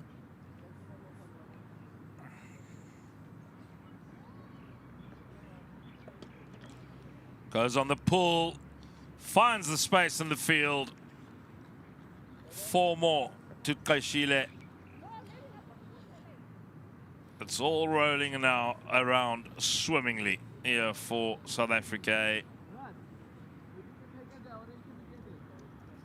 At the end of 85 overs, it's 462 for the loss of 3. This is how Benny McCarthy places a bet. With AutoBet on SportyBet, your bet can be automatically placed when your chosen odds are reached. Bet smart. Play SportyBet.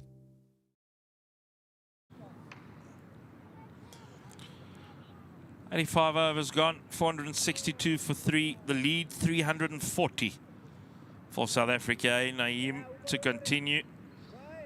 17 overs has gone for 100. He hasn't picked up a wicket yet.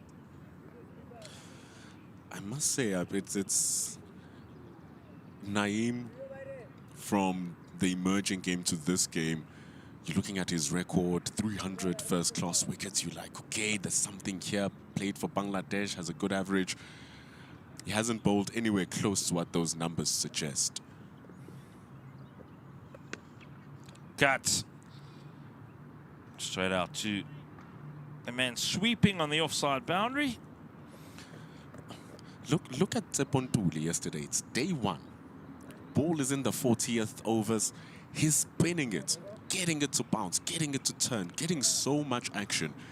You would have thought that maybe it's the surface helping it, but it just shows that Pontuli got himself into really good level. And it's all skill. The lengths were good, the lines were good. They didn't take the lessons here, Naeem. Too easy. Too easy for Senator Makashile. Gets himself off the dreaded Nelson. Moves on to 112.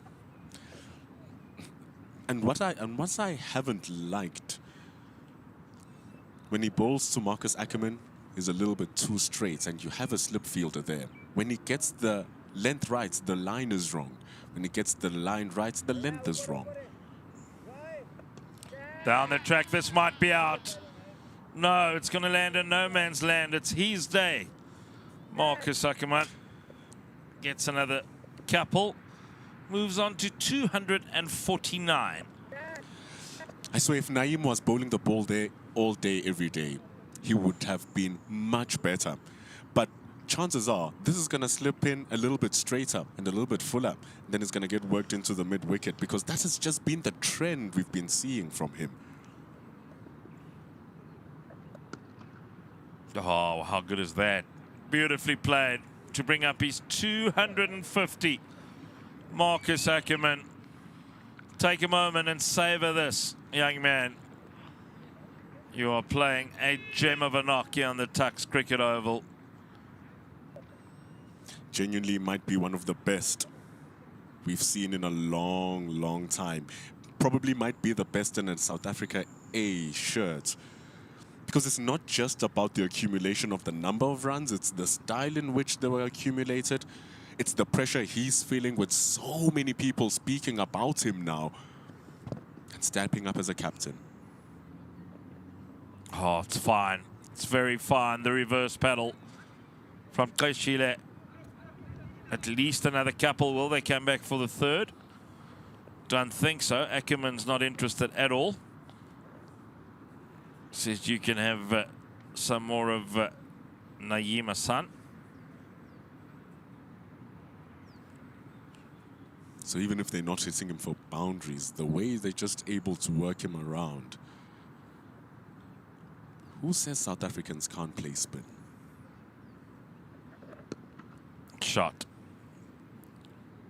Moves really well in the crease, does Sinatemba Kashila, creating that room for himself. Goes right back. Waits, plays it late. You know, with Ackerman going all guns blazing on the other end, you tend to forget about the innings Kashila is playing. 348. That's the magic number. That's the lead for the South African A side. How often does a player score a dazzling century with a strike rate of over 80? And then he's not the talk of the town. Someone else is. And they're scoring 200 at over 120. Yeah, it's when you're betting with Marcus Ackerman, that's when it happens. But the cool little thing is that last year during that New Zealand A innings where South Africa scored 600, having Sinatemba Kashile score that 186, it was Marcus Ackerman who was playing the perfect foil. He got to 83 from 93 deliveries. Sinatemba Kashile continued playing on. Threw his wicket away. He knows. Should have gotten 200 that day. So the roles have been reversed here. Ackerman is now taking the lead.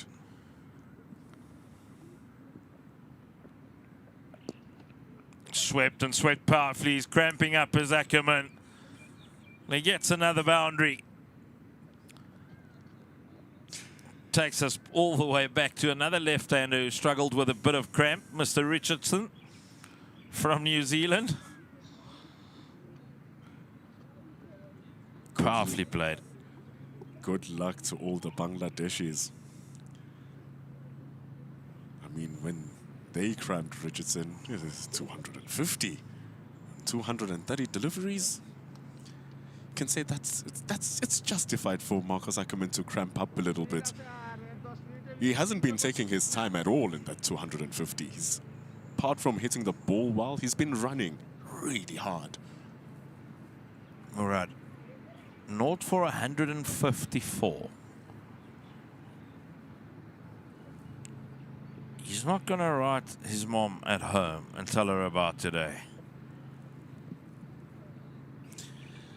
He's going to continue with his loads. And if South Africa continue here, imagine 0 for 200 and you one of the main spinners. Going for everything now, Marcus Ackerman. It's a safety ball from Hassan Murad.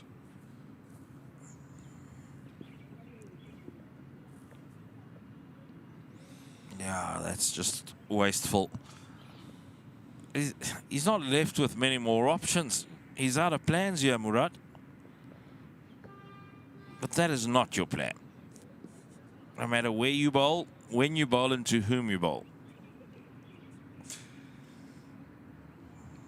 Umpire Bongani Jelo will probably have to watch for some negative bowling if they continue at this rate.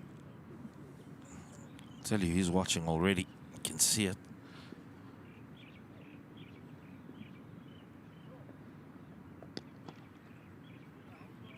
Yeah, he's struggling. Struggling. He doesn't want to bend those legs because that's when the cramps come and they creep up at you. And there's nothing you can do about it. You used to crouch for a couple of days, Sput. Yeah, but I was fit then. If I crouch for half a day now, I'd be in trouble. It's a long, long time since I've been fit enough to keep wicket, that I can promise. Well, the one yearly cricket match we play these days, keeping wicket is a nightmare, and the duties get shared around. But it's circumstances like this that, when you still played, made you seriously reconsider your decisions, as the Bangladesh A-side wicketkeeper Ankon will be thinking about now. It's 20 minutes to 3 on a warm Monday afternoon, late winter, early spring. Two batters. It looks like they're going to keep going. And you've missed the stumping. That of Marcus Ackerman.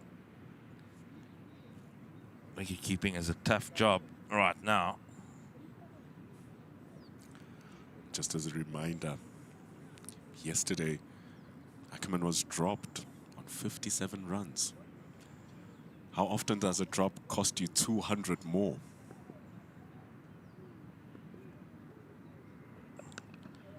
It'll be a pretty long fines meeting for the fielder who dropped Ackerman on 57 yesterday. Come the end of the day, some of his teammates might have a little chuckle at him.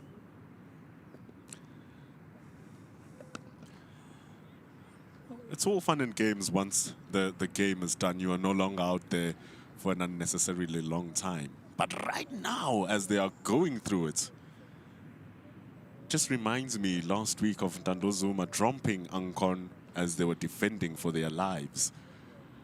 As the innings progresses, as the one who dropped it, you just can't help but think about it. Yeah, they say forget it as quickly as possible. It's often not that easy. Especially if you're getting murdered all over the park. And the bowlers start mumbling. Look, and these guys do their research. They do their analysis. They know who the danger players are. Marcus Ackerman was already on 57 from 65 deliveries. So the signs of this particular innings are already written down. So they knew that when they dropped him, bad news.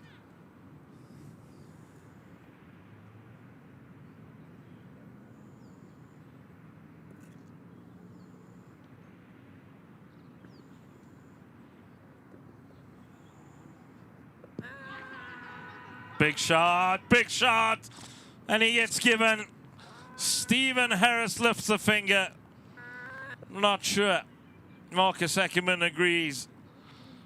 But eventually he has to. That looked pretty adjacent. Did it stay down ever so slightly? But a wonderful innings comes to an end for Marcus Ackerman. Bangladesh A will be mightily relieved to see the back of number 56. Signaling that it did keep low. Possibility of it sliding down the leg as well. But at the end of the day, umpire Stephen Harris has raised the finger. 256 from 237 deliveries. The strike rate is absolutely crazy. And he deserves all the plaudits he deserves. Players are coming off the field to go and have a cup of tea. It is just gone 20-3 and a standing ovation for Marcus Ackerman from team members, management, coaching and everybody involved in the South African A side. A wonderful, wonderful afternoon of batting by Marcus Ackerman. Started this morning at 10 o'clock on 80 not out at Marcus Ackerman. Quickly progressed to making his 100, so he scored 176 runs today. Marcus Ackerman, put that in your pipe and smoke it. It's just on the stroke of tea. Imagine he played out the final session as well, where he would have finished. 177 in just 4 hours of batting. That's actually ridiculous. And it all started difficultly. They were bowling well. But then in this third session, it was just a domination job between Qashile and Marcus Ackerman, the fact that no wicket fell is just going to sting Bangladesh a bit more. And what's going to hurt even worse is, even when the new ball came, it was still getting spanked around the stadium. Yeah, it often does when two players are really in, conditions are benign and the wicket is flat. That new ball just flies to the boundary ever so quicker. The array of strokes that these two players have played throughout day two has been absolutely dazzling. Big moment for Ackerman as he reached 250 for the first time in his first-class career. He could scarcely believe it.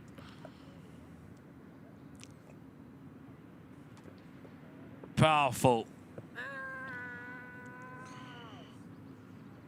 And it's not the players leaving because it's tea time. It's the players leaving because the South African A side has decided to declare. We're perhaps hanging on to see if Ackerman could reach that magical 300 club.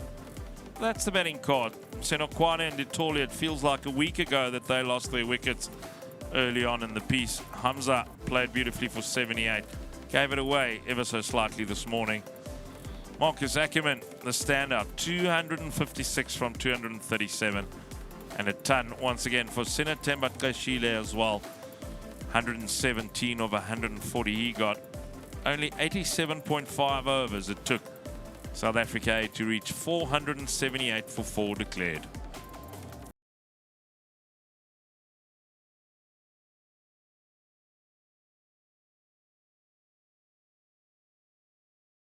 It was Iqbal Hussein Iman, and that's because he just couldn't bowl this morning. Every other bowler going at over 4 runs to the overs, many going close to 5. It was only Animal Haq who tried his best, but that new ball cost him 2 for 71. Naeem and Hassan Murad being the ones who are centurions, going at nearly 6 runs to the over. And at the end of the day, Bangladesh are in real trouble. I don't know if they can get to that 356, because after that 356, they then need to set up a target. But if you bowl a team out for 122, what are the chances they'll get to 350? Not great. The chances are not great. They're tired. It's been a long day in the field. South Africa lead by 356. Bangladesh A got bowled out for 122 with Ntuli, Kutsia, Yusuf, Moreki sharing the wickets between them. And South Africa A replied with 478 for the loss of 4. South Africa A lead by 356. And when we return, Bangladesh will be at the crease. Football. Rugby. It's cricket time. Play Sporty Bet. This is how Benny McCarthy spends the last 60 minutes of a football match.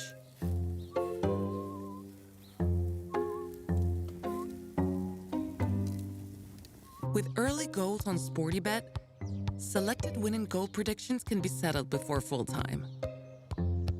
Be smart. Play SportyBet.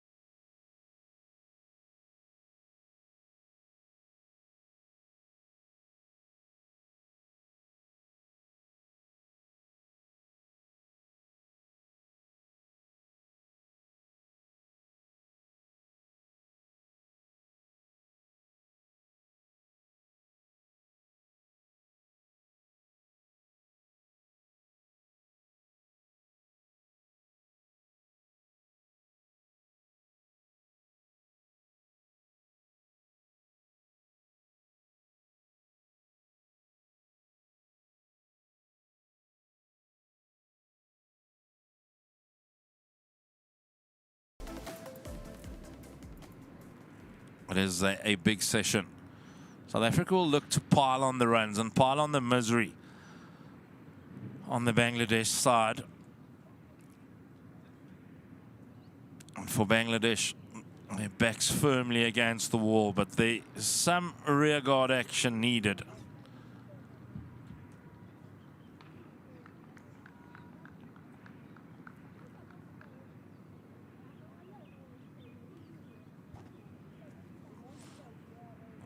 It'll be a final session of day 2.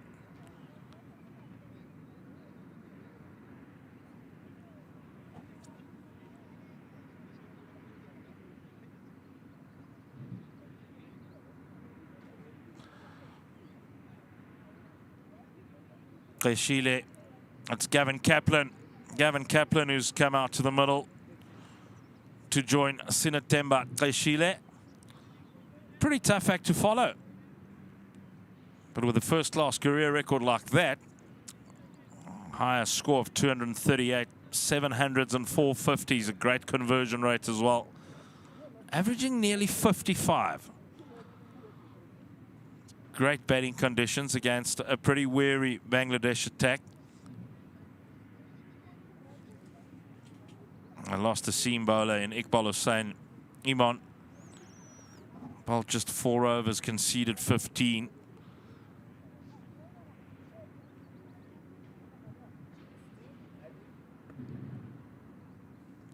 South Africa started day 2 leading by 48. A little bit of turn. Final delivery of his 19th over. Wicket fell with a 5th ball.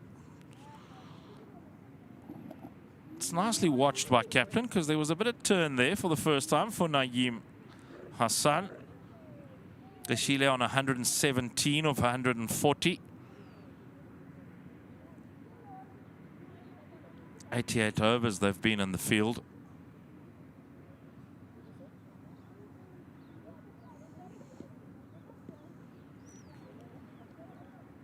It'll be Hassan Murad. Left arm orthodox to continue.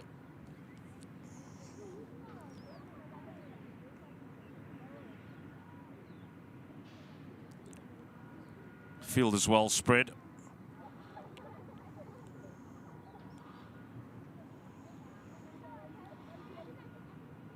He's 29th over. None for 155. He desperately want to take a wicket.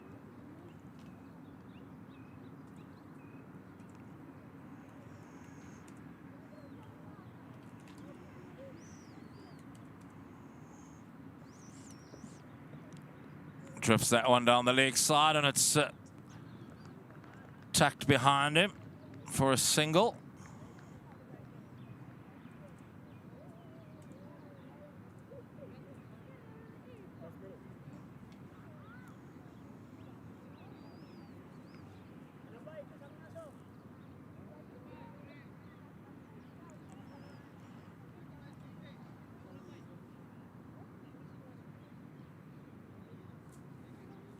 Gavin Kaplan yet to get off the mark. He's faced only 1 delivery.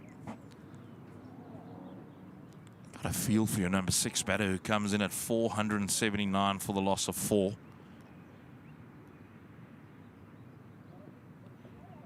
He can only lose out of it, I suppose. Think about the 2 openers, Lesego Senokwane and Ditole, who managed 10 runs between them.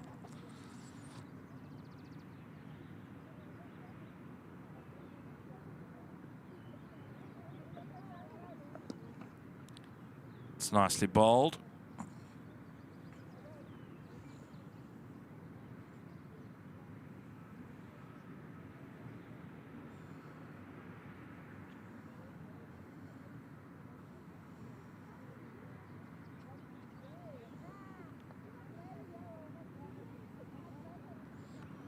Left arm orthodox of Murad. Kaplan presses forward.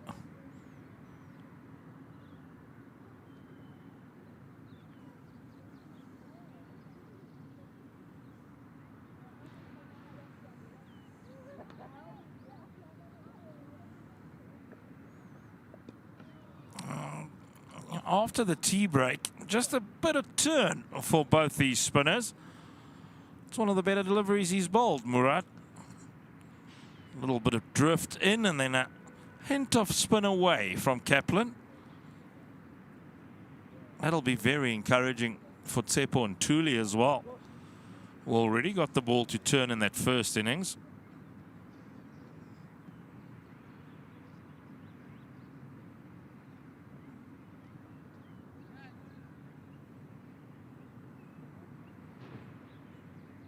Football. Rugby. It's cricket time. Play Sporty Bet.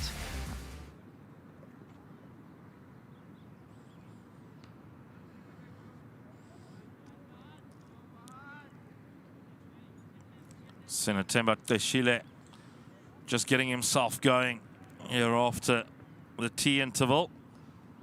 Fahad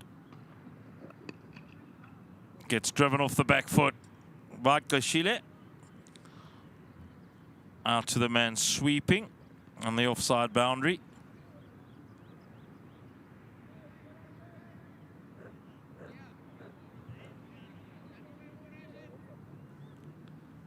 Gavin Kaplan asking for God. And Stephen Harris replying, yes, that's off stump.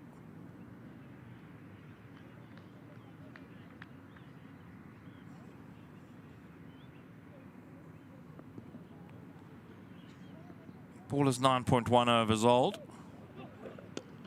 Shot. Glorious stroke by Gavin Kaplan. Showing a full face of the bat, scoring through a straightish mid-wicket. Just a little touch of class from Gavin Kaplan to get off the mark.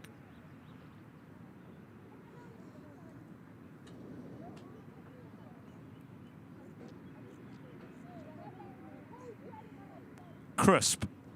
Right out of the middle of the bat. And it races across the Yassapal Tuks Cricket Oval.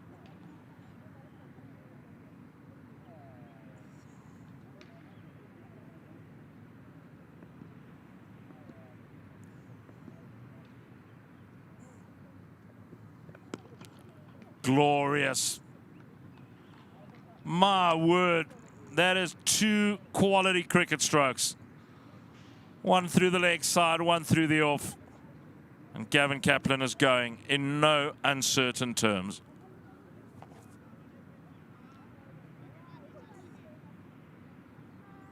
No sweeper for the new batter. That might change pretty quickly. 9 runs of the first 3 deliveries of the over. Bowling's a tough gig today for the Bangladeshi A side.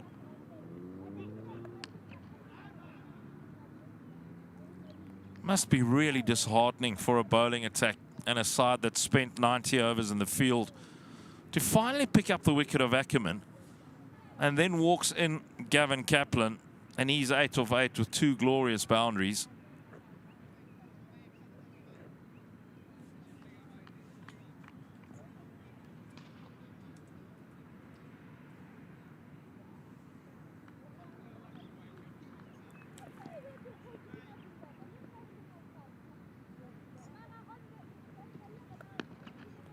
Crunch goes Gavin Kaplan,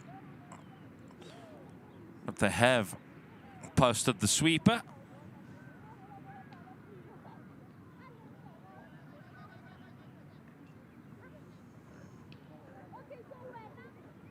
Good hands through the ball. Gavin Kaplan trusting the bounce, trusting the surface.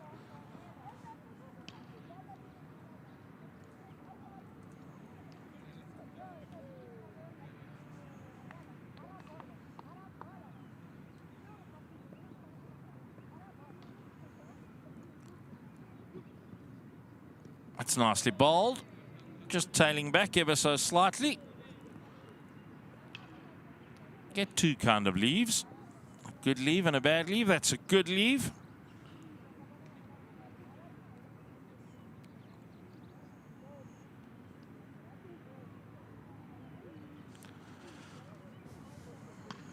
$489 for the loss of 4.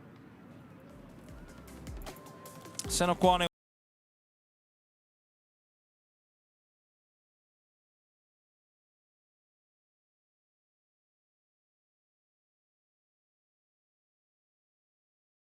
He's looking very assured. He's 9 from 9 deliveries, 17 extras, and that total of 489 for 4.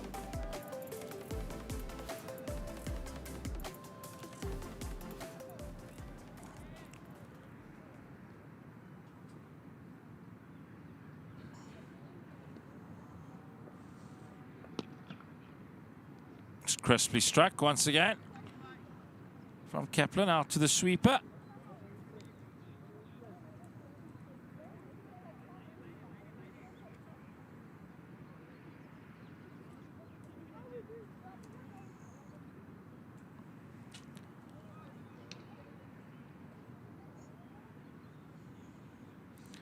"25 years of age, Hassan Murad. Played in a couple of test matches, picked up 12 wickets in those test matches. Played late. It's going to race across this lightningly quick outfield once again. Some guile added by Sinetemba Kashile. Has a little look at the bat, perhaps not right out of the middle of it. It matters little. It's not a great delivery. Wide outside the off stump. Played really late.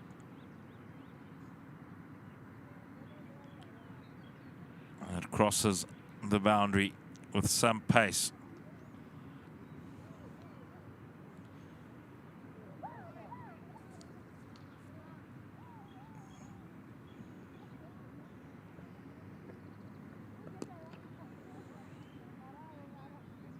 Fielded at extra cover.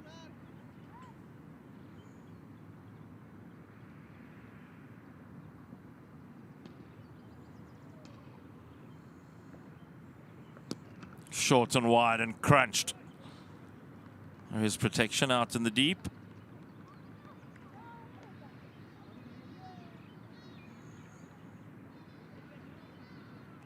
The lead is 372.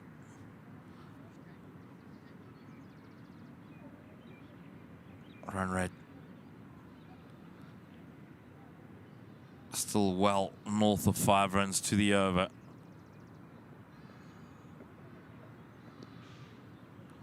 It's neatly played.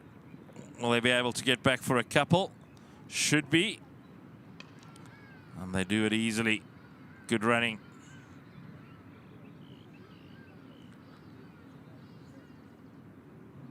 .184 first loss wicket for Hassan Murad, an average of 22.77. That's really good for a spinner. But that average will be taking a bit of a hammering. He's naught or none for 164 rather. Taking a quick single after the misfield. It's short extra. Actually almost a short mid-off. He's very straight in the batter's eye line.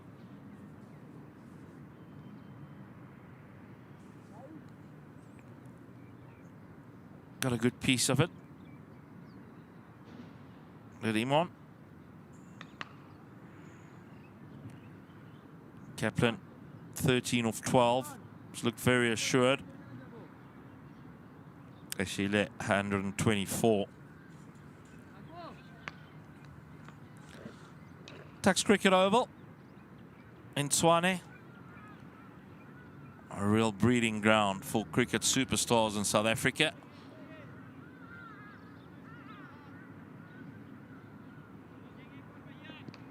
I've been at top of the pile in university cricket in South Africa for quite some time.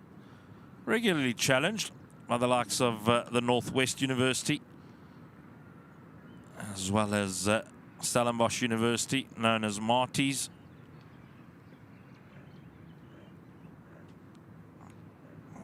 Great system.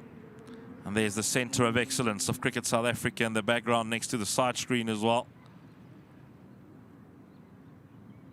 Wonderful indoor facility where the national sides spends a lot of time as well.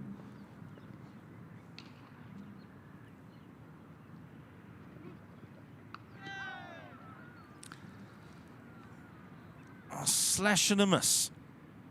Some excitement for Bangladesh at last.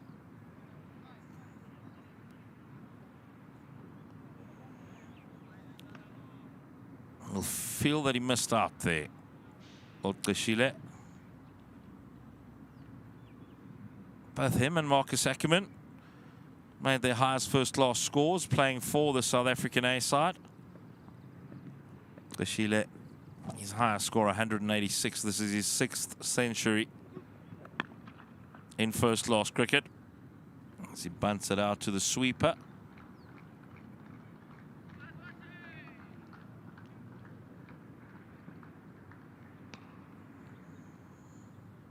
It's a lovely late winter's afternoon, a week or so away from the official start of spring in the Southern Hemisphere and in South Africa for that matter. A slip and a gully.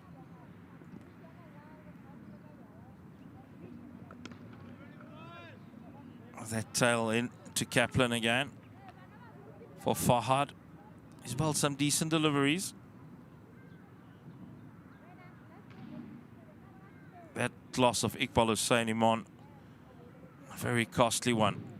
Bowled a lot more spin than they would have wanted to today, this Bangladesh A side.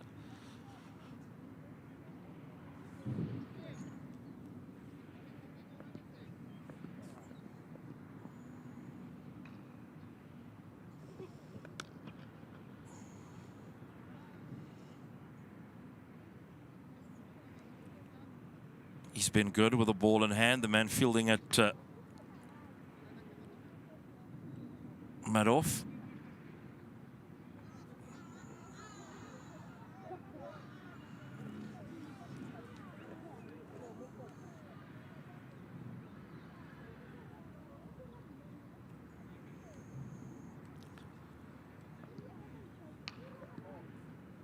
Right home over the wickets. Comes Fahad, bangs it in. Harmlessly passes over the top of Gavin Kaplan. 500 for 4. You've heard correctly. 500 for 4 after 92 overs.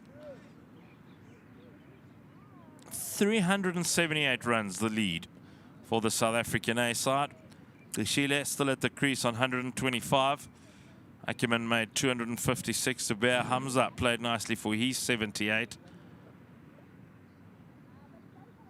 None of the Bangladeshi batters gave too much trouble to the scorers during their innings. Deepu making 23 and Joy 19.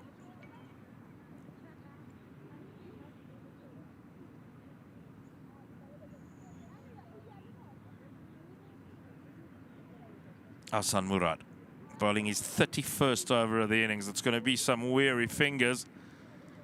Might have a blister or two to show.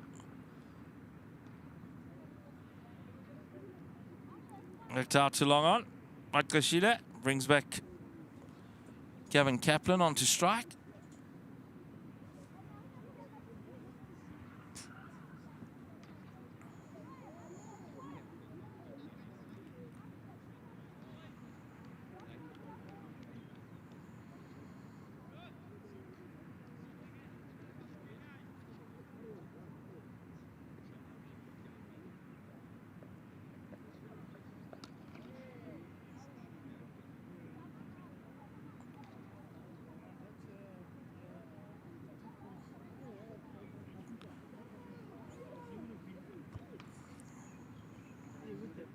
Might prove to be a long hour and 45 minutes for Bangladesh coming up.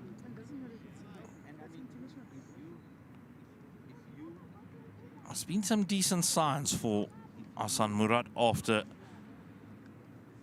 the tea interval. Strung together a few nice deliveries. I see him chatting away. It's great to see he can still muster a smile.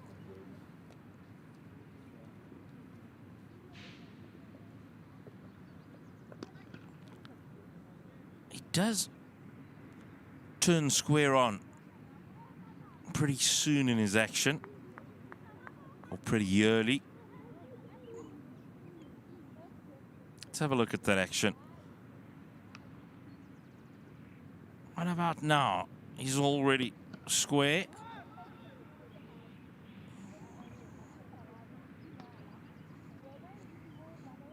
Do well maybe to just get over that right foot slightly more.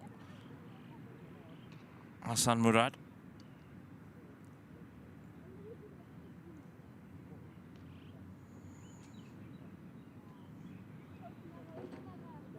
Ashile, 126 of 150.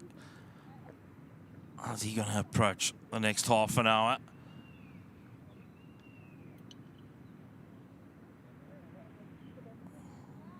Joy does the fielding. Out at long on. Another single for Kashile. Not too much to write home about for the Bangladeshi bowlers. They have had a torrid time. Al Fahad, 16 overs, 1 for 81. Iqbal only bowled 4 overs. He can't bowl because of injury. Anamul Haq, 17 overs, 2 for 71. Probably the pick of the bowlers. And Naeem Hassan eventually picking up the wicket of Marcus Ackerman, going at nearly 6 runs to the over, as is Murad. Anamul back into the attack. He's bowled 17 overs already. He's could you hear the chatter there in the background between the two batters? Keshile telling Gavin Kaplan that Anamul has a lot more energy than the other guys. He still runs in and bowls nice and hard. Even though it's been a long day. It's a good start from Anamul Haq.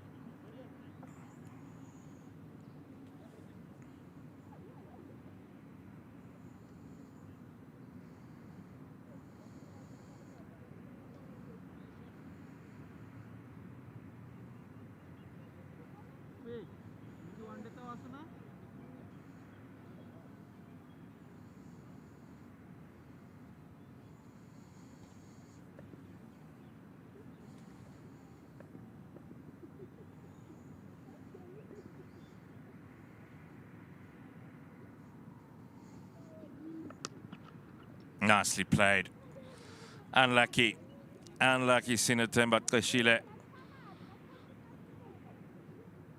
He had hit the stumps. I don't think there was any touch on it from the bowler. Yeah, no touch, no touch. So Kaplan was safe always. Would have been in a bit of trouble there if there was a touch from Anamul Haq, because his bat was way in the air.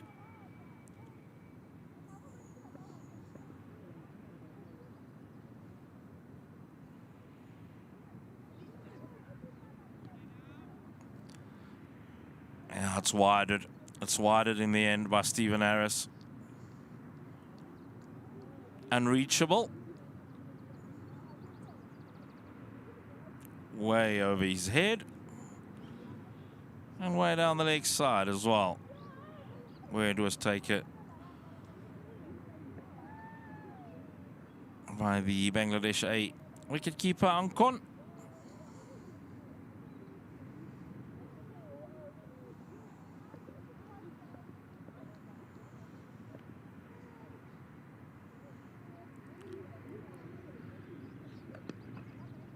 That's nicely played for a single. So the runs coming in ones at this stage. Nothing wrong with that at all. There's been 505 of them already for the South African A side.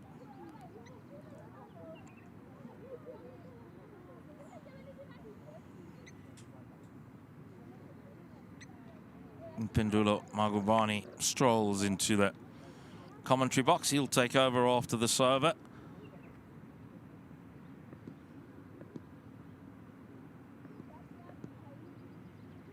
Huck to Kaplan. Pushed out into the offside. There's been a lot of sweeping today, as it's a bit of a spread field that Bangladesh has been employing. They've still got a slip and a gully, but quite a few boundary riders on patrol. See that slip has moved wider and wider as the day has progressed.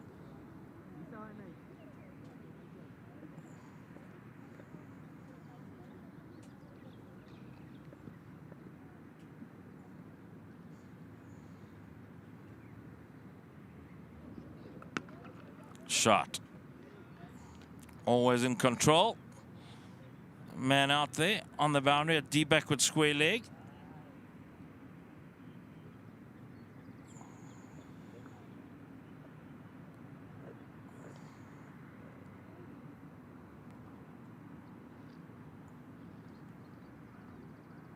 That's neat from Kashile.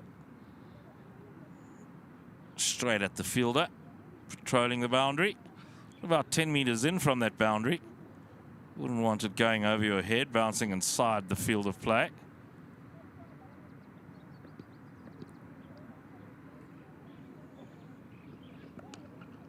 It's nicely bowled by Anamul Haq.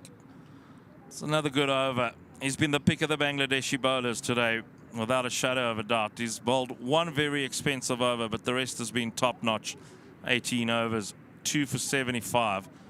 And South Africa 507 for 4 after 94, as Mpendulo Magubani returns from his action on SportyBet to come and take up commentary.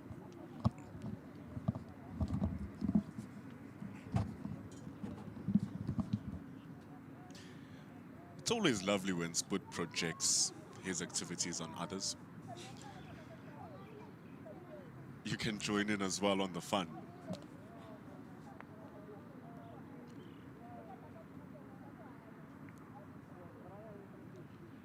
$507 for 4. The lead is 385.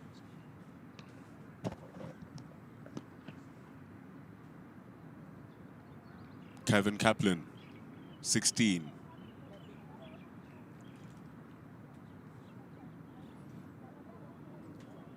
Normally bats in the top order. Has scored some runs, even opening the batting for Boland. Gavin Kaplan. So coming in at number 5, showing his versatility as well. Crafty little player. It's very textbook. Keeps his game extremely simple, Gavin Kaplan.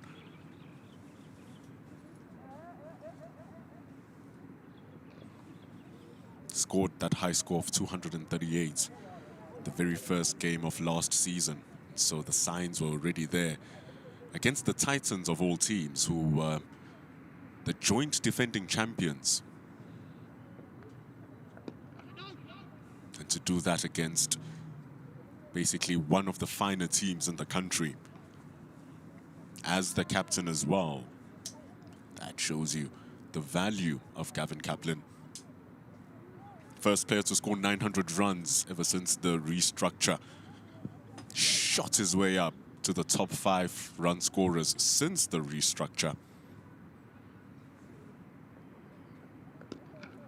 And if Marcus Ackerman is 30 years old and we are shouting for him to get into the Proteas at 30, Gavin Kaplan is still 27. So that means there's more to come from the Boland captain.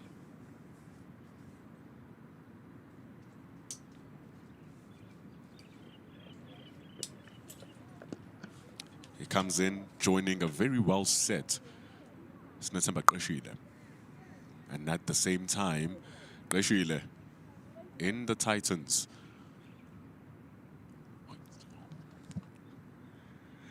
Sput just reminding me that Kaplan has already enjoyed his birthday.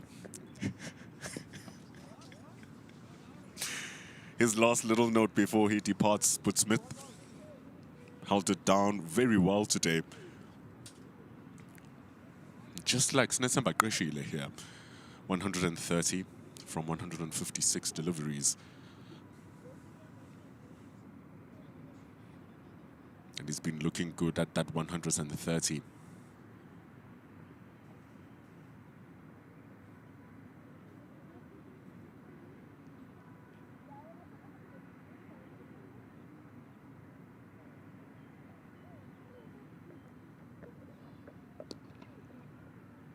An easy single to end over number 95. The lead grows to 388. It's 510 for 4 after 95 overs. This is the greatest spectacle in world football, a title decider, and it feels like nothing can sway a game of this magnitude. Says who? We've been through this before. You just have to believe a little longer. And everybody knows that 1 minute here lasts forever. Because it's not over until we say it's over.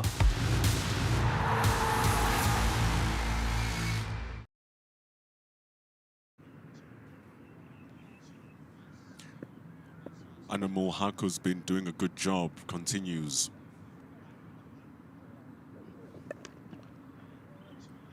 Oshile hasn't let anything go, nothing loose. And he's batted also at a very respectable rate, 131 from 158. Gavin Kaplan has settled in, 17 from 26.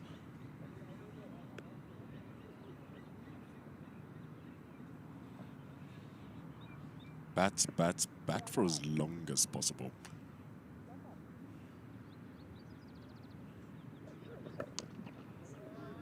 Animal Haq is bowling excellent lines, really good length. The type of bowling that he exhibits is perfect for these moments of the game, where you need a bowler just hitting the ball at the stumps, not doing too much.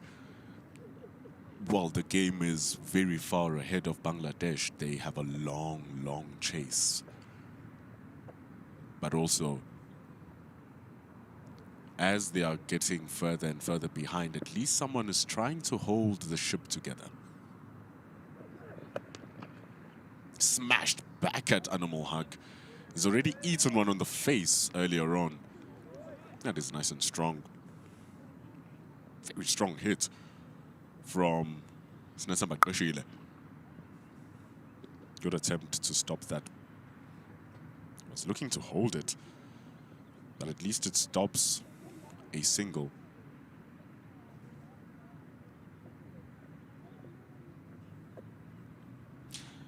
Sean Snayers in our comments saying that the only way for Bangladesh is to bat 2 days. They'll have to really apply themselves if they want to do that.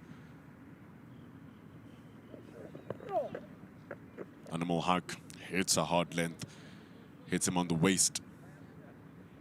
Very nice. Good sportsmanship from Animal Haq. Normally, fast bowlers will just turn back into their marks and it's you to deal with. Hit him in delicate areas. But he stands strong, Snetsamba Qashile.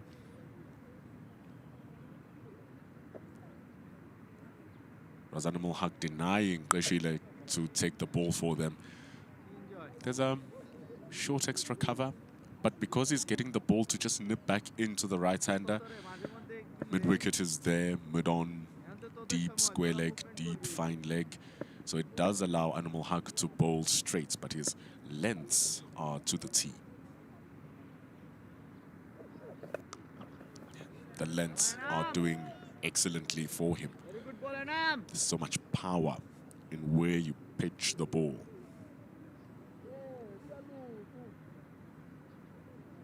It's really good control.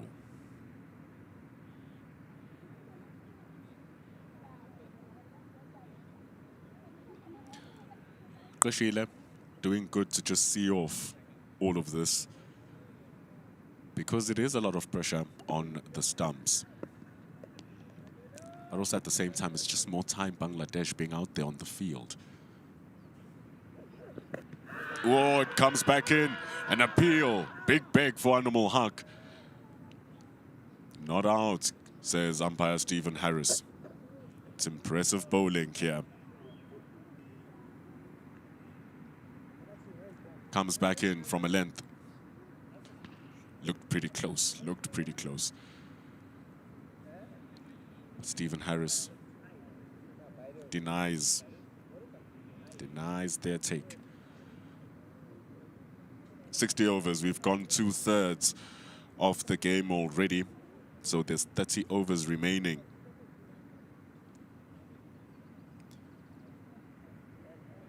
Still a lot of cricket to go.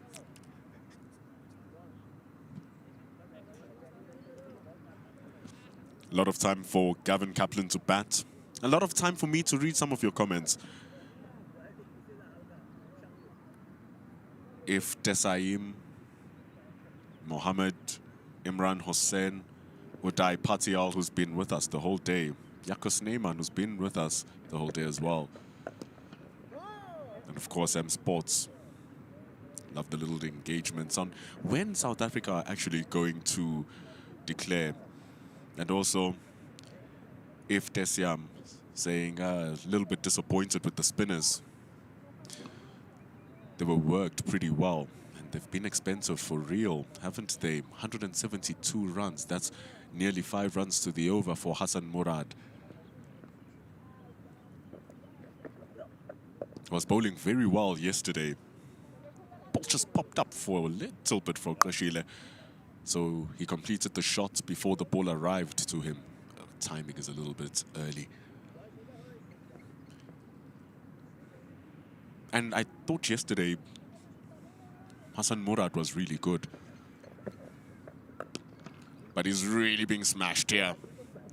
Ball was smoked down the ground. Just hits the fielder though. That sounded so sweet from the bat of Sinesamba Krashile. Goes down the track.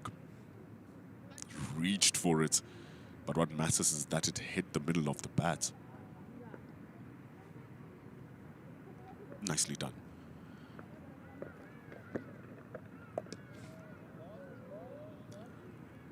Has a better chance bowling to Gavin Kaplan, though Gavin Kaplan is quite an astute batter in his very own right. So still a lot of work here for Hassan Murad.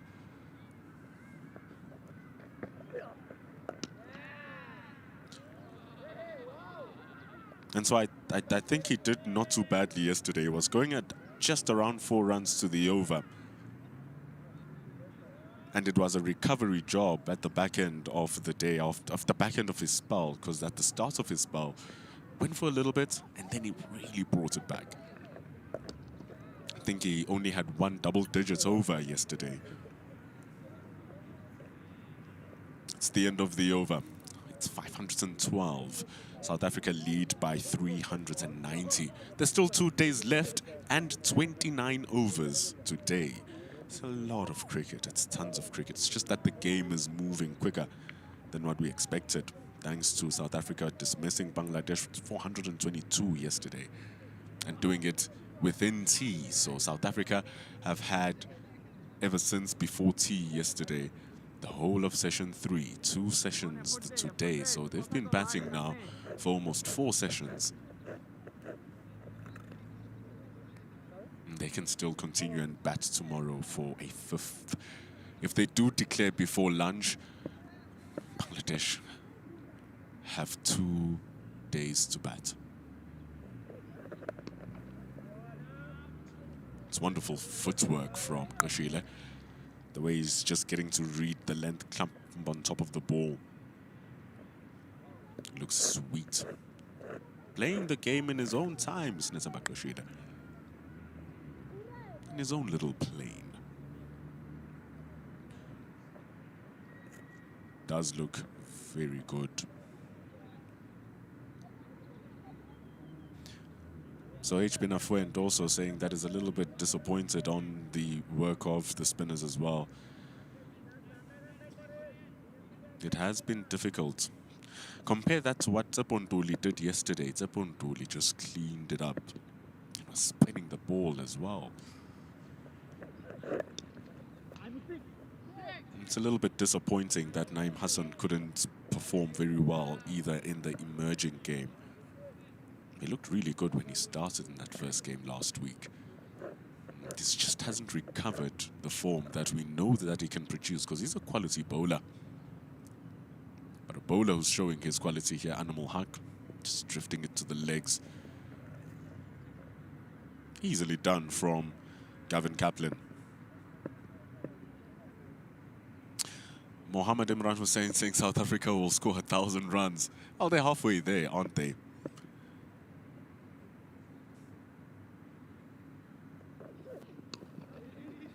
Good connection with the ball. They're going to try and run too. But Zakir Hassan comes in and it closes it down to 1.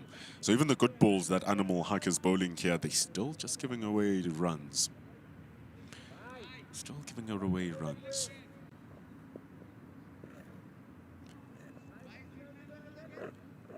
Yakos Neyman saying, hey, declare tomorrow, probably declare during lunch, give them a day and a half to chase. Oh, declare after tea and give them a day and a half to chase. Well, it's a little bit too short, because South Africa's thought process now should be, how long do we need to take 10 wickets?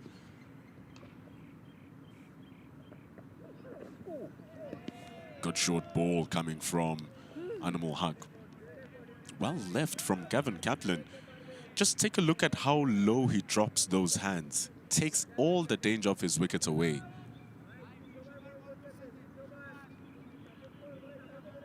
Good sharp delivery from Animal Haq.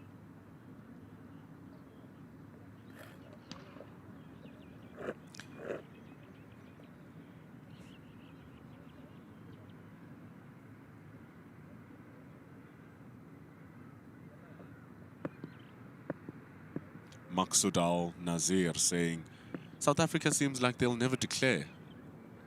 It's fun batting out there. Just look at how beautiful that is. Gavin Kaplan with timing to a plum. Oh, it's beautiful. That is what Gavin Kaplan can do. It's textbook. Incredible shot. That's an incredible cricket shot.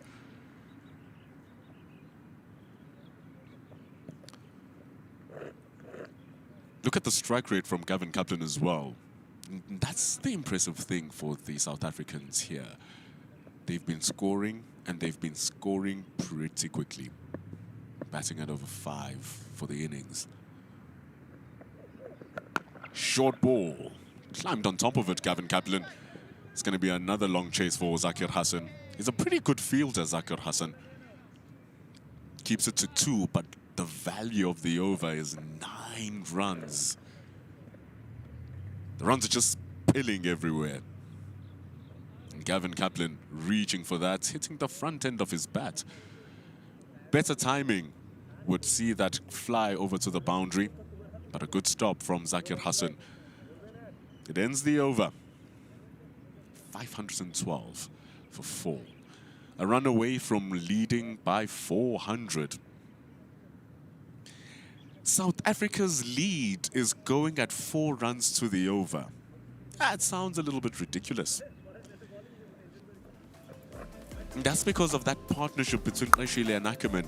It was built on the foundation of the Hamza and Ackerman partnership, 170 from 225, which, to be fair, is also quick, going at around 4 runs to the over. But going at over 6, going at over a run per ball, 287 between Ackerman and Rashile. 256 is what Ackerman ended up to. And look at this partnership now, 10 overs in, going at 4s. It's not boundary-ridden, it's running-ridden. And that is compliments to Snetsemba Qeshile's immense fitness. He's been running a lot with Marcus Ackerman.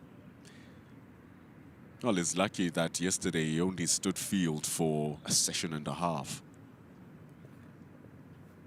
Now he's on 135. He's on track to beating his highest first-class score. He's 51 runs away from matching it.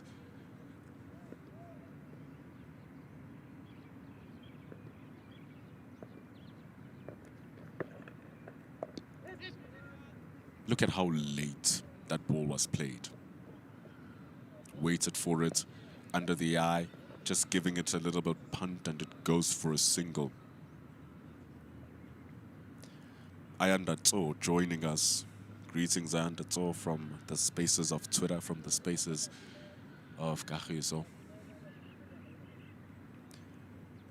I say should bat out the rest of today and tomorrow till after lunch.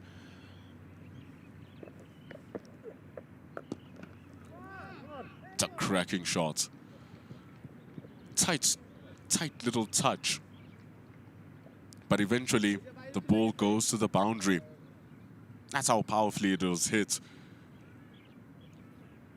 It was a little touch at the covers, but you needed way more than a little touch to stop that. He moves to 139. It's a lovely shot. The way he just clears that front foot and gives it a good whack.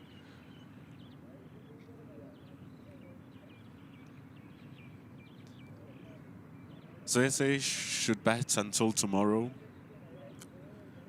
And just a little bit after lunch. That's what I was thinking as well. But Spud came out with a different suggestion saying they're going to declare at night. Then when we start in the morning, it's going to be a brand new ball, brand new conditions, as fresh bowlers can be for the second innings. And then they try and torch them. So maybe that might be a suggestion. You don't want to waste the morning conditions and give your batters a lot to deal with. So make them maximize the last 30 overs today. I think that's an excellent strategy.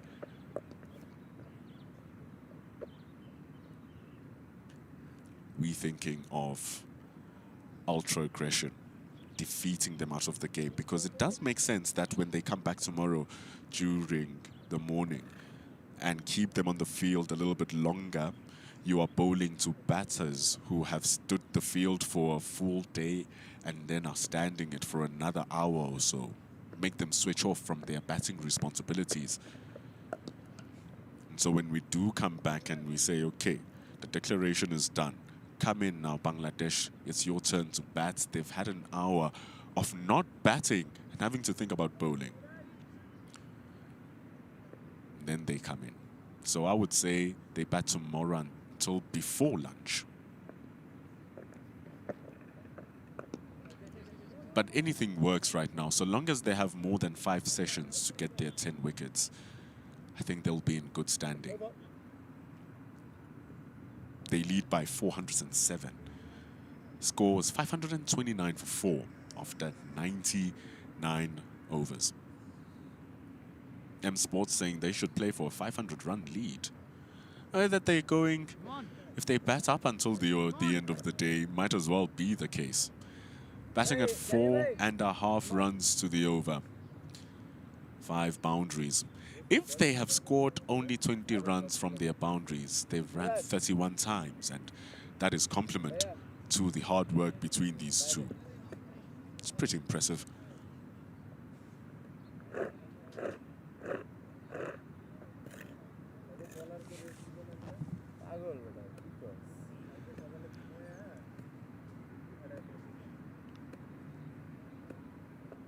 Gavin Kaplan on 27 from 37.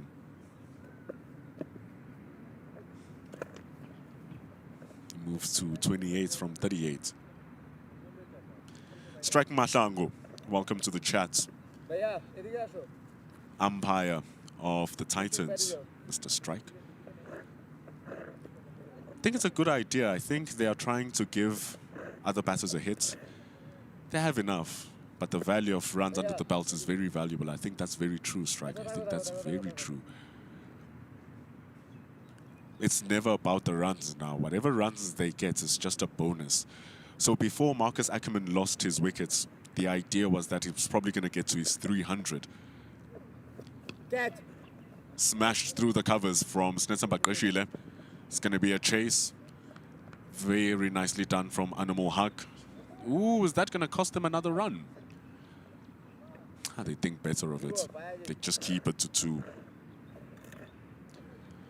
So Gweshile, he's 46, 44 runs away from his highest score. Another 50 yard, he might be on for 200. Reverse sweep. Excellent. Give that a green tick and a golden star for Snesamba Gweshile. He's been playing the reverse sweep wonderfully. And it's no wonder that this time it also goes for 4 runs. He moves to 146. The timing is just sweet. Meets the ball at its pitch. Creams it away behind backward point. Where do you bowl as Naeem Hassan? So expensive. He's going at over 6. He is at 6.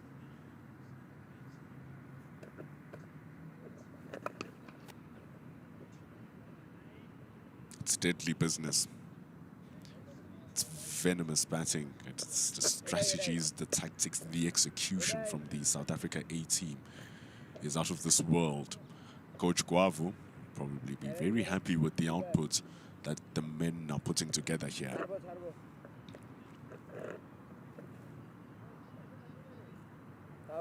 M Sports is clearly not happy with how Bangladesh emerging and what Bangladesh A are performing. But these are the tests, aren't they, for the teams to get better?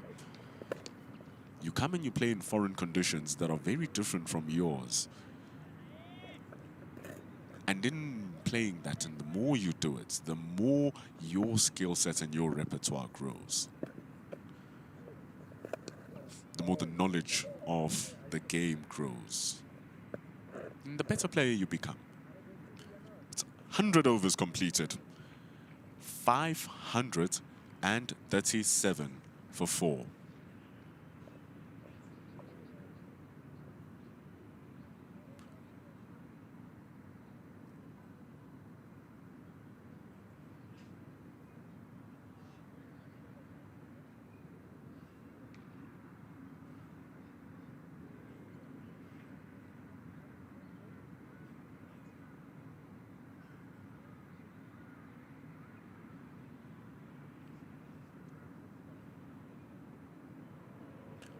It's time to take a drink. As you take a drink, you can play some sporty bets while helping us bring this broadcast. A happy crowd standing around. 537.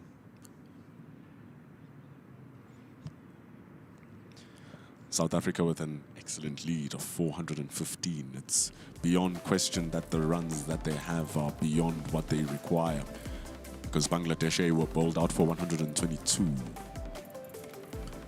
Gerald Kutsia, he was a menace. 3 for 31 in his 11 overs.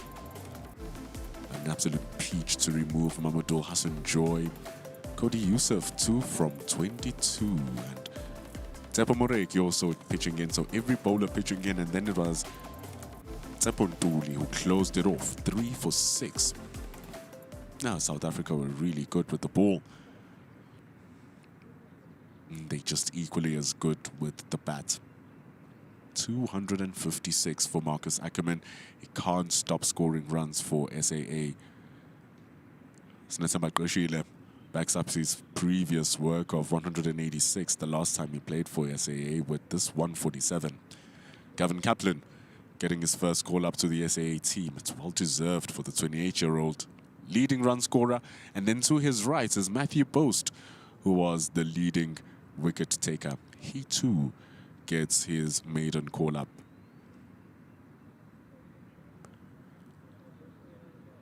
He's a really good bowler, Matthew Boast.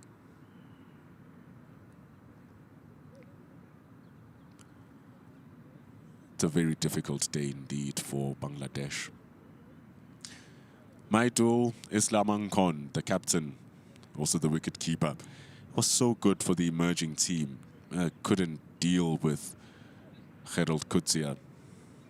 Zakir Hassan has been dismissed by some of the best balls of the tour. This has been very unfortunate, and then against Tsepo Moreki, decided to hook one down to fine leg. Mohammed Naeem Sheikh, wearing the number 23. Left-handed top order batter, 27-year-old who edged it after playing such a fine drive down the ground. It's just the wickets falling. Those are the problems here for the Bangladeshis, and then failing to get wickets in return. That's what makes it even worse.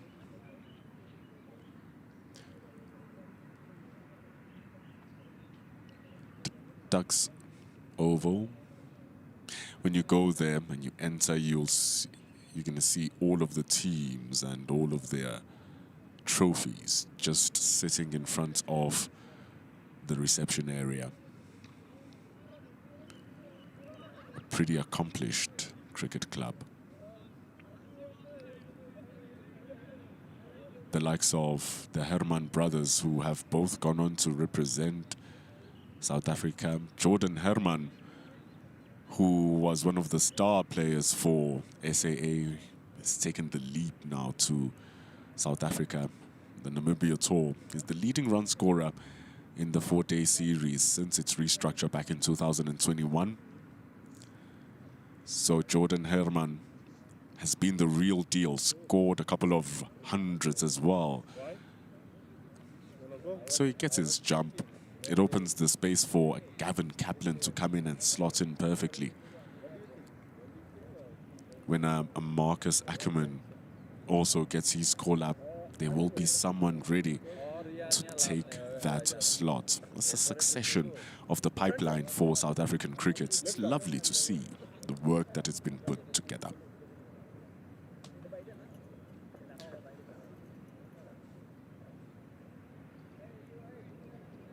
Snesa Makoshile, ready to get to his 150. He is batting very good. I was saying very good is a little bit of an understatement. It's been incredible.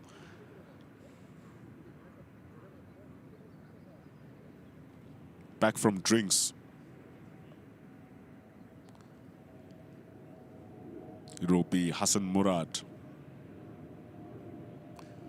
Muhammad Ghulam Azam in our comments, asking, where are the wickets? See, Snesa Makoshile has batted everyone away from him, deservedly so. So even when balls pop up like the previous one, they're not much of a problem.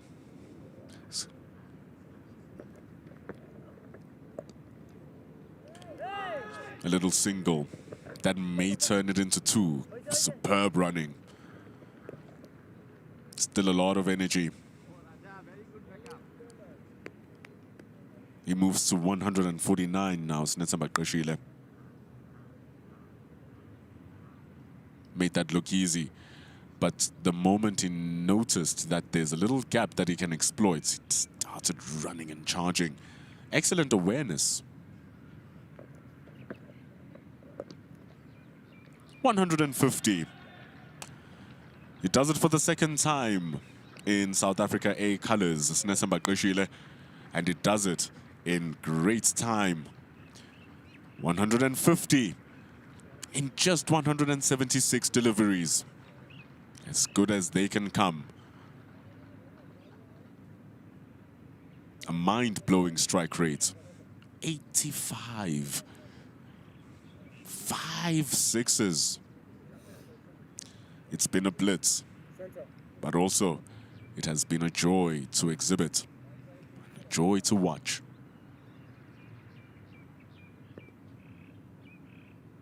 He's having a fun time out there, Snesa Makoshile.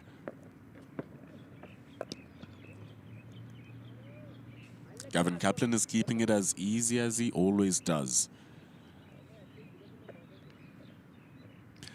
A lot of purists love the long version of the game, are going to enjoy watching Gavin Kaplan play some cricket. It's very crisp, it's very clean. When he's on touch, he doesn't even make those many mistakes because he keeps his game as simple as possible.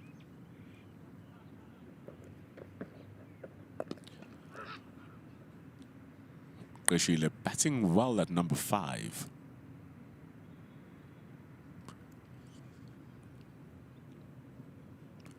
It's the versatility that the South African team is just showing amongst its top order.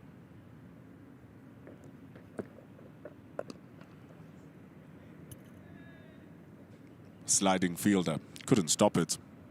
An easy single. 420 is the lead. 542 for 4 after 101 overs.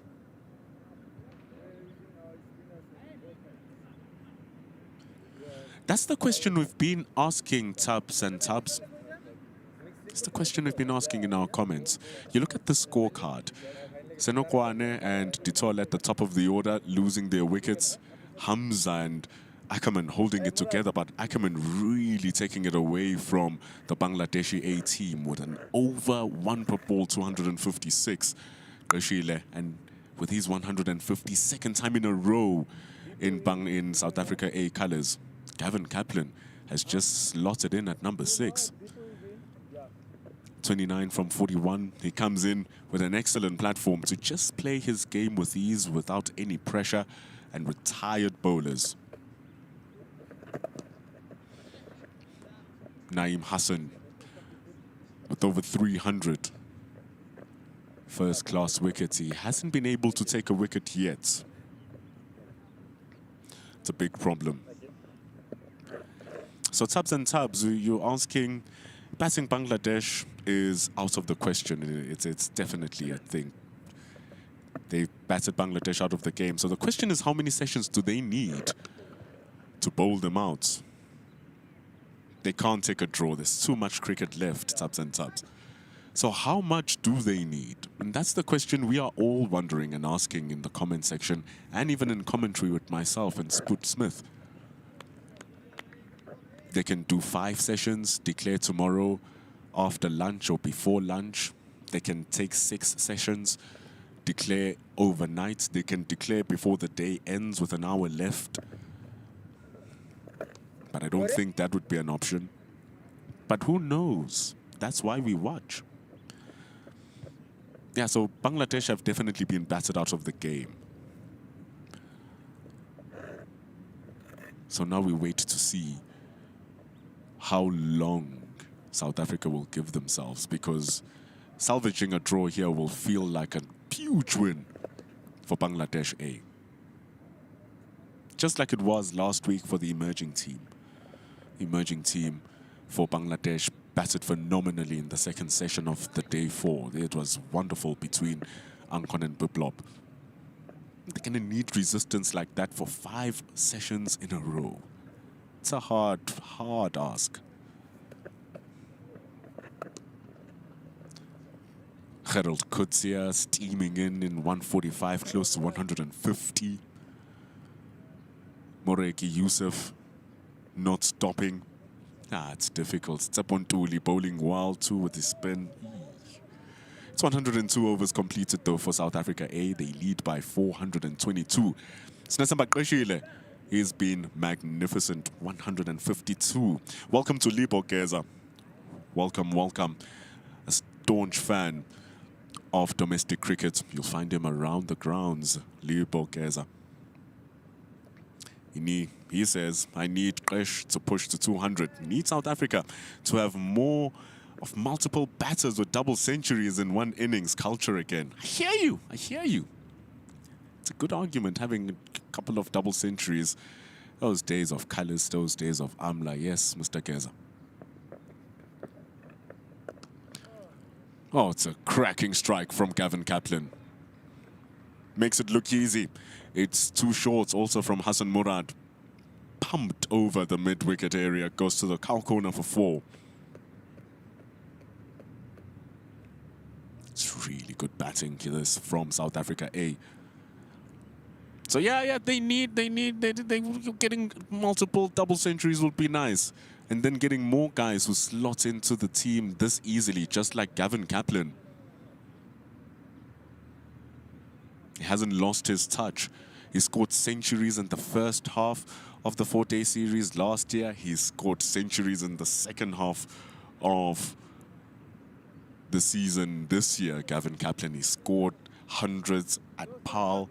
He scored hundreds away from home at Paarl, particularly the one at the Tuskers in Pietermaritzburg, which is not a nice place to bat at, scoring 152 in that occasion.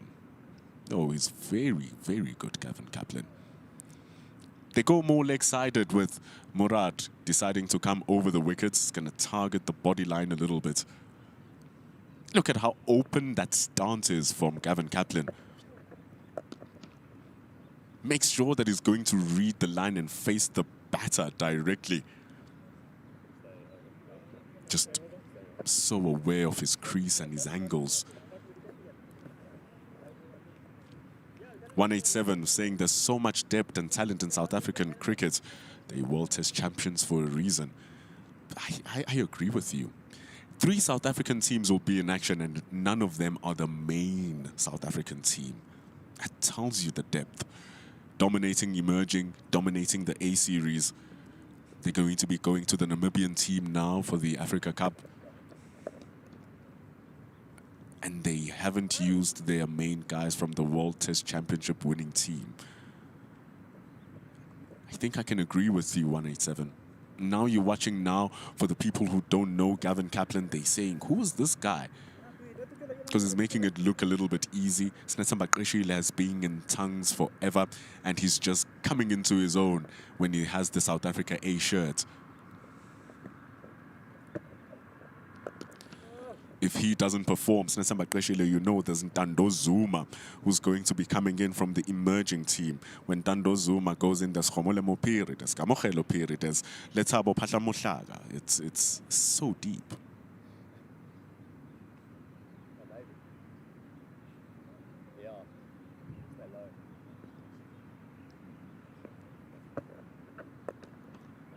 There's a lot of talent. And those names I just named were just the batter keepers. Rivaldo Munsami just recently, who was in this team, he's also around. Keegan Leon Cachet playing down in the emerging team. Oh, goodness. There's a lot of depth in South African cricket. But we're missing right arm off spinners. How funny is that? A push down from Gavin Kaplan. They extract 9 runs from the over. They made it look way too easy. It's 103 overs done. They lead by 431. This is how Benny McCarthy spends halftime, multiplying the excitement while the match takes a break. Play Sporty Skill and discover casino games on SportyBet. Bet smart. Play SportyBet.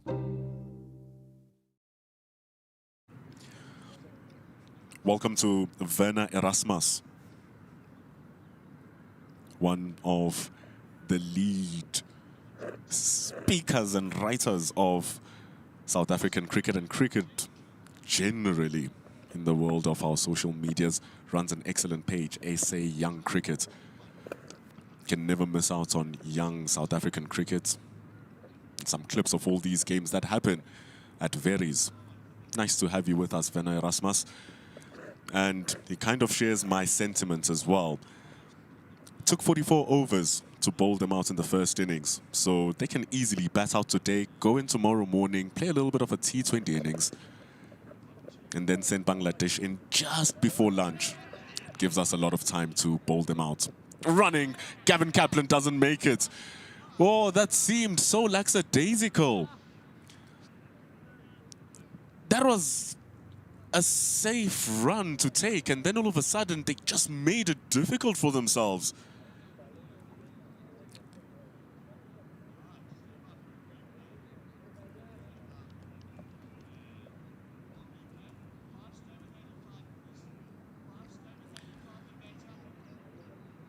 What a calamitous way to go out. I think Werner Erasmus was just relaxing, and all of a sudden he doesn't make it his ground. That is not good running. That's not good running. But he loses his wicket in a very soft manner. It's just missing that little bit of edge. It's 5-5-5 for 5. Oh, that does make sense. Pentuple Nelson. 5-5-5 for 5. And then you have a funny way to lose your wicket. It makes perfect sense. The superstition cannot be truer.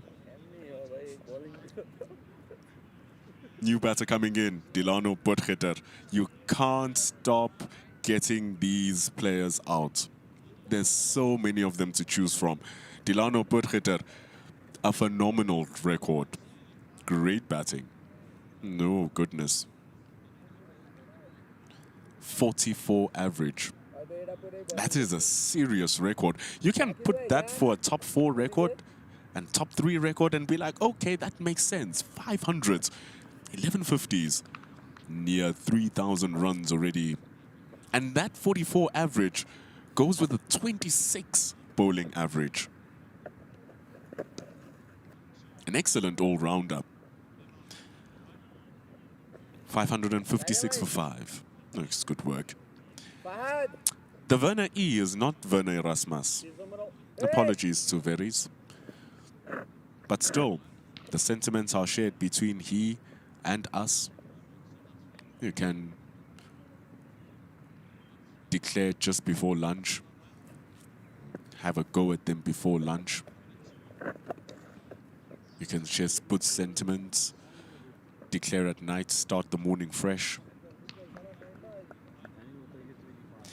Michael 3419 saying that South African red ball cricket is in a really good place.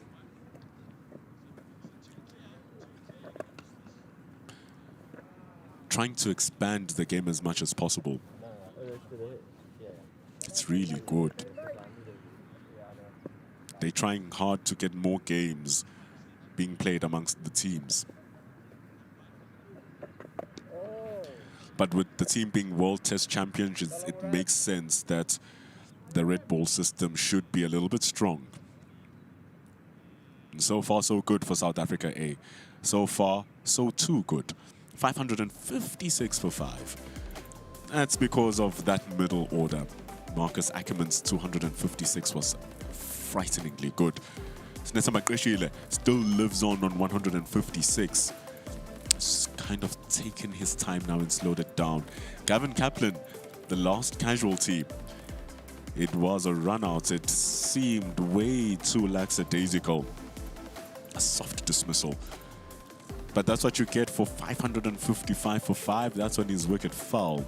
And they've scored a 1 run in this partnership with Delano Potgieter being the last recognized batter in the team. Faulty sweep. Was going for it here, Snetsa Makreshile. He's been good with the sweep. It's another time that he's being hit in the sensitivities.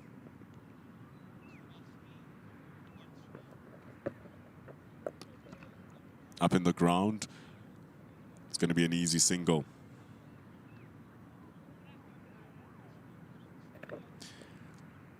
Invest 334 was asking if it's a good time to come down and watch the game. It's always a good time to come down and watch the game. You're wanting to watch Gavin Kaplan, but it gets run out. You'll get to watch Gerald Kutsia bowl tomorrow. And Reshile possibly get to his 200 if he continues batting nicely.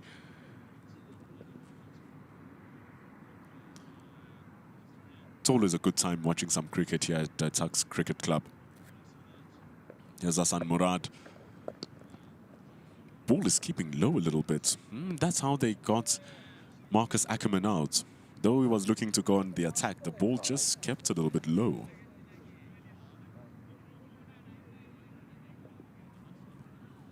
Johnny Wilson joining us in the chat. Yeah, that's what I've been saying.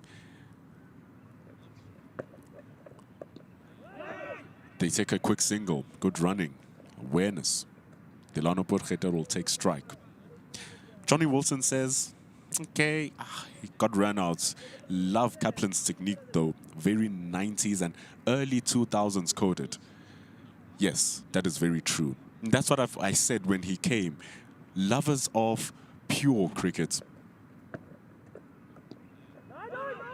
Those who grew up in the days where Test cricket was still in its heydays, they're going to love watching Gavin Kaplan play because his game is so simple.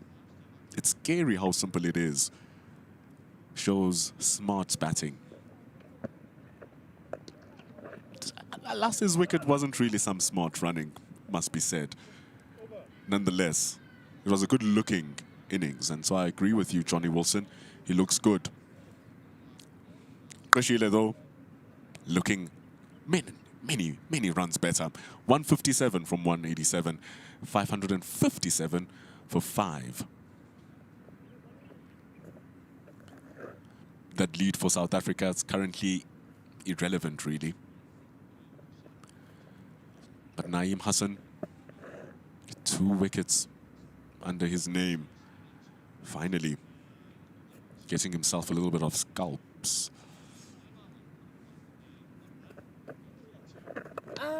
Oh, that is not good signs for Bangladesh. The ball kept creep basically to Snetsemba Krishile. They're going to have to be bowling on this for 2 days. They're going to need to be batting on this for 2 days. That's an issue. But it's good. Naeem Hassan finally into the wickets.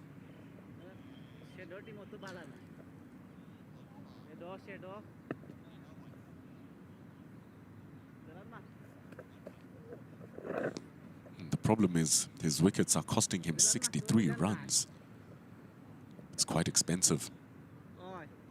To offset that, he would probably need to get 3 more wickets to average it out to 20. Smart little fielding position that's allowing him to attack the stumps even further. Sometimes Snetsemba Krishile does advance down the track, but he holds his ground really well, Krishile. There's been no signs that you might be able to stump him out.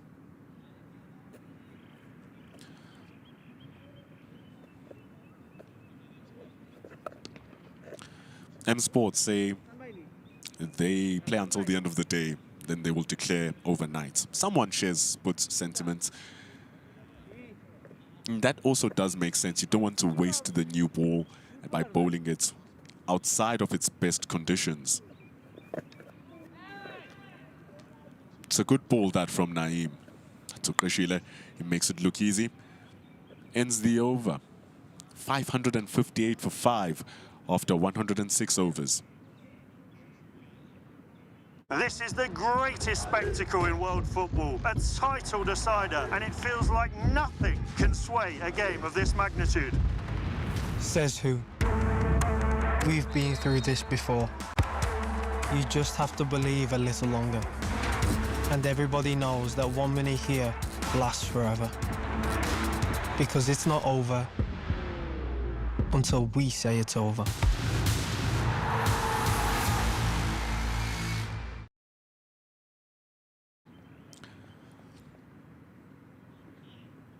We're coming back with Hassan Murad. That sounded sweet from Snetsemba Krishile. Oh, it is wonderful. You're eventually going to run out of words to describe the type of batting that we are experiencing here today. They are making it look so effortless. It's hard for the bowlers.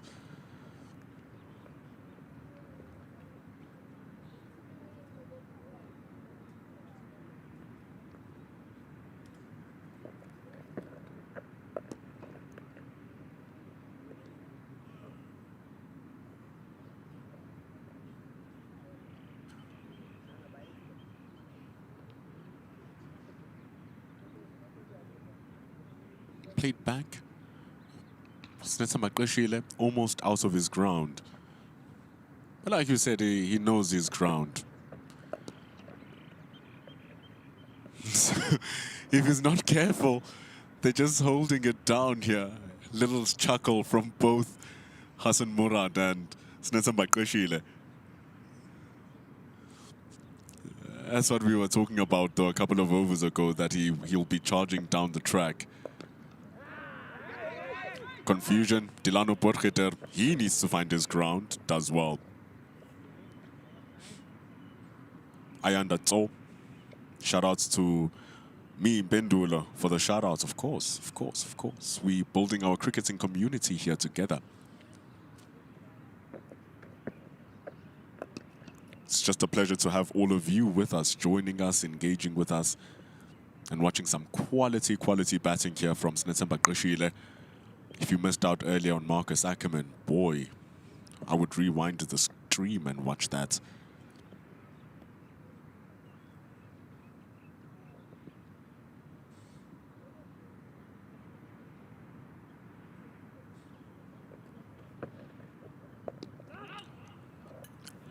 It's the end of over 107. They take 5 runs from it. Hassan Murad goes for 200. That is something. And he hasn't gotten a wicket. That's going to mess up his average so much. Well, South Africa have messed up the scoreboard anyway with all of these runs. 256 from Marcus Ackerman. We're going to keep talking about it. Tsepang Ditole, it took an absolute pearler of a catch from Afif Hossein to take him out. Senokwane chopped it back into the stumps, the start of the innings. Zubair Hamza lost his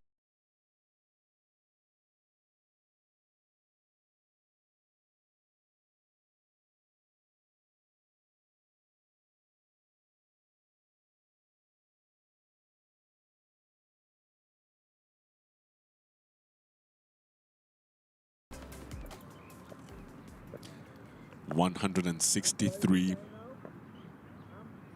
It's a lot of runs scored. Hassan Murad has gone and faced 200 runs off his bowling. They've scored 200 off him from 222 balls. It's very expensive. Invest 334. Yeah, it's exactly the plan to come in and watch. He was in the... I watched Kutia bowling in the first innings. Was initially there to watch, but have too many tests this week to consider coming tomorrow. Yeah, let's focus on our studies. Imagine coming to watch cricket at Tuks and then not passing because you're watching cricket at the university. The irony would be funny. So all of your best with your tests, Invis. As you're enjoying test cricket. I thought initially when you said you have too many tests, I'm like, hey, which tests are you playing? Here's the unofficial test here. But really all of the best with those tests, Invis. Thank you for joining us in the stream. Delano Potgieter is one of the quality all-rounders who's been unfortunate not to be a national team player, says Ayanda Tso. Clearly, by him being now in the SAA team, it seems like the selectors are identifying him and starting to push him into the necessary spaces. I thought that he was a little bit misbranded as just a white ball player, and I think this is his best. This is his best format. He just performs out of his world here and has helped the Lions win 2 out of the last 3 4-day series matches and trophies. It's Naeem Hassan now who's also playing the same game. See, they're trying to keep him to keep him out of coming down the crease. Well, they're trying their best to do that. Every single ball is trying to charge down and they're charging back, the spin bowlers.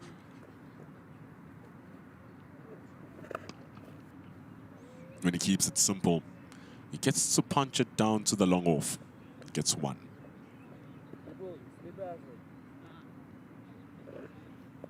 Hey! Thank you, SF or CFB is better than NFL. Thank you for shouting out the great stream. We thank you to Mega Live bringing you this quality pictures. Look at that. Delano Potgieter yet to get off the mark. It's not even about the runs being scored. Remember, the lead is completely out of the books right now for Bangladesh unless they can switch on and bat out of their books tomorrow. But it just seems unlikely if you've bowled the team out for 44 overs that you're going to think they're going to score 450 runs and bat for a total of 180 overs. 180 overs is what you need to bat for 2 days of batting. That's nearly 5 times the amount of batting they need to do than what they did in the first innings. It's very hard, very, very hard to see it happening. But can they bat for 2 days, even if they don't chase down the score? It's going to be difficult, but it's a game of cricket. If the track continues being good, a lot of things can happen tomorrow. It's the end of the over for Naeem Hassan. Well controlled for a single. 564 for 5. It's the lead that matters. It's 442. And remember, it's not for Bangladesh to chase 442. It's for them to chase 442 and then score runs on top of it to set a target for South Africa. So they'll probably need around 500 runs. They'll need 600 runs to make something competitive if they want to win the match. It's very hard to see that happening.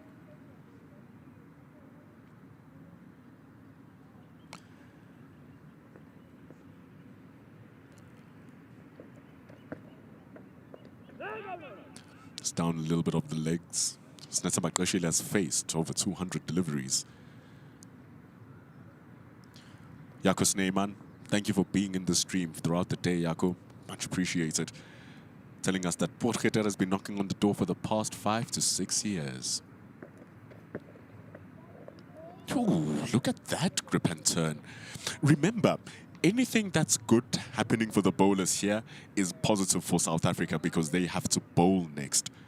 So seeing the ball react like that for Hassan Murad, Koshile has been out there for 201 balls upon facing that. And he still faces surprises. That's a great stop at the covers from Mohamed Naeem. That was crashed from Koshile. So if the ball is still starting now to have these weird powers, the pitch is starting to show a little bit of its demons, the issue will be for Bangladesh to face that bowling. And remember, they need to bat for 180 overs. So they need to bat for longer than what South Africa have here for their 565. Tall order. So Yako Sneyman, I'm sure a lot of people are happy to see Potgieter get his opportunity. So now it's about, can he claim that opportunity?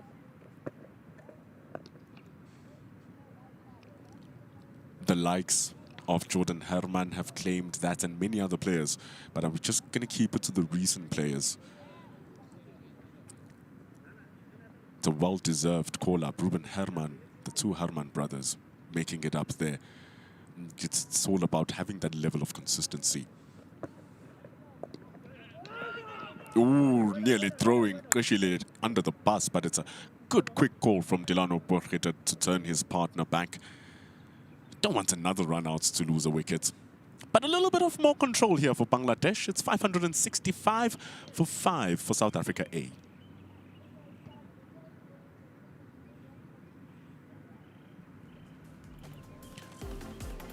More cricket action is going to happen at the start of this season. There's so much of it. Starting on Heritage Day, the 24th of September, until October.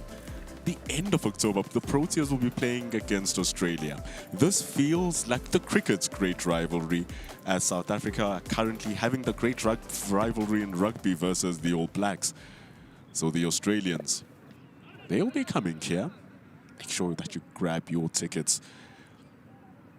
The 27th of September will be the long-awaited Pink One Day International. It's always a festival during the Pink One Day International. Make sure that you grab your tickets. Oh, that's an ambitious appeal from Ankon. Koshile way outside the line of his stumps. But Naeem has bowled much better the latter part of the day. He really struggled when he started off. But now he's in it now. but there's not much pressure for the South Africans to score runs, just a matter of survival. There's still 1 hour of cricket left. So still a lot of batting to happen, around 15 to 16 overs.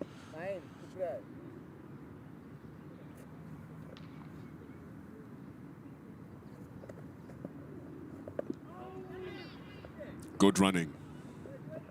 He's so aware. It's starting to get a little bit darker, but he's still hungry. He's been out there the whole day. He's still running. This is what you want to see.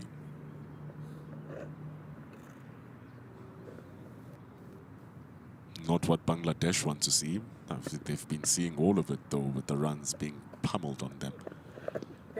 Reverse sweep. It's in the air for a bit, but at least it beats the inner ring for Snetsamba Kreshile.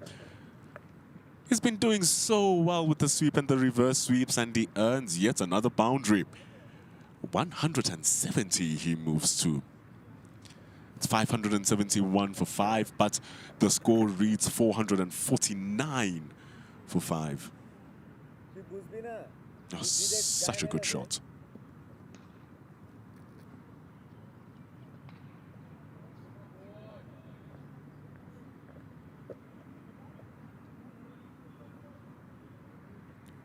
Last ball to go here for Naeem Hassan. You see, he's running back into his ground because they keep on throwing the ball. That's good, that's good, that's good from Snetsamba Kreshile, and also for the Bangladeshis to just keep him on his toes. Even when the game seems like it's dying, there's still something to find and talk about. It's 110 overs completed. They lead by 449. Michael 3419 saying, I remember the dark days during the pandemic where the test side was not batting well and you looked at domestic cricket and couldn't see hope. Now we World Test Championship champions and have plenty of Oaks knocking hard. There's so many of them, Michael. It's actually insane to think about it. And when you think of the chats happening around the world, especially with England and Australia, an aging and an attack, they can't find new talent to fill in some of the holes. When you look at South Africa, there's none of those problems. It's very promising for the investment that has been put in by Cricket South Africa.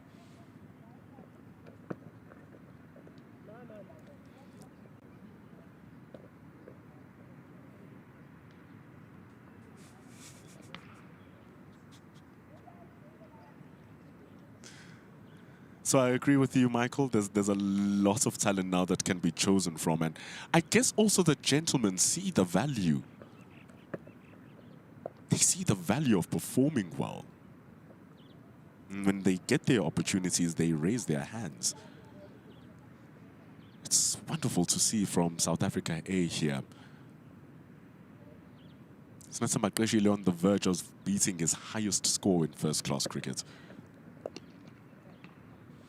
Delano Potgieter has faced these situations too many times before. Funny enough, Delano Potgieter sometimes is the reason why the DP World Lions are in these situations. In 2 occasions, he and Connor Esterhazen have put on immense partnerships to help the Lions win very crucial games throughout the season. He's a fine player, Delano Potgieter. Libo Keza. Welcome back. Amazing commentary on display. Almost better than the middle order batting. Yeah, powerful compliment. Thank you so much, Libo. I appreciate it. Hey, but this batting out here. I'm only a shadow. Yeah, it's a cracking shot from Delano Potgieter. Takes it into the netball courts. Might have scored it into the nets. He's a powerful hitter of the ball, Delano Potgieter, and messes up the over for Hassan Murad. South Africa lead by 455. Oh, it's gorgeous. Like I said, Libo, I don't think I'm better than this middle order batting, but I try my best. Because that is simply insane from Delano Potgieter. The balance through the shots, the power through the shots, the hit position. It's beautiful. That's what he can do. That's the reputation that follows Delano Potgieter. A big hit of the ball. But then so smart. It took him 21 deliveries to play that, and he waited for the ball to allow him to do that. And that's what he does very well, Delano Potgieter. And that's what Snesemba Qeshile has been doing as well on 170. Ankon, the captain, is trying to move his fielders somewhere. I don't know where he can move them. They haven't been able to do much.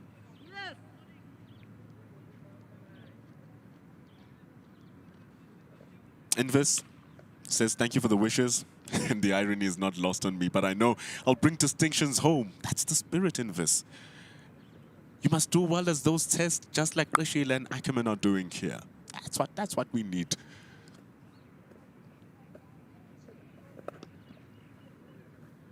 That front foot defense, that's how you must go and study. You must block all of the demons that make you think you won't pass away. So all the best indeed. Hoping to see some of the boys this summer too in the first team setup when I'm on holiday. There's a lot of cricket happening in this. We'll want to see you there as well. We'll want to see you there as well.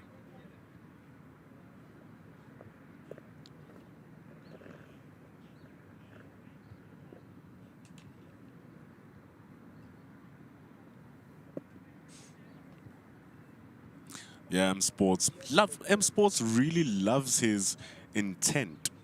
Loves going for it. Doesn't like people defending. Say if they defend any longer, they're going to lose their wickets here. Funny enough, they've been losing their wickets trying to chase runs. A lot of irony in the game of cricket, M Sports.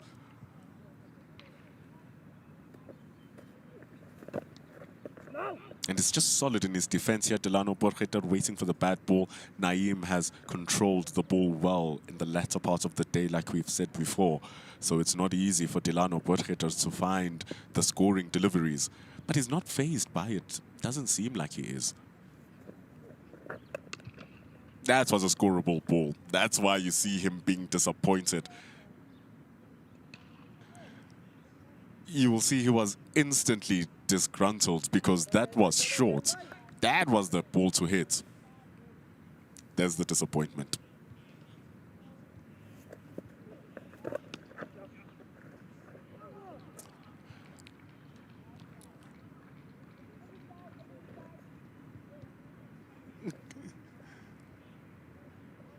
It's the end of over 112. 582 for 5.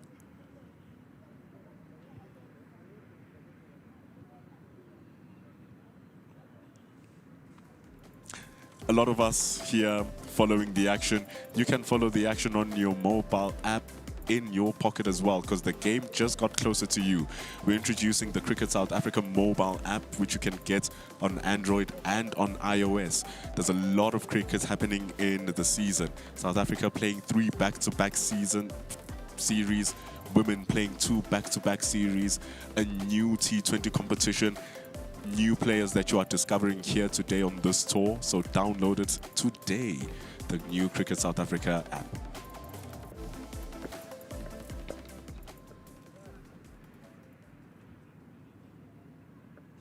M Sports saying Delano Potgieter just wants to do practice for the next hour. No, it's not a selfish game. It's about what the team needs here, M Sports. The team needs to bat until the end of the day so that they can explore all of their options. Do we declare or do we come back early in the morning as well? So there's a chance that if another wicket falls here, they'll bring in the next batter and bat out the rest of the day. There's 50 minutes left in play.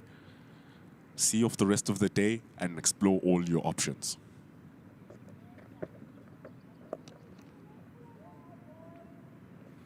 And so working the ball around now, it's no longer about the runs. It's all, the run story has been closed a long time ago. It's just we are controlling this innings now. We are keeping them out there. We are getting the Bangladeshis tired.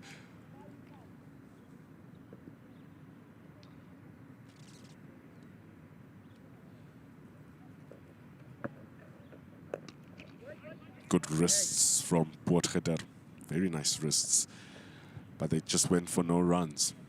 Love the way he also opens up the stump so that he can just create more artificial width. So good. Misses the reverse sweep, but it's going to hit him outside the line of the stumps, so there's no need to appeal.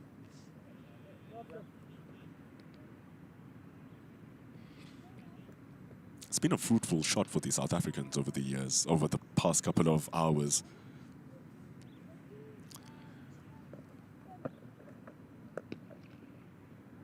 Cuts into the deep. It's so wonderful from Delano Potgieter. Those wrists, those feet, working a wonder. He moves to 15. 4 runs to end the over.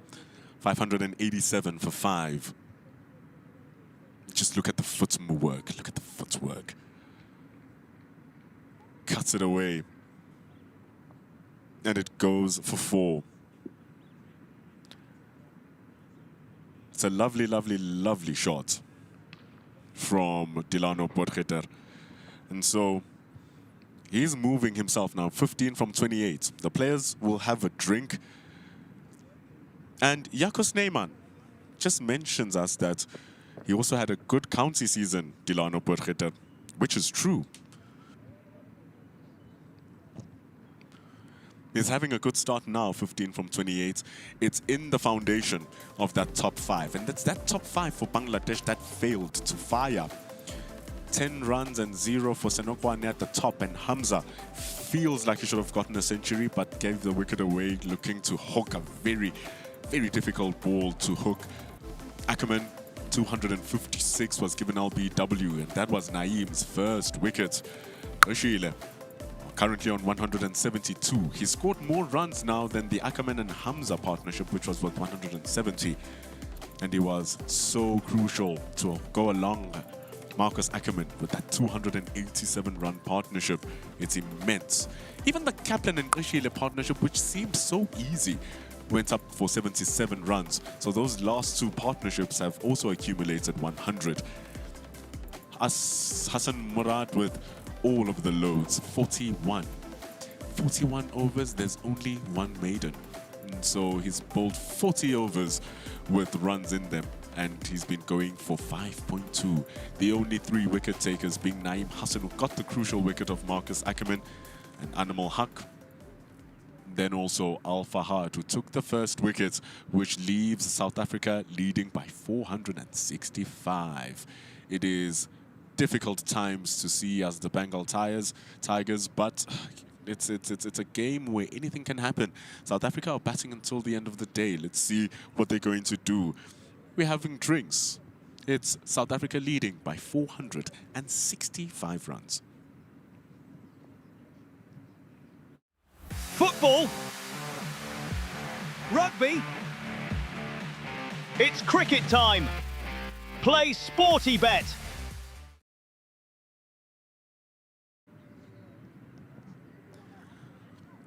So the Bangladeshis are having a tough task here. Those conversations with less smiles, but they just know that the batting was not good enough. They're going to have to do better. Delano Potgieter had a great season with county cricket also. Scored well and took wickets where he needed to. That's what Jaco Snyman reminds us of, and that's very true. He scored 2 half-centuries for Hampshire. A 55 and an 84. Has a 3-fer. Took a couple of 2-fers. And so he's a sensational worker, even in away conditions. The Tuks clubhouse. Nice little venue. It's been a while since the A-team has come here. It's good that the A-team comes here. High Performance Center for Cricket South Africa. All of the developmental talent. Your under-19s, your emerging teams. They come through this area. That's why it now has a high performance center. So it's them and the Northwest University with high performance centers in the country.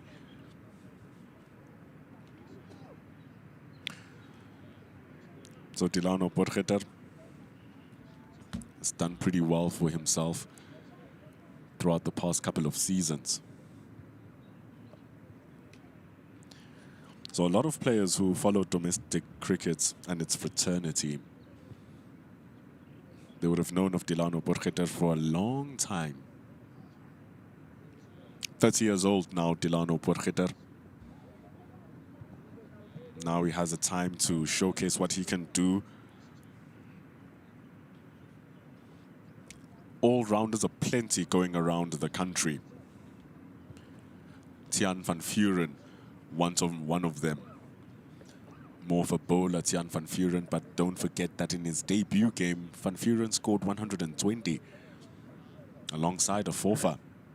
Then in England, he took a 10-fer, a 10-wicket haul. Tiaan van Vuren, left-arm fast bowler. So of different ilk than Delano Potgieter.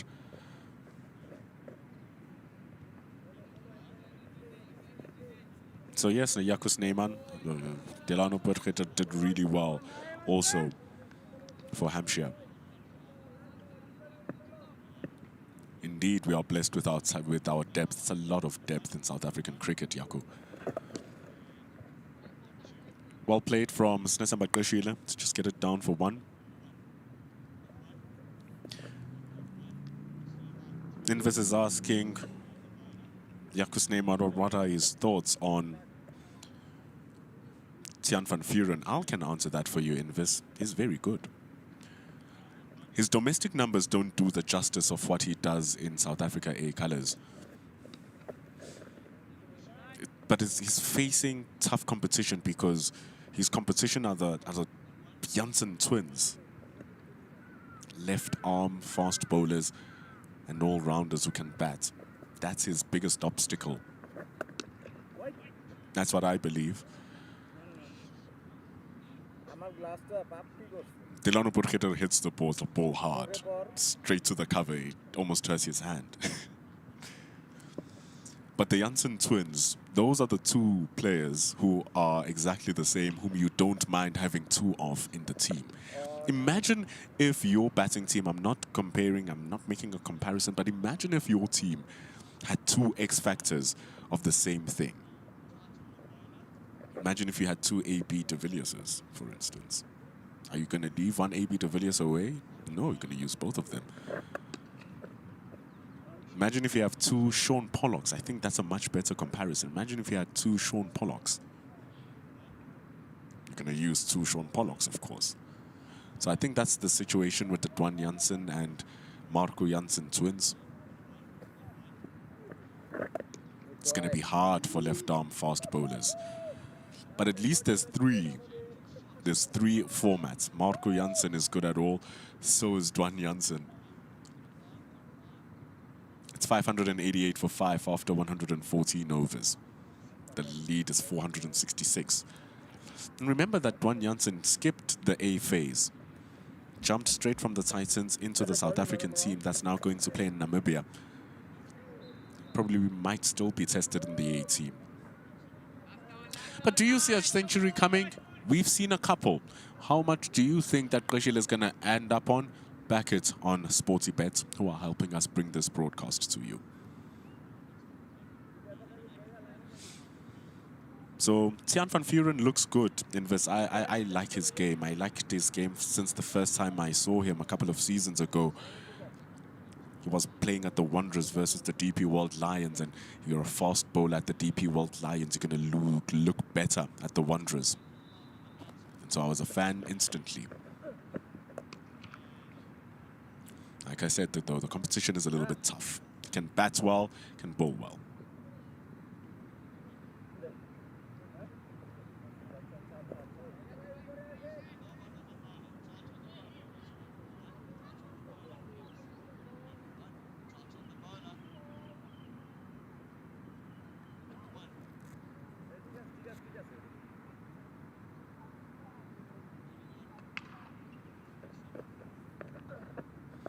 Afif was saying earlier on, he had the misfortune of batting during those two massive partnerships of Hamza and Ackerman and Qashile. It was a lot of runs, and so he just bowled 3 overs.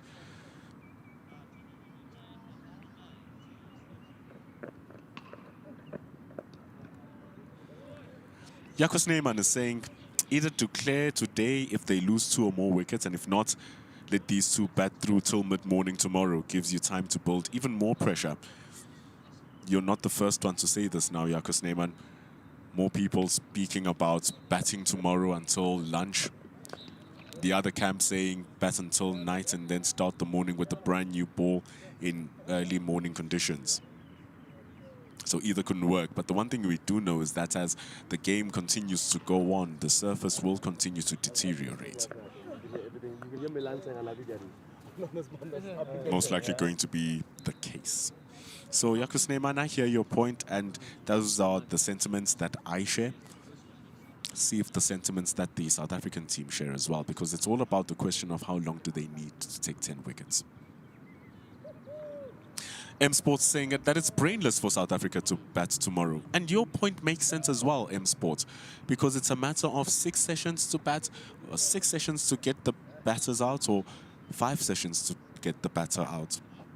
Don't you want to give yourself more time to get them out when you know they've already been battered out of the game? I think that's a good suggestion as well, M Sports. You can't write that one off.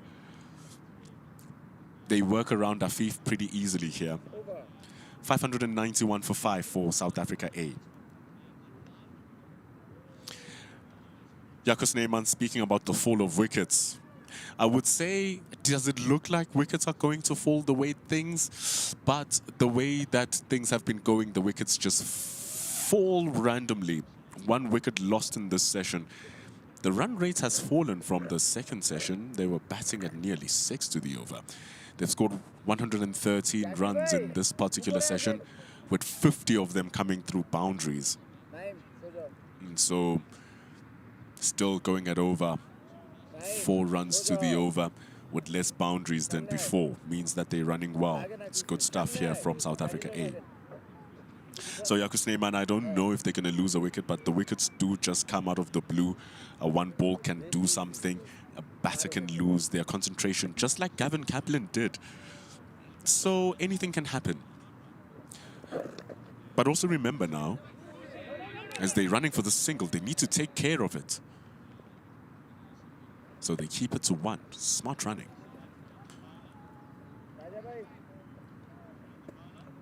So remember, the game finishes at 5:30 local time. We are 5 minutes to 5, so there's 35 minutes, give or take, left in the game's play. If a wicket falls, try and bat for the last 30 minutes. It's okay. Because what are you giving your bowlers and Snetsamba Qashile, your wicketkeeper, who's been batting the whole day? Might as well finish the day. So even if a wicket falls, it seems like they might continue, but it's a funny game. Anything can happen.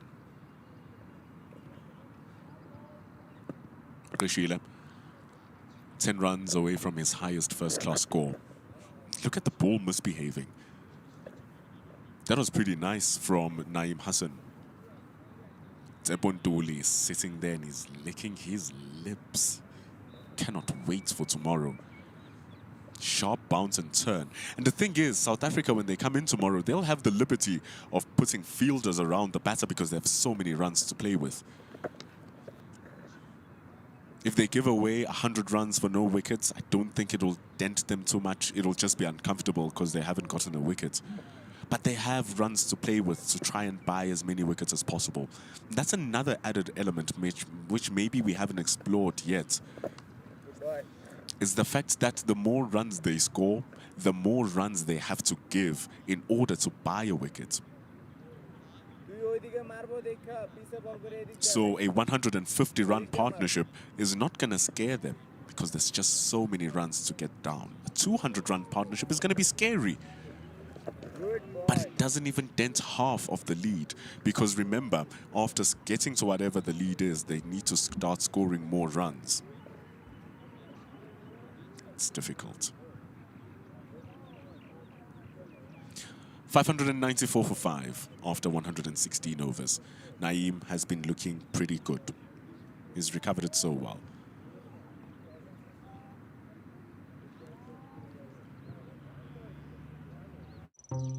This is how Benny McCarthy spends halftime, multiplying the excitement while the match takes a break.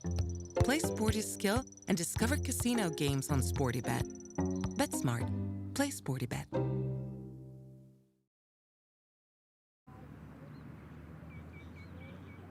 A lead is 472.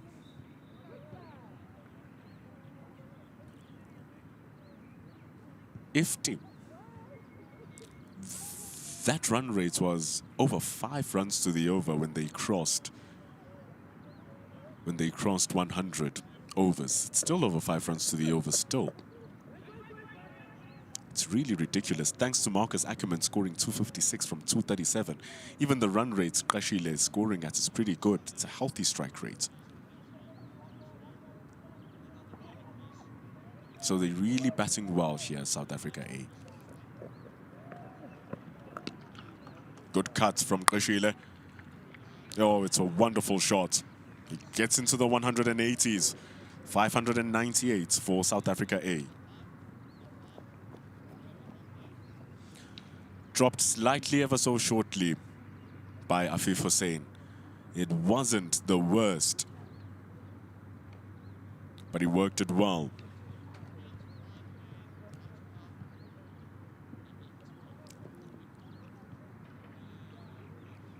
It was the calm before the storm.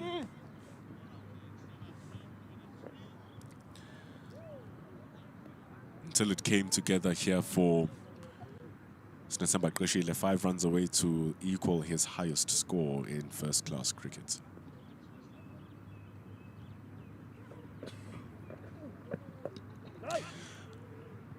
Michael's response about the Tiaan van Vuren chat is that Tiaan went well on the SAA Tour of England, but I'd like to see what he can do in Division 1 first. I think he's in Division 2 with the Knights. He is with the Knights, but the Knights have been promoted after winning all 3 competitions in Division 2. So now they'll be playing in Division 1.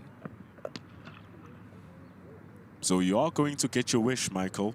You are going to get your wish and see Tiaan van Vuren playing in Division 1 cricket. But also, his performances against New Zealand, a 4-for and 120, quite impressive. Michael also thinks that they'll give Qashile a chance to score 200. All the reason why to bat further, doesn't it? Keep them out there. He's on 182 and looking good. Delano Potgieter has also settled in, moving to 18. But the story is that South Africa have reached 600. It's a massive total. 600 for 5 even. The lead is 478. Crazy business.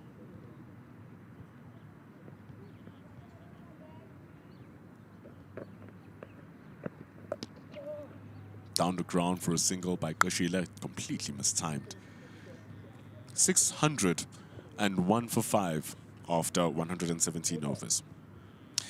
Hlanganani Mkari, welcome to the chat, Hlanganani. We are all meeting here, isn't it, Hlanganani? For those who don't know, Hlanganani means meet up, come together as a unit. That's what South Africa have done here. They've come together in that middle order.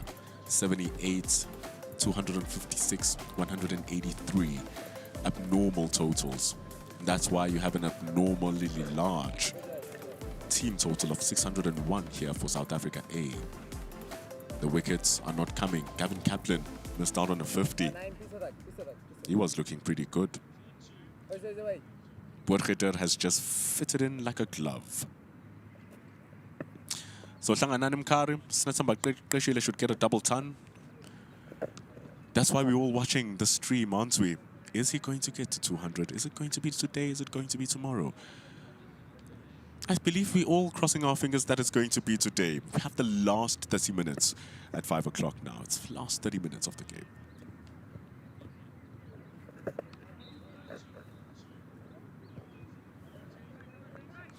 M Sports is saying there's no future in playing these spinners. They're playing for personal stats. Of course. Of course. Beat your best score. Here's your chance. Why not? What's wrong with that? The bowlers have earned the team the right to play this type of cricket. The bowlers gave the batters a platform to bat at the best time of the game.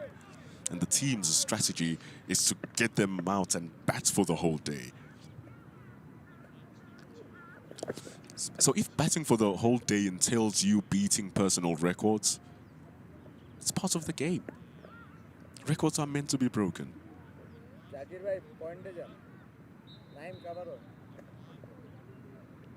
So they are batting well here at 602 for 5.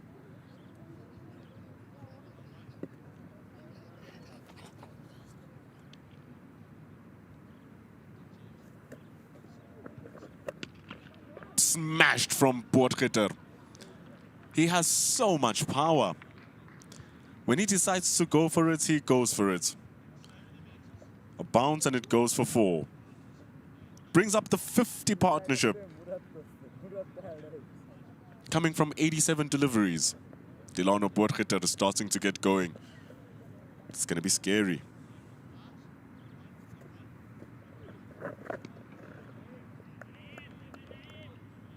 What a wonderful shot. Goes over for 4 runs by Delano Potgieter. Takes a step back. Bang! Over the top. Takes a single bounce over for 4. And it just makes the figures worse for Bangladesh and the sight more painful to look at if your colors are green and red. Because there's nothing green, it's all red. It's just tough. The economy rates are high up into the 5s. Iqbal Hussein Mondo is injured and is one of their key bowlers, so that's probably one of the reasons why it's so difficult to get wickets. Al Fahad and Anamul Haq got their wickets, so the seamers were active. So imagine if they had their 3rd seamer. Who has an argument of being their sharpest seamer?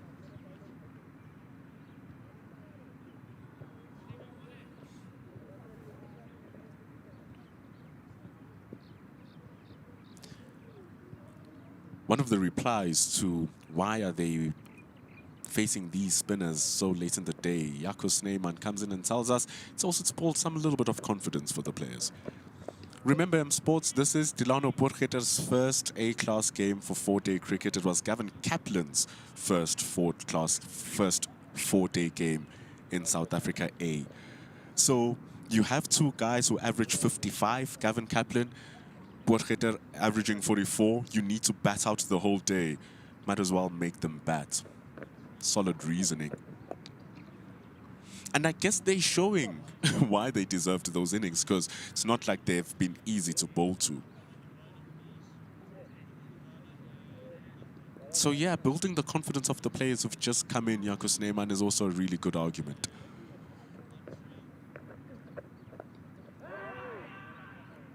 Good calling as well. Tubbs and Tubbs, welcome back to the chat, telling us that it might be the 200 for Krishile, then it will be lights out.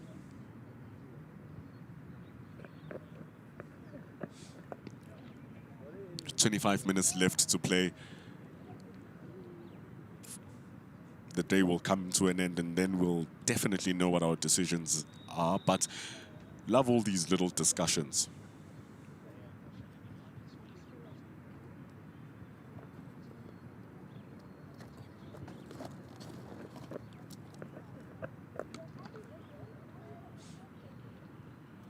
Down the ground for just a single.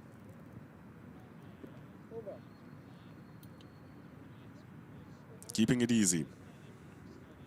It's 609 for 5. They lead by 487. Emran telling us about Bangladesh that Zimbabwe will be able to give them a tough time in both batting and bowling. Funny enough, Emran, funny enough, on that point, Earlier on this year in June, Bangladesh and Zimbabwe did play a test match, and Zimbabwe won it by an innings and 85 runs. Hey. So don't look down on the South African neighbors. They won the one-day tour 2-1. They lost the T20 tour, but they at least won one game. So Zimbabwe won 1-0 in the test. They won 2-1 in the one-days.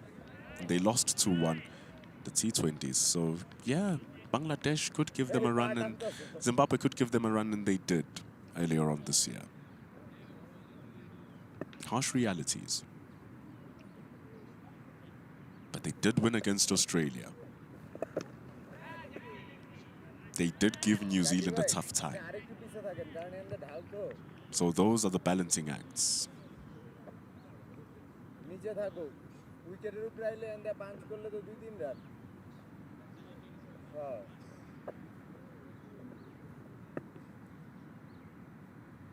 25 minutes left.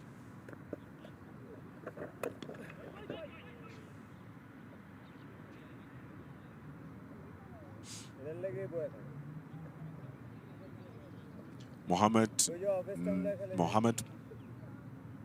Nayan Shanto saying first day the ball was moving, of which it was. It really was, and day two is batting paradise. It alludes to what Sput Smith was talking about earlier on, that indeed day number two is the best day to bat in 4-day cricket. And it's showing here by South Africa. 610 for 5. Can you believe it? And even yesterday, it was shown by Zubair Hamza and Marcus Ackerman. They batted so well at the end of the day. And the truth is, Bangladesh bowled well this morning. They really bowled well. The first hour, it was all Bangladesh. That's why they got the wicket of Zubair Hamza. Rashile and Ackerman nullified that. Naeem was part of the victims that was nullified, but now he's really brought it back, Naeem. And it's respectable that he's gotten his economy rates under 5, because he was going at 6.7. Now it's down at 5. 610 for 5 after 120.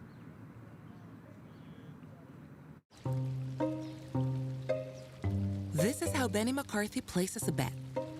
With AutoBet on SportyBet, your bet can be automatically placed when your chosen odds are reached. Bet smart. Play SportyBet.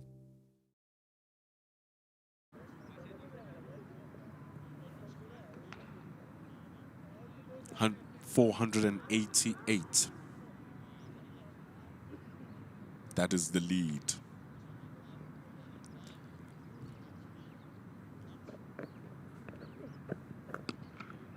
Cracking shot. But it's just stopped through the covers. It just sounds so good from Snetsenbach Nashile. Michael asking, I wonder what St. Stidians gets so right. That's where bunch of former Proteas and now Marcus Ackerman comes from. Delano Porgeter coming from RFLU. So I wonder what St. Stidian gets so right. I spend time on their campus and I don't see what they do so much different from other top schools. Is it recruitment? They've produced huge number of Proteas. I wonder if someone from St. Stidians can answer that question for us. Vian Mulder, Ryan Rickleton, Kagiso Rabada, Kwana Mapaga. Those are just the recent names coming from St. Stidians.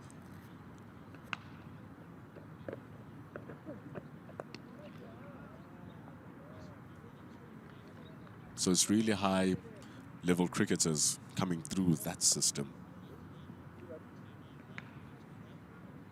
Mentions of Connor Esterhazen in the chat. He went to St. John's.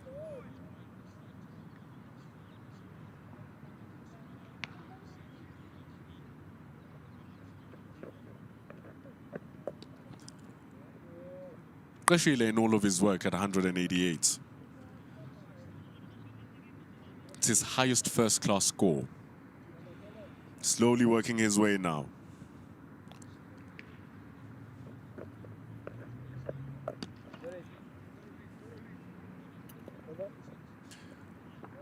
The lead is 480. There's 20 more minutes left in the day. So, Snetsa Makrishile has surpassed his highest score. Ayan Datso in our comments, also reminding us of that fact. His highest score was 186. That was the last innings he played for South Africa A. But after, South Africa will be playing the Australians in September. Make sure you get your tickets.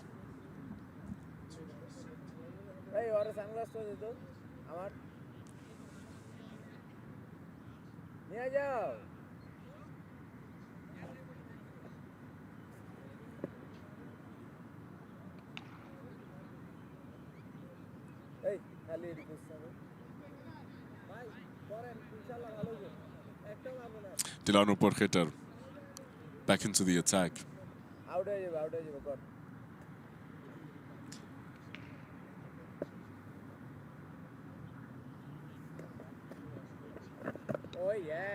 Naeem Hassan has really improved his bowling.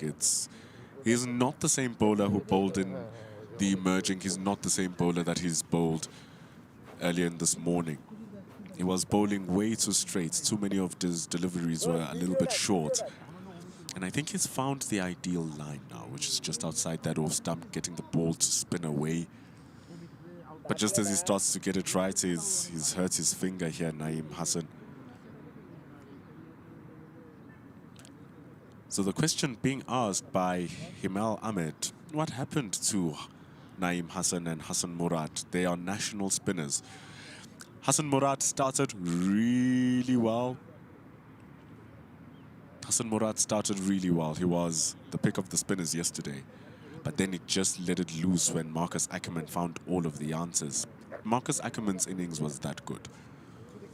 And then Naeem Hassan struggled from yesterday up until today, but then just before tea, something clicked. After getting the wickets off, Marcus Ackerman, it just became easier for him. And so his economy rates went from 6.7, and it went down now to under 5 runs to the over.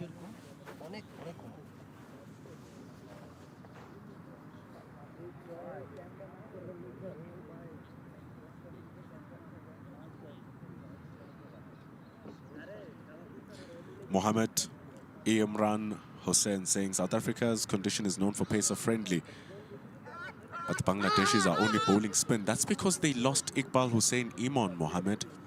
Iqbal Hussain Imon got injured earlier on.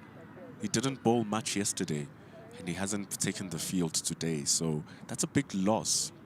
Because the two fast bowlers, Anamul Haq, they played well.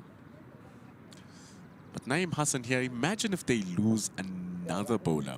Was just trying to catch the ball there. Wee, that hurts. As a finger spinner as well. Imagine if now they lose another bowler. So it's good that Naeem Hassan is back up. So yeah, Mohammed Imran Hussain. They lost Iqbal Hussain Imon, so they can't really maximize their pace bowling attack.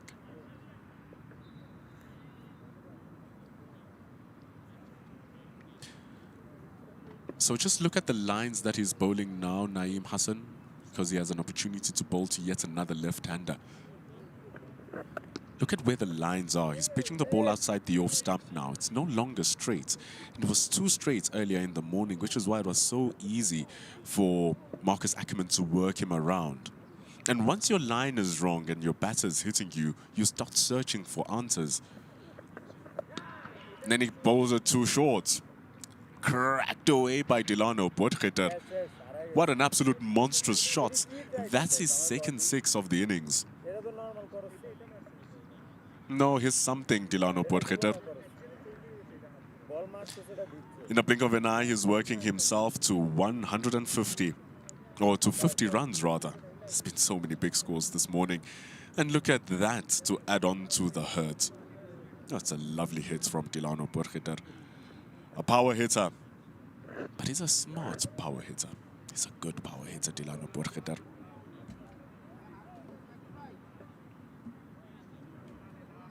South Africa close to leading by 500 runs.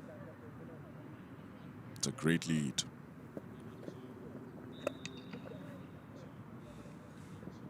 Misconnects with the ball.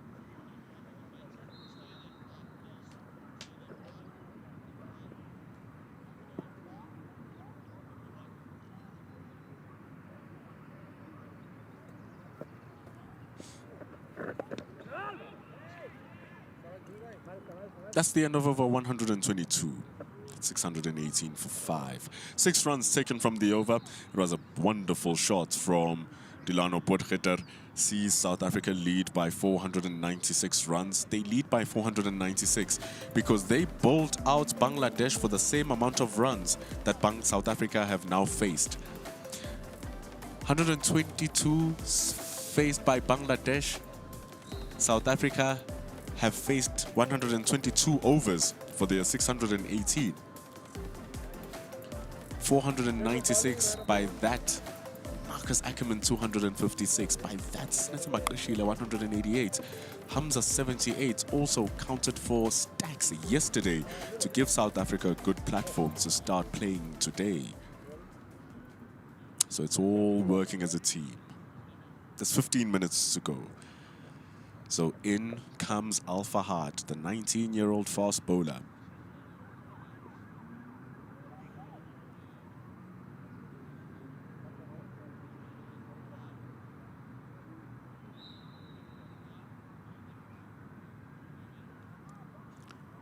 Tulumango joining us in the chats, right in time for Al Fahad to join in the game. 16 overs bowled. He's gone for a little bit of runs.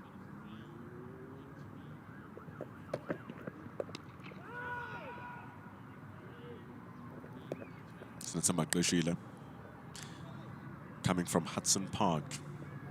Thank you, Tulumango, for letting us know. Snetha Makrishila and Ngaba Peter are definitely making their former school very proud. Ngaba Peter, one of the leading leg spinners in South African cricket. Snetha Makrishila building up his repute more and more and more. So thank you, Tulumango, for letting us know. It's fun to have you around. It's fun to watch Snetha Makrishila bat. Do you also come from Hudson Park, Tulumango?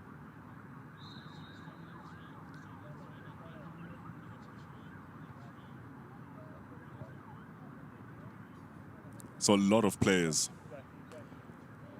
playing phenomenally well. There was a comment earlier on, I think it was from Ayan Datso, saying that the South Africa A team can give many test teams a run for their money around the world. It's hard to argue against it.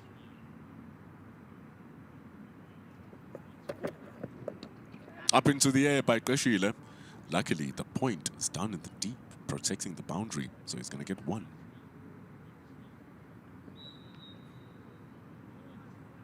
So yes, Pritom Khan, South Africa has many talented players in this match.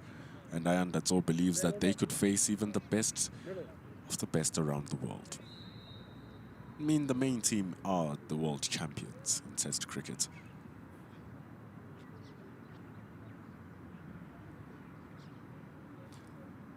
Rakibul Islam saying that South Africa has some quality all-rounders. Look, Rakibul, if I had to go list by list of the quality all-rounders, I would forget to commentate the game. That's how much talent there is. Initiatives like the SA20, initiatives like the school's SA20, the investment that has been brought back to the game now, they're trying to bring in a bigger T20 competition, the investment being made in 4-day cricket, the investment being made in schools cricket. Of course, you're going to get a lot of results and a lot of quality players coming through. Bangladesh have their own setups, very good setups, under 23s even. Emerging team is currently playing. The main team is in Australia. They have an under 19 team. They have an under 19A team. Al Fahad was part of the under 19 team this year that was in the World Cup.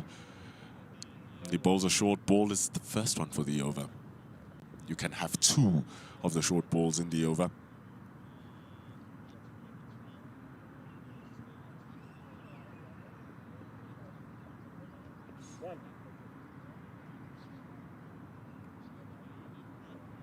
So it's been hard going for all the Bangladeshi bowlers. Yo, they've bowled for so many overs. There's 5 minutes left. There's 10 minutes left in the day.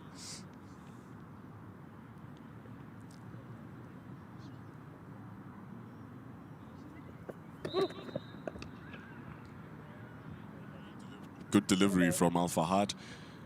It ends the over. The lead is 497.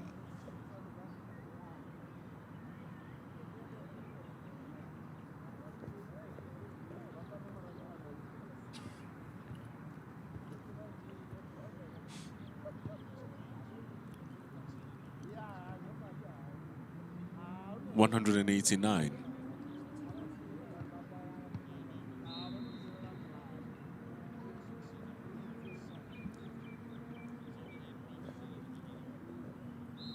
Naeem Hassan, who's kept it well and together in the back end of the innings.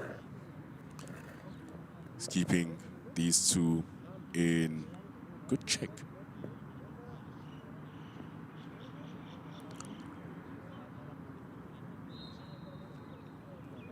Pradeep is asking how many overs left. There's 9 minutes left in the day, whichever comes first. So there's 9 minutes left until the game plays.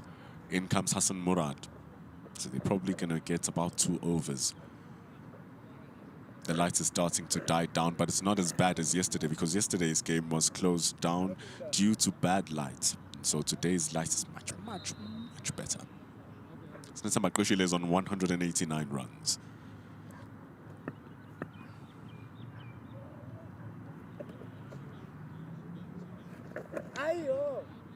Good tighter areas from Hassan Murad. Easy to deal with, though.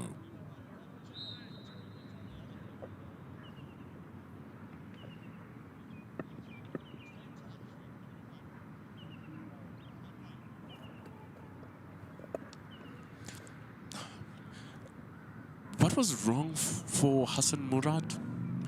He just bowled to Marcus Ackerman.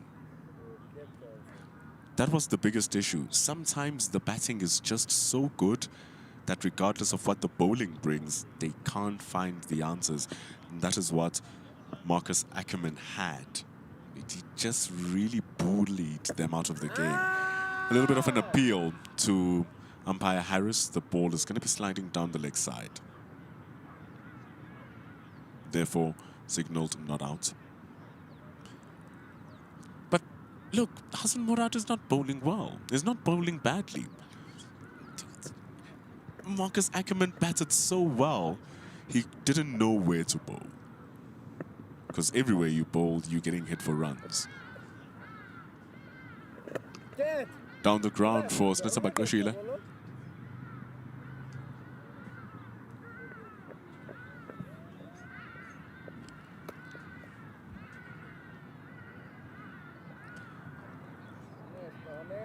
.5 minutes left in the day, so it's probably after this going to be the last over. Rakibul Islam saying Dilano Burkhead is a good player. Should get a chance in the national team.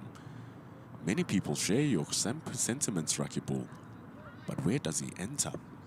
So he needs to show here that he's much better than anyone who's in the team. I feel like Marcus Ackerman has showcased that he can knock on the door as who he replaces. That's up to the selectors, your Patrick Maronis and your Shukri Conrads of the world. Not us. Thank goodness that it's not us. It's a hard decision to make. Because you want to build a core team. You want to have a strong team that you can revolve around. So who do you move out of that core to bring out a new piece? It's a hard question to answer. It's the end of the over. An easy single from Dilano Burkhead. It's 621 for the loss of 5. Speed is nothing without timing.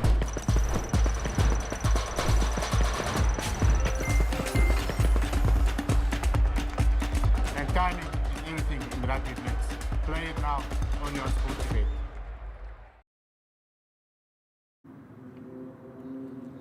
Coming back with only 5 minutes left in the day's play.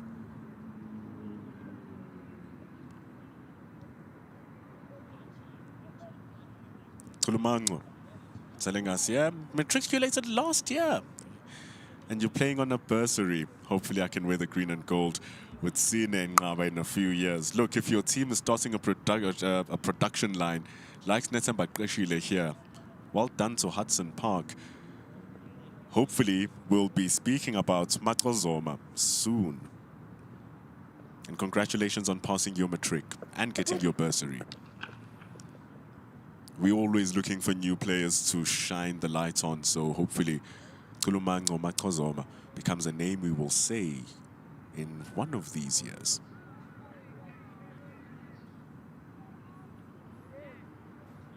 We're basically in the final over of the day, considering the fact that it's bowled by Al Fahad. The weather is much better today. It was already so dark last night.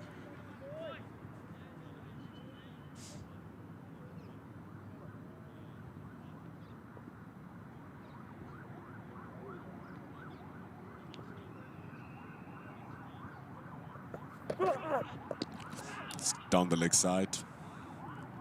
No runs. Tubbs and Tubbs is asking the crucial question: if Marcus Ackerman is knocking on the Proteas, who will he replace? There's still Proteas, there's still Pretorius, there's still Brevis in the wings.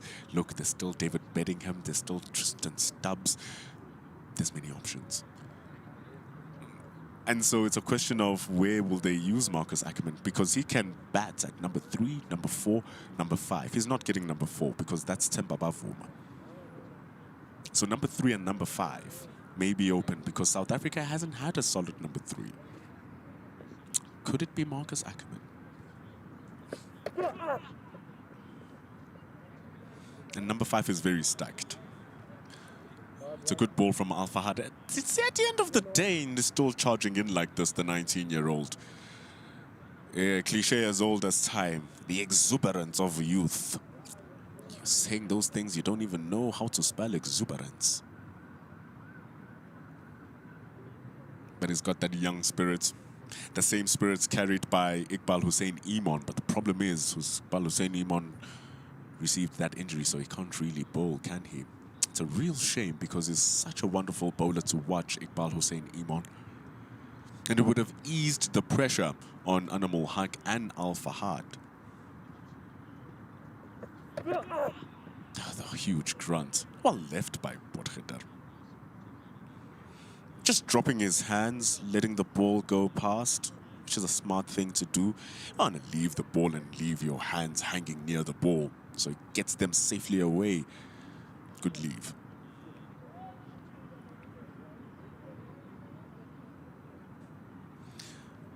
Mohammed Imran Hussein wants South Africa to bat and not declare, bat until they get out, so they make the Bangladeshi team suffer. Funny business. Jacob Bites, we've been speaking about these all-rounders, and he says the problem with getting into the Proteas as an all-rounder is that the bowling is so good, you need to be a proper batter. And more often than not, when we see our all-rounders, don't they develop their bowling better than their batting as they develop more into their career? And so having an all-rounder is going to do the opposite, focus on their batting more than their bowling. That would be interesting. So you need to be a really good player to get into the South African team, especially as an all-rounder, with Corbin Bosch doing well, with the Dwan Janssen and Marco Janssen coming in. It's tough. Lihleli Vavegi, welcome. Are you also from Hudson Park? Seems like we've got Hudson Park here coming to support Netemba Qeshile. It's what we want to see. Could this possibly be the last ball of the day? He's taking his time, Al Fahad. He's trying to make sure that when it ends at 7 at 5:30.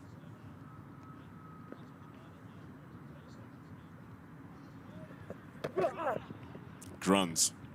And it's 5:30. That will be stumps. A tough tough day for Bangladesh. A difficult day for Bangladesh. And it ends on 622 for 5 for South Africa A. Snetemba Qeshile reaches his highest runs in first-class cricket, 190. And so the question is, are they going to come back tomorrow and continue? Let Qeshile get to 200, let Delano Potgieter get to 50, or will they want to use that fresh new ball in a fresh morning? We'll all find out tomorrow in the morning. But today has been such an epic day. 90 overs, basically. 450 runs. That is painful. And it's just 3 wickets. Snetemba Qeshile ends up on 190. This was on the back of Marcus Ackerman scoring 170 plus. Wonderful work from Snetemba Qeshile. Man in the purple, Iqbal Hussein Imon. That's the missing link for the Bangladeshi bowling lineup. What a real shame.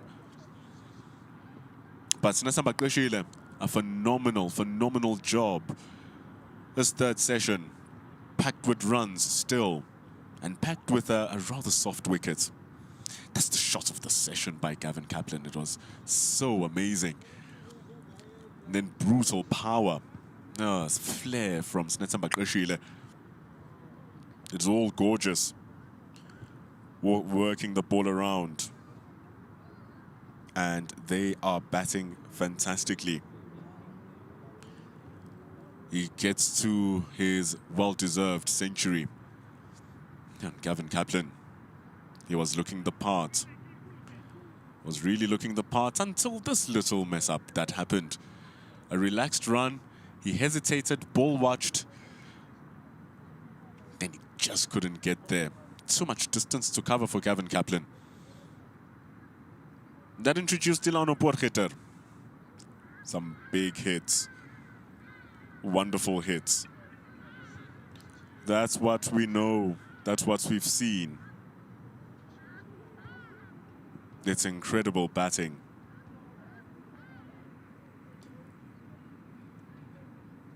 Everything about Snetemba Qeshile showed that he was in it. The last time he batted for SAA, he scored 186. So at the end of the day,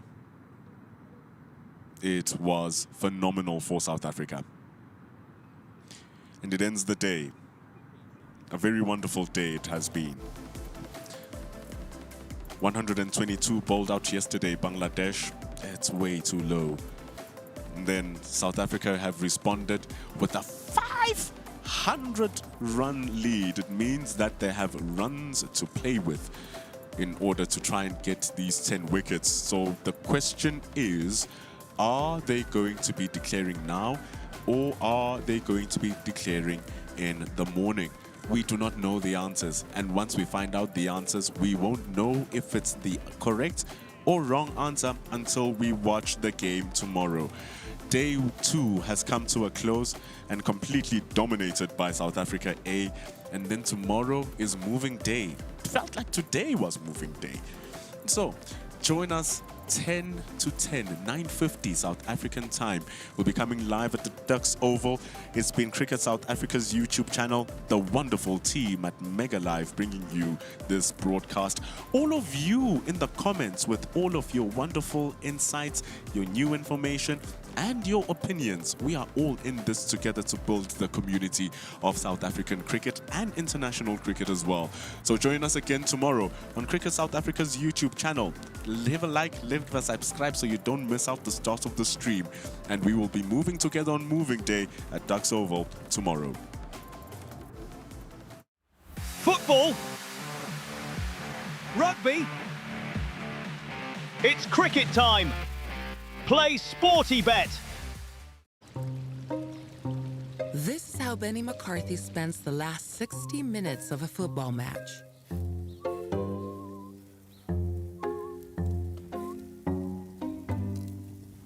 With early goals on SportyBet, selected win and goal predictions can be settled before full time. Be smart. Play SportyBet.